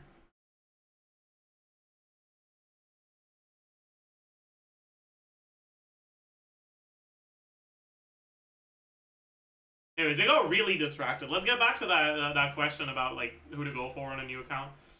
We don't have information on 6.2 banners yet.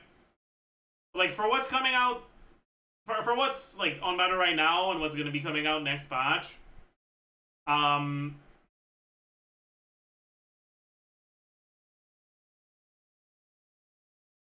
It might just straight up be a save angle. If you're like, if you feel like you're in a hurry and you want to get to having strong teams again as quickly as possible, you can just get Flynn's and get Nefer. But they're going to feel a lot worse than if you had Llama and Ninefa.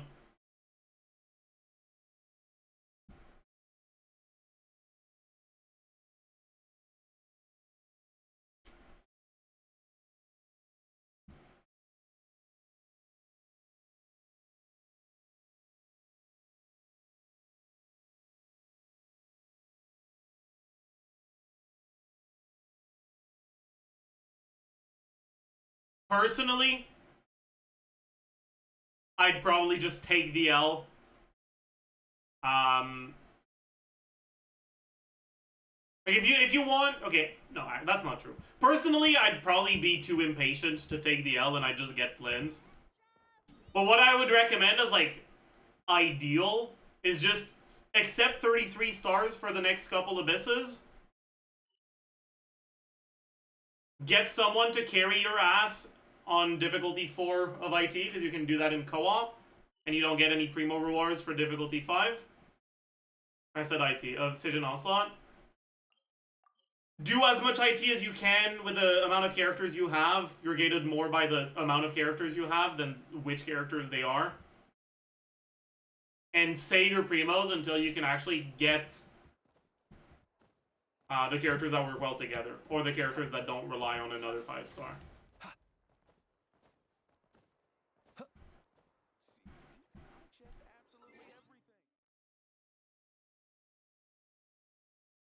On GZ Sim, the best artifact for Escafie and a Skirk team is Sinner City. Is it really that much better than Golden True? It's not that much better.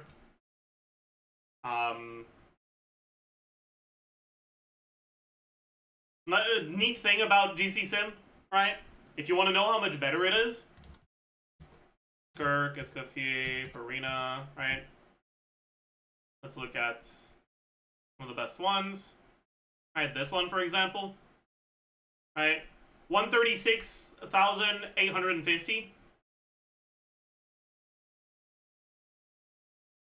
Golden Troop.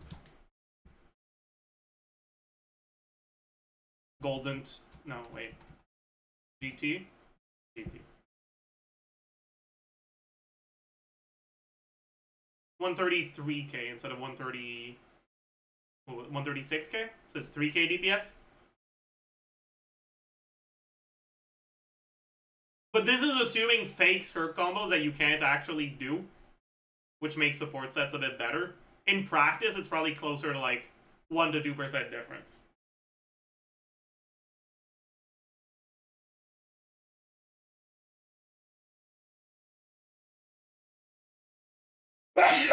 Sorry.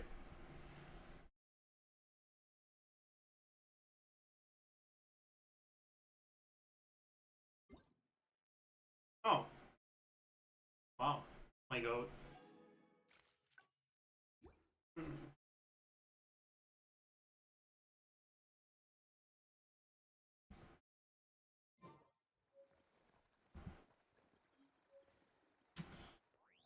Okay, chat. Is there anything else I want to do today?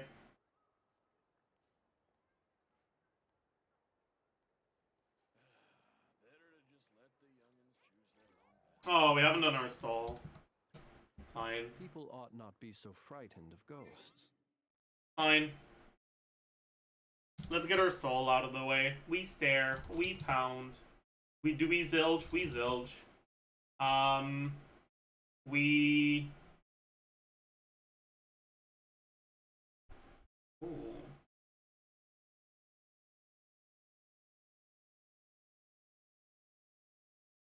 Ugh. Ew. Hardy. We hardy. That's crazy.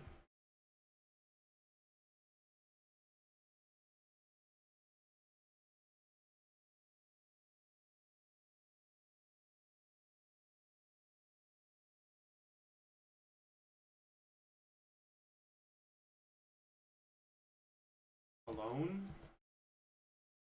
Maybe. Is it not sap?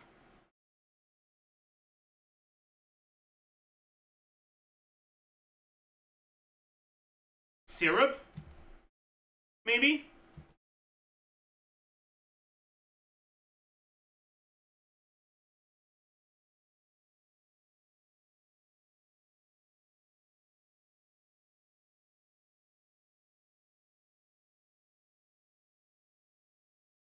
Okay, it's not syrup, because this is floss.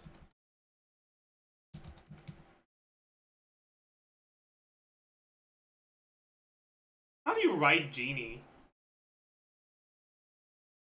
Like this, maybe?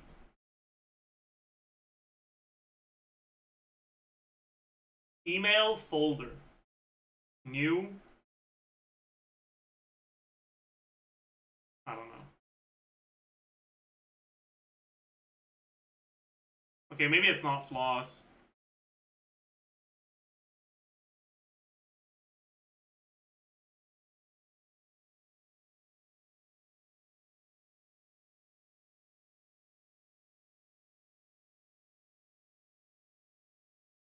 Resin?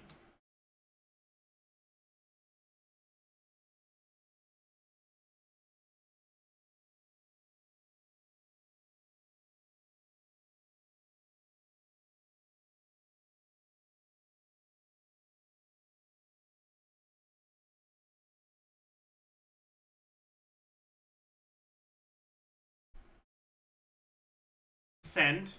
Send? Scent? Probably scent.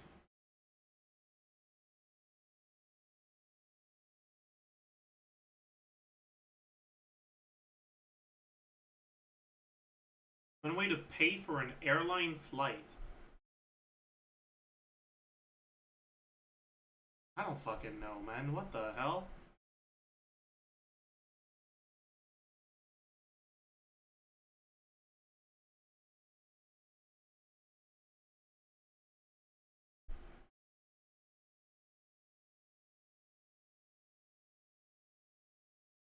Asset?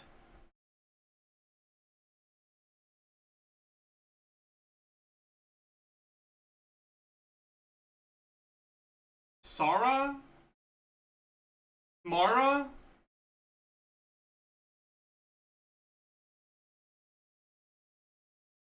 Laura? Miles? Mara? Probably.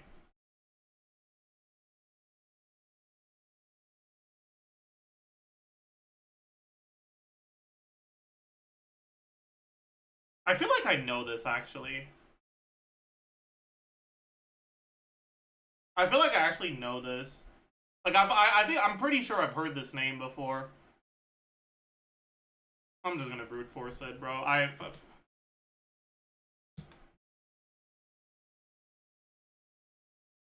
I'm not gonna make myself look like an idiot. I mean, I am making myself look like an idiot, but...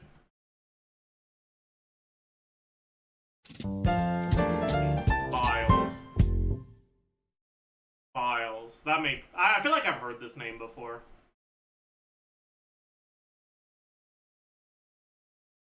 Was it Sarah Biles? I think it started with a S. I don't remember. Simone. Yeah. Okay. Let's do the angle. Oh my goodness, what an angle this is. 117. 119? 120? 120. Alright, I'll take it. Okay. No clue. I mean, that's maybe some baseball thing? Yeah, I don't know. I don't know. Toradora. Oh. Huh. Don't know what this is. Bro, what? Bro's fit is not okay, man. What the hell? What is he wearing? I don't know what this is. Carol and Tuesday. I see. That's crazy. I don't know. So true. What the fuck is this, bro?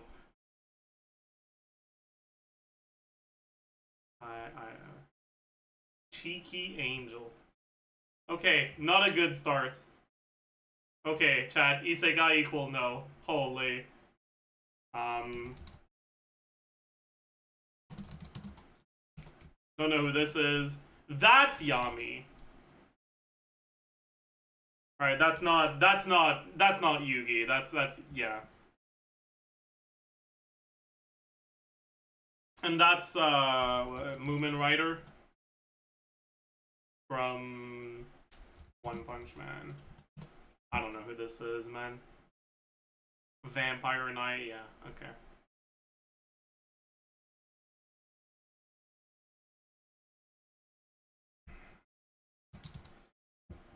I remember that his name is one of these two. I don't remember if it's Hitman or Reborn. I think it's Reborn. Also, is that fucking Veldora? I think it is. Another Isekai equal no moment. I don't know these.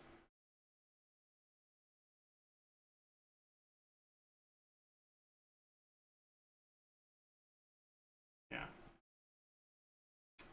Okay, who the fuck knows her name, man? Yeah, but okay, man. This looks like a character from this. I don't know which one though. I don't know the other two. Okay, who knew this? Like, straight up, who the fuck knew this? Machi, bro. Bro's actually, like, not only did he know it, but it's unreasonable for me not to.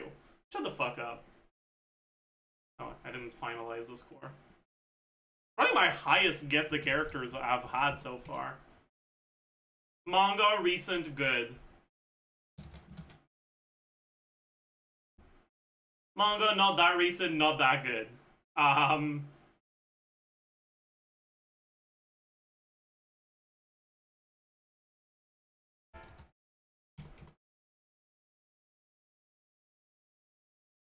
Yeah, that was a good guess. Whoever said that in chat. Alright, are we cooked or are we fine? We're not fine.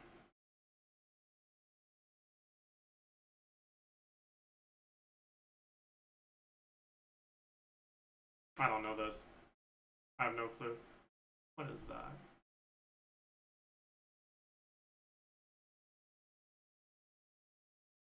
Is that the Russian one?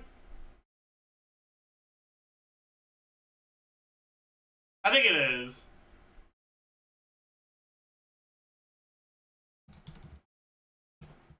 Yeah, bet.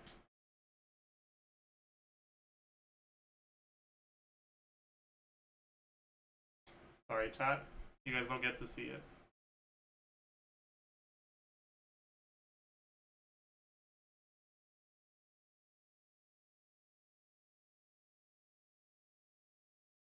What is this?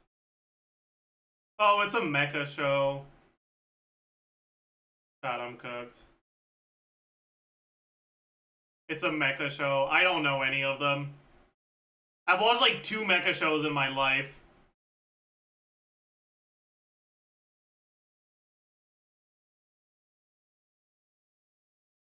Yeah, bro, I don't know. There's nothing like recognizable about this. But it did have a nudity warning, so maybe it's Infinite Stratos. It wasn't. Okay, GG.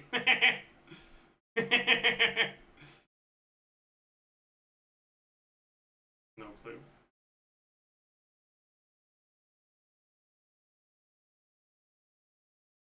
Oh my god, that's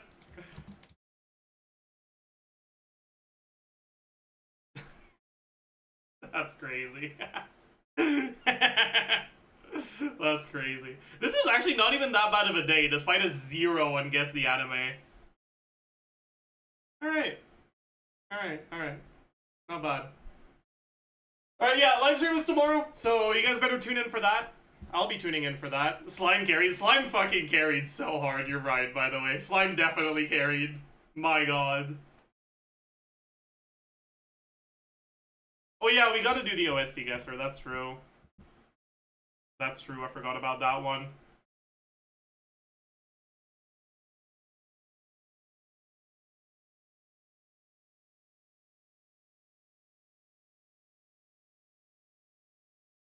Who the fuck was this?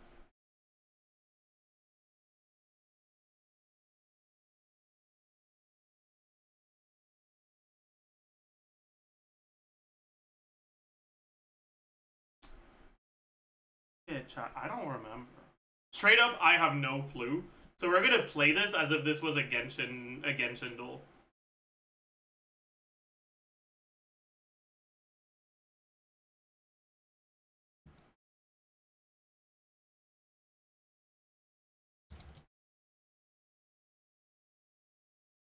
Okay, Natlin before Moika. I've been burned before. We gotta guess a bow character now. Because when it's bow character, I never know who it is. Okay, it's Auron. That. Huge. Easy clap. I did not remember Auron's theme went like that. That's crazy.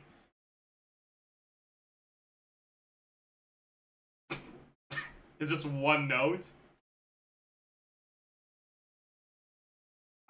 Maybe it's like an underwater theme. I don't fucking know, man.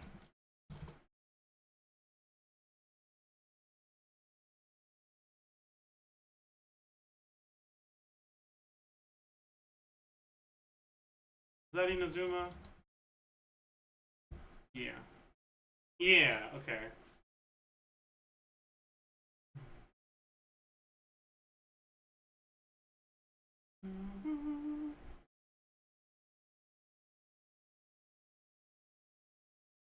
Doesn't know equal Fontaine. Shut up, man. You know, I'll do an endless mode right now, okay? And I'll get it, like, instantly. Trust.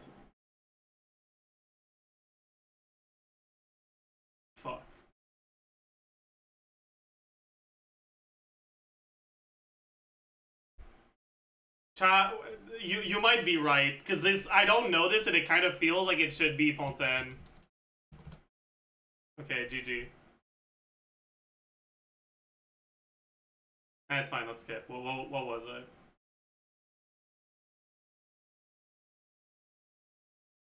Chen Yu Vale, yeah.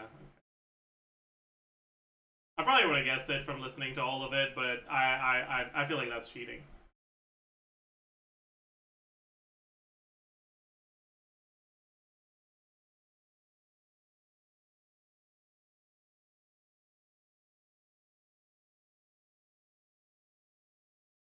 Those are not Sumeru instruments, but it's Sumeru, like, melody. Is it not?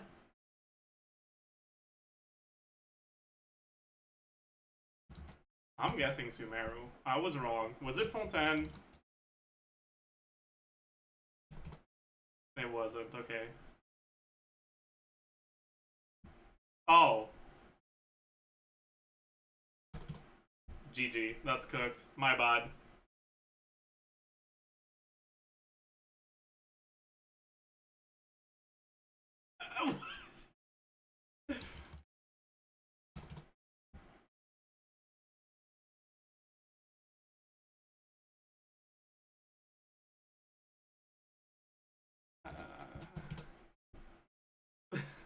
What?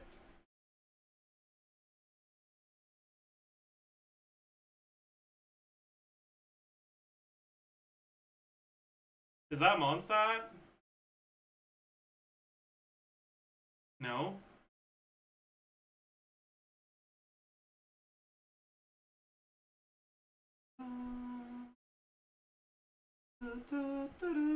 That's Sumeru. It's gonna be, does it need to be more specific?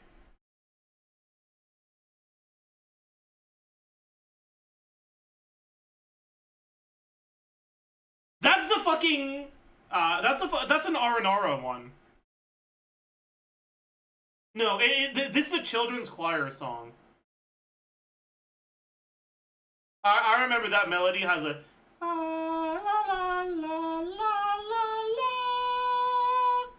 So it might be Nahida. Yeah. Okay, bet.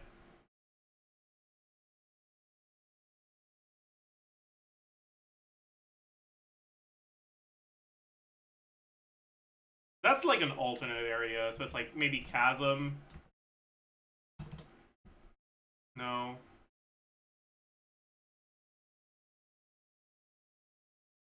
Maybe it's Sea of Bygone Eras. Yeah. Yeah.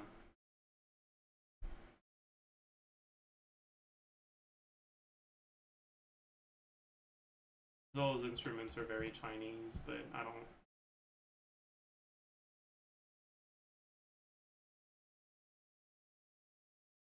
Is that Sumeru?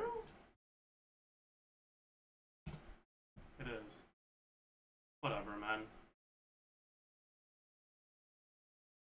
Okay, well, I better fucking know that one, man. Dude, if I didn't know that one, I'd be ashamed of myself.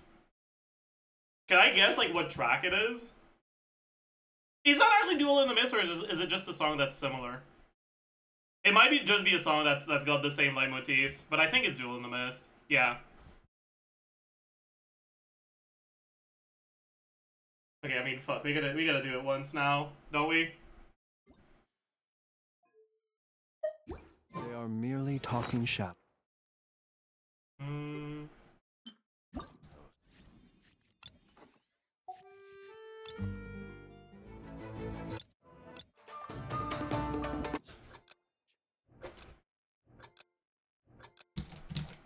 Alright, let's do this, chat.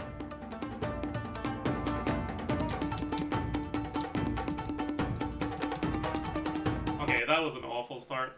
We gotta start over. Let me close this. Don't want to have too much light in the backdrop.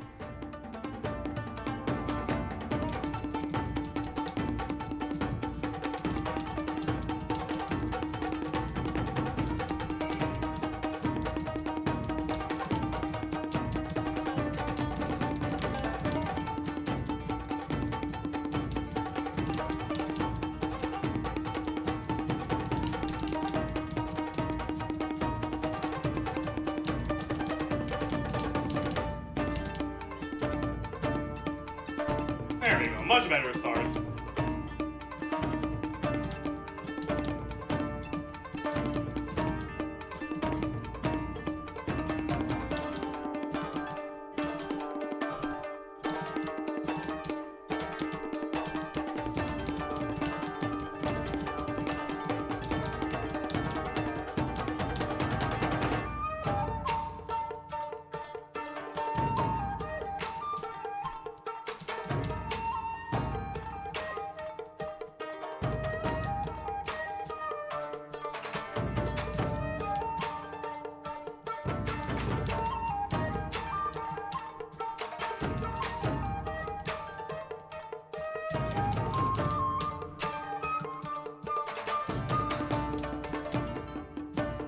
I don't think we've even had a good yet. It's fine, because the hard part is yet to come.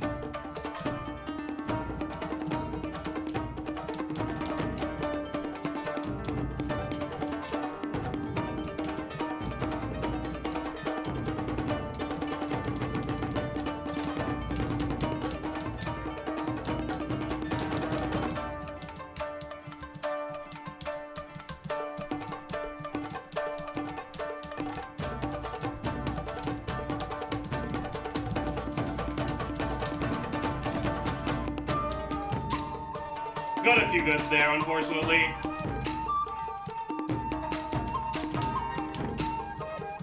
But we didn't drop the combo.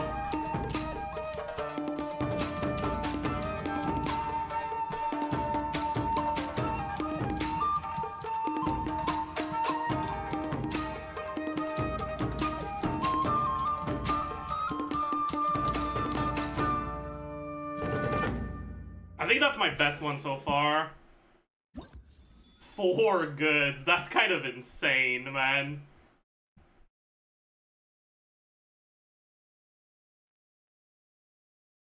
Kind of an insane performance, honestly. Let's send this one as well. Fuck it, why not? What speed do you play on? 1.75.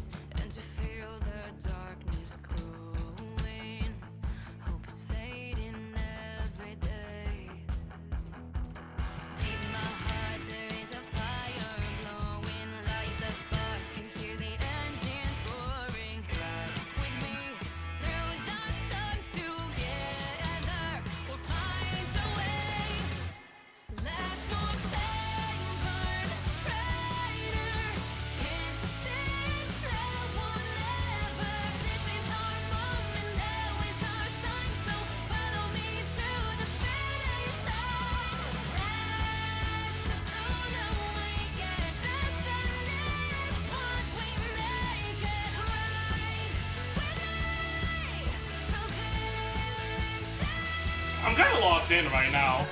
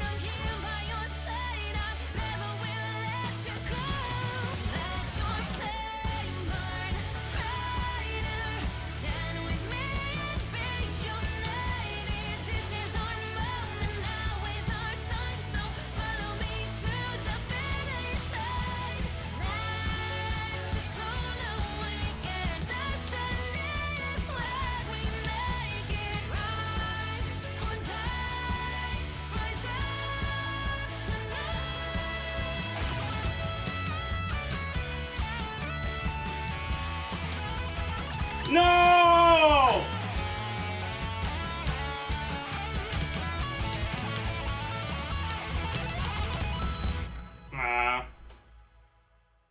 Yeah. I wasn't locked in enough. It was a frame drop. There was, but that's not why I fucked up.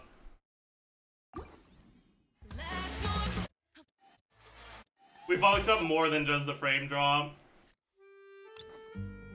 Maybe we do a couple of these. Get them out of the way. Do this one. It's a fun one. Choked it to the end. The hardest part is the last part, though. So it's not really a choke.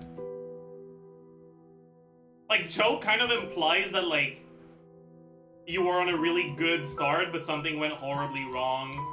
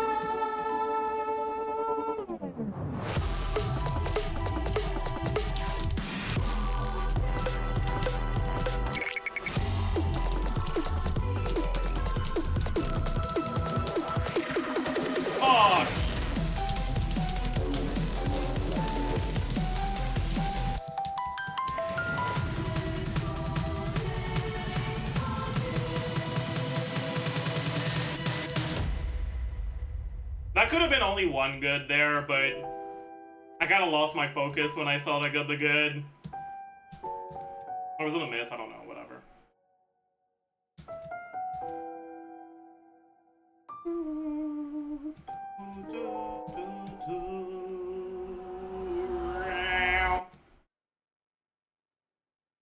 Man, that was okay.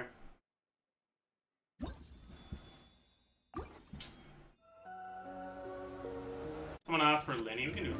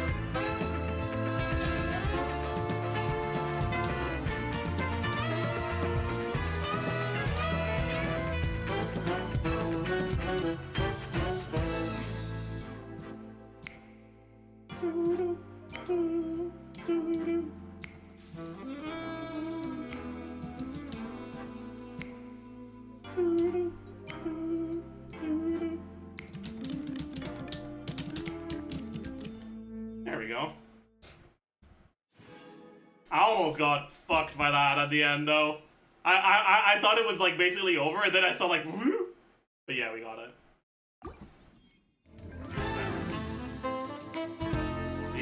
Sigwini next?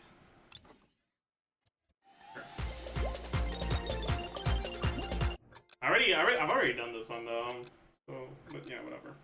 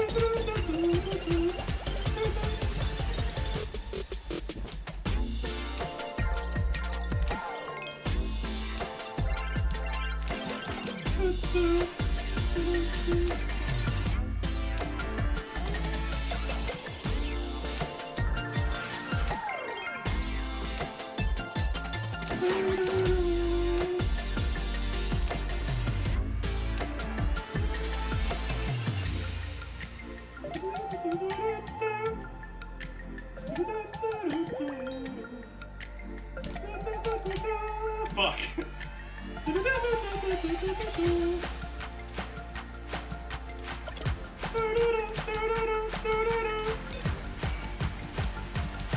Fuck. Oh, that was awful.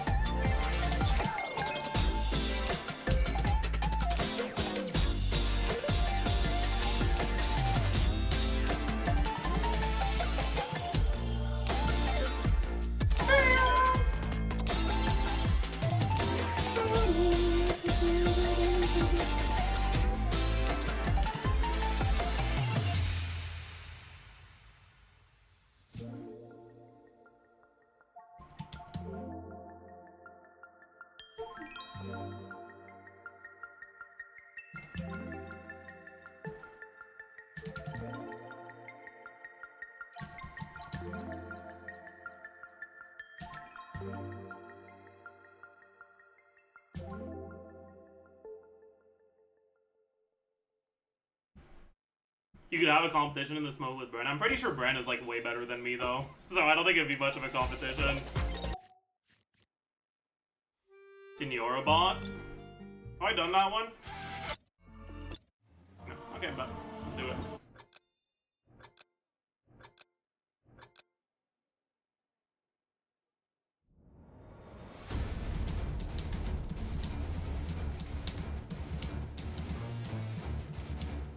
Yeah, compared to the newer maps, this is such a shit map.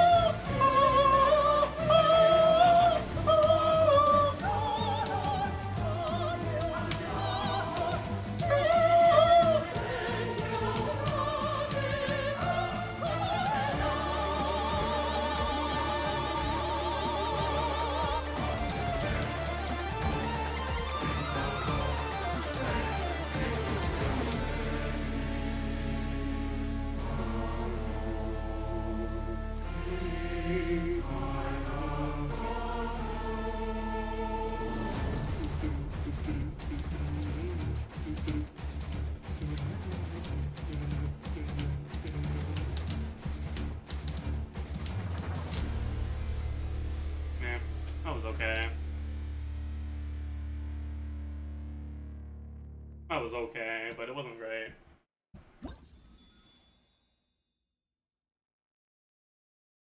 Our first fuck up was just pathetic. The second one was because I was fucking singing at the same time and it's hard to focus. But the first one was not a... This one's fucking dog shit. This I hate this song. Let's get it out of the way. Canoe first try. I don't remember how hard it is. It's been so long since I did it. Because I'm pretty sure I canoed it really early on.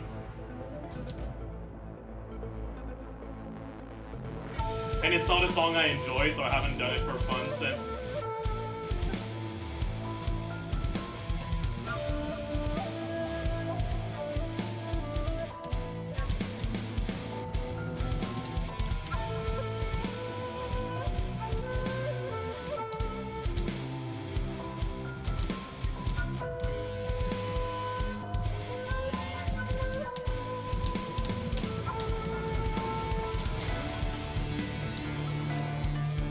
So I don't remember how hard it is.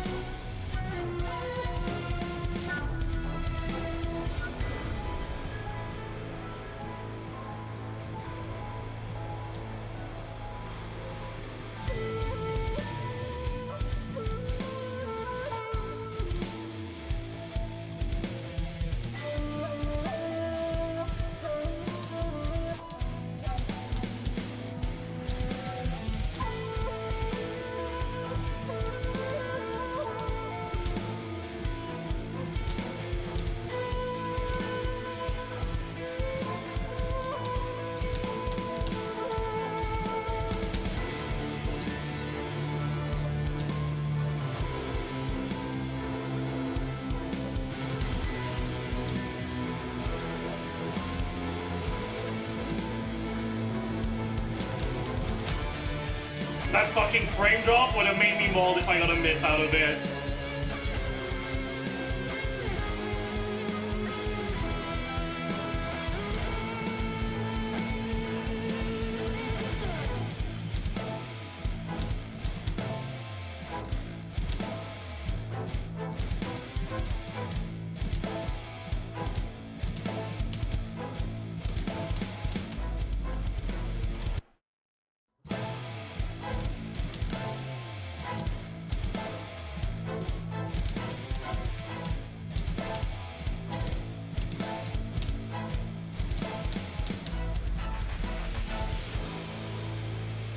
Was that it? Yeah. Good stuff. Good stuff. Never have to do this again. Sick.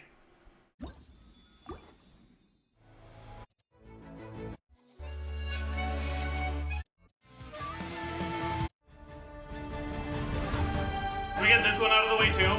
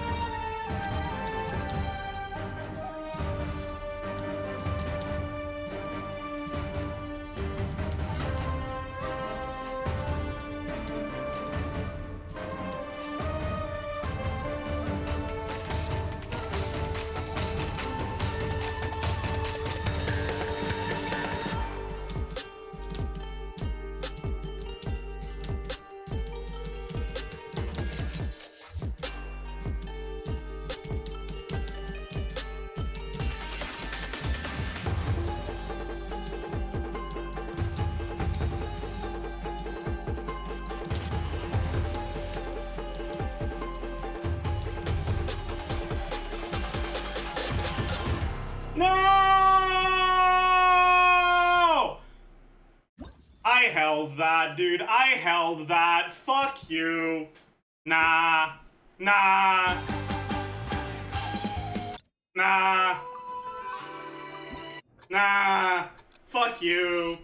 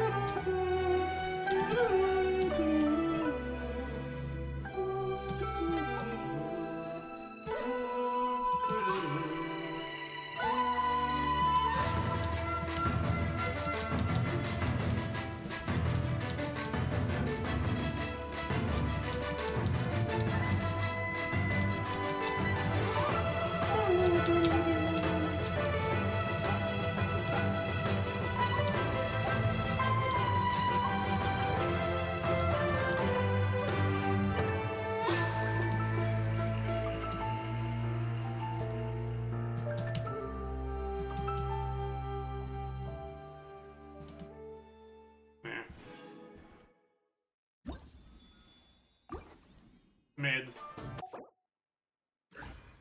Melodic Maestro. That's me. And we can do... Someone asked for a hustle and bustle of Port Ormos. We can do that.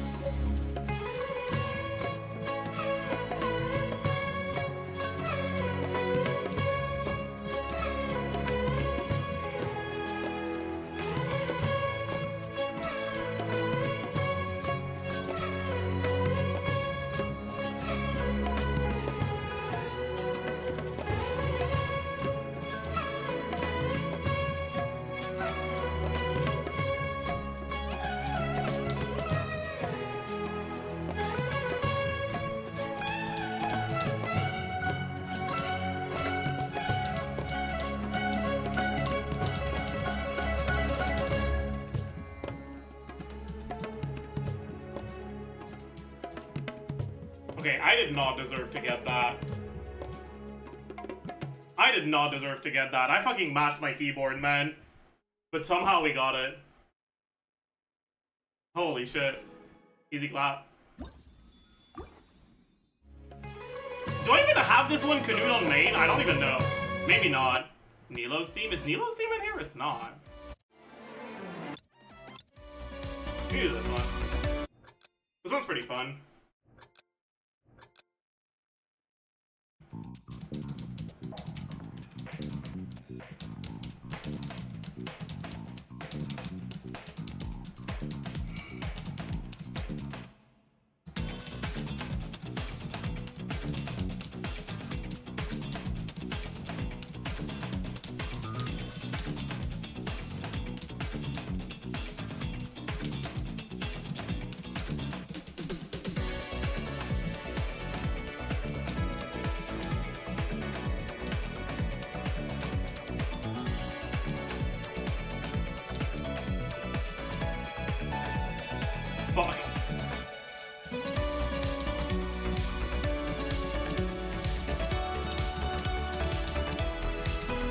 Honestly, this map kind of sucks.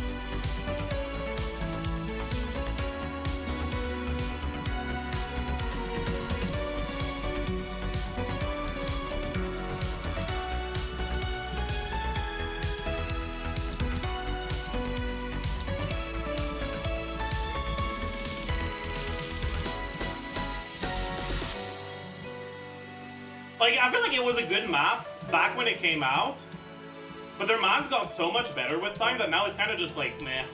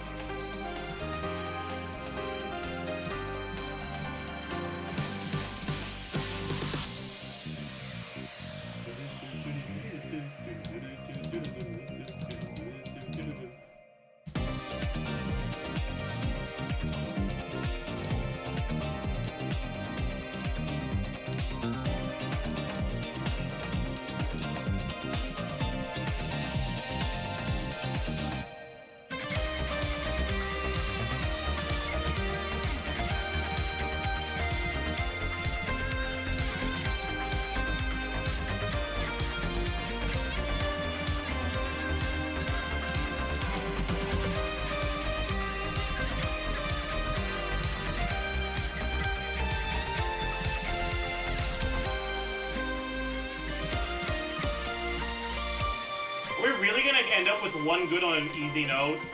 I think we are. That's cooked.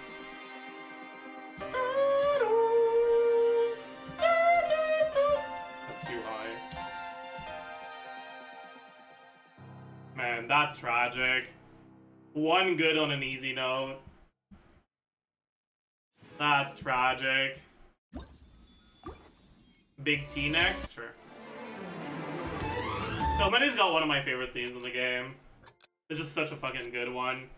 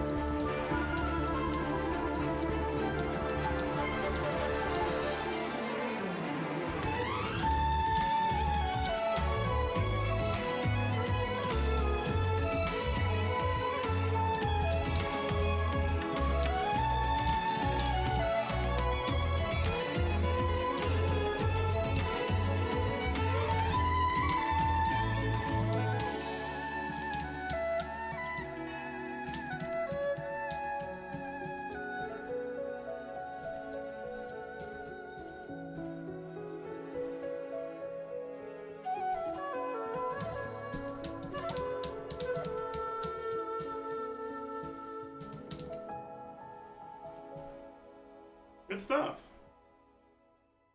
I think this might be the best old map, actually. It's a really good map.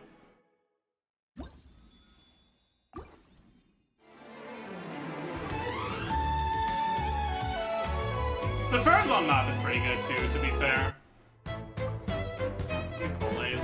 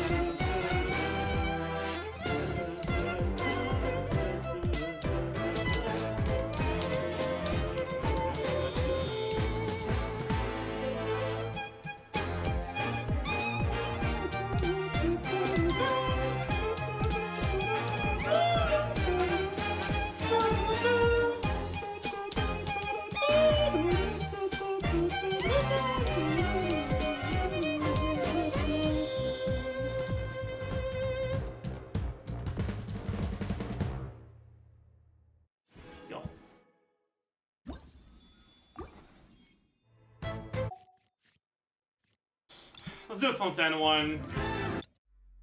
Do this one, sure.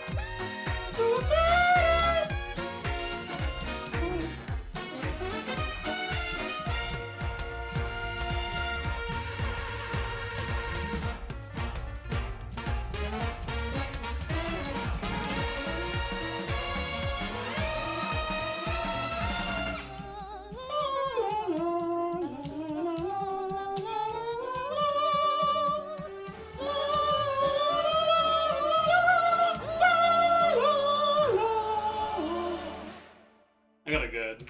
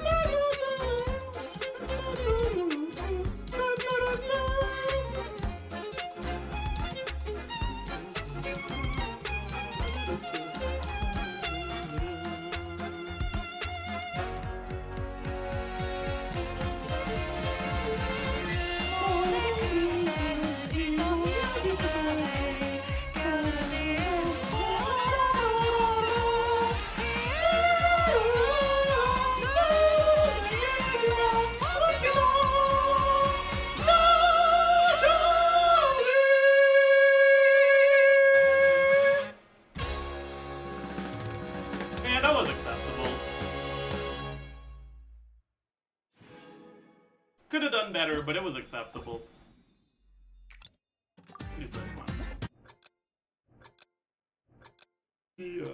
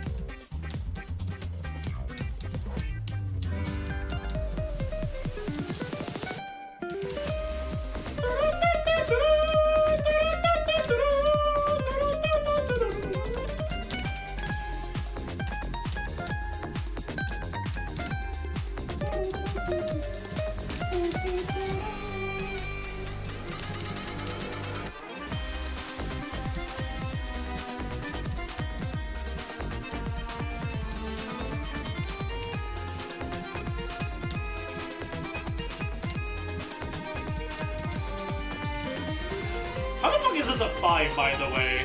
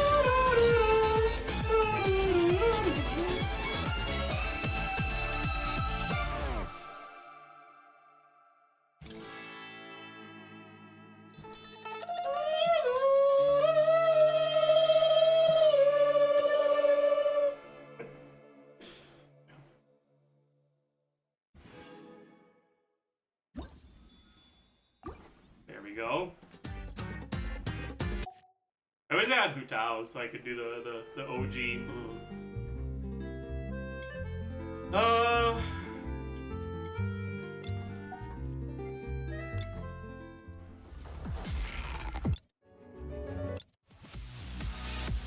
Kachinas? Have I not done Kachinas on this one? I might not have. Okay, they have Hu Tao, I think, in new. It's not the like Hu Tao one I'm talking about.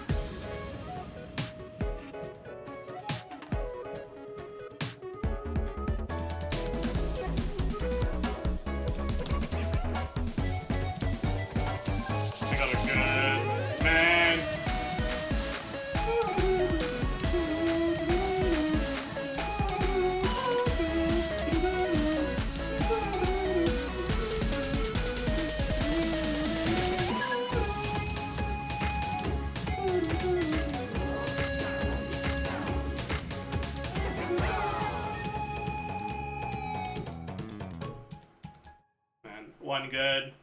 Tragic. Alright. They're ready to add a lot of them, huh?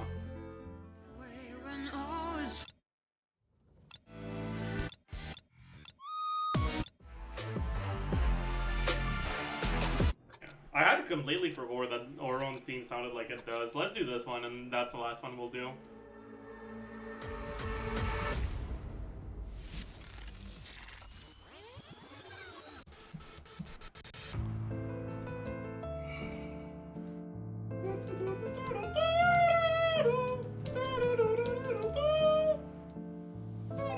Fuck.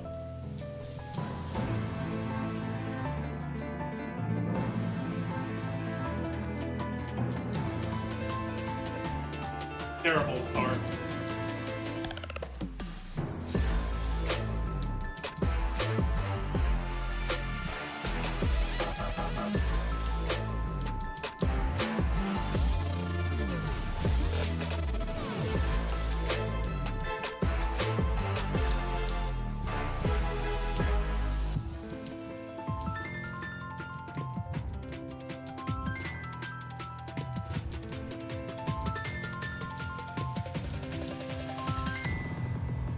Maybe we should have restarted after that start, honestly. Because the rest has been pretty good.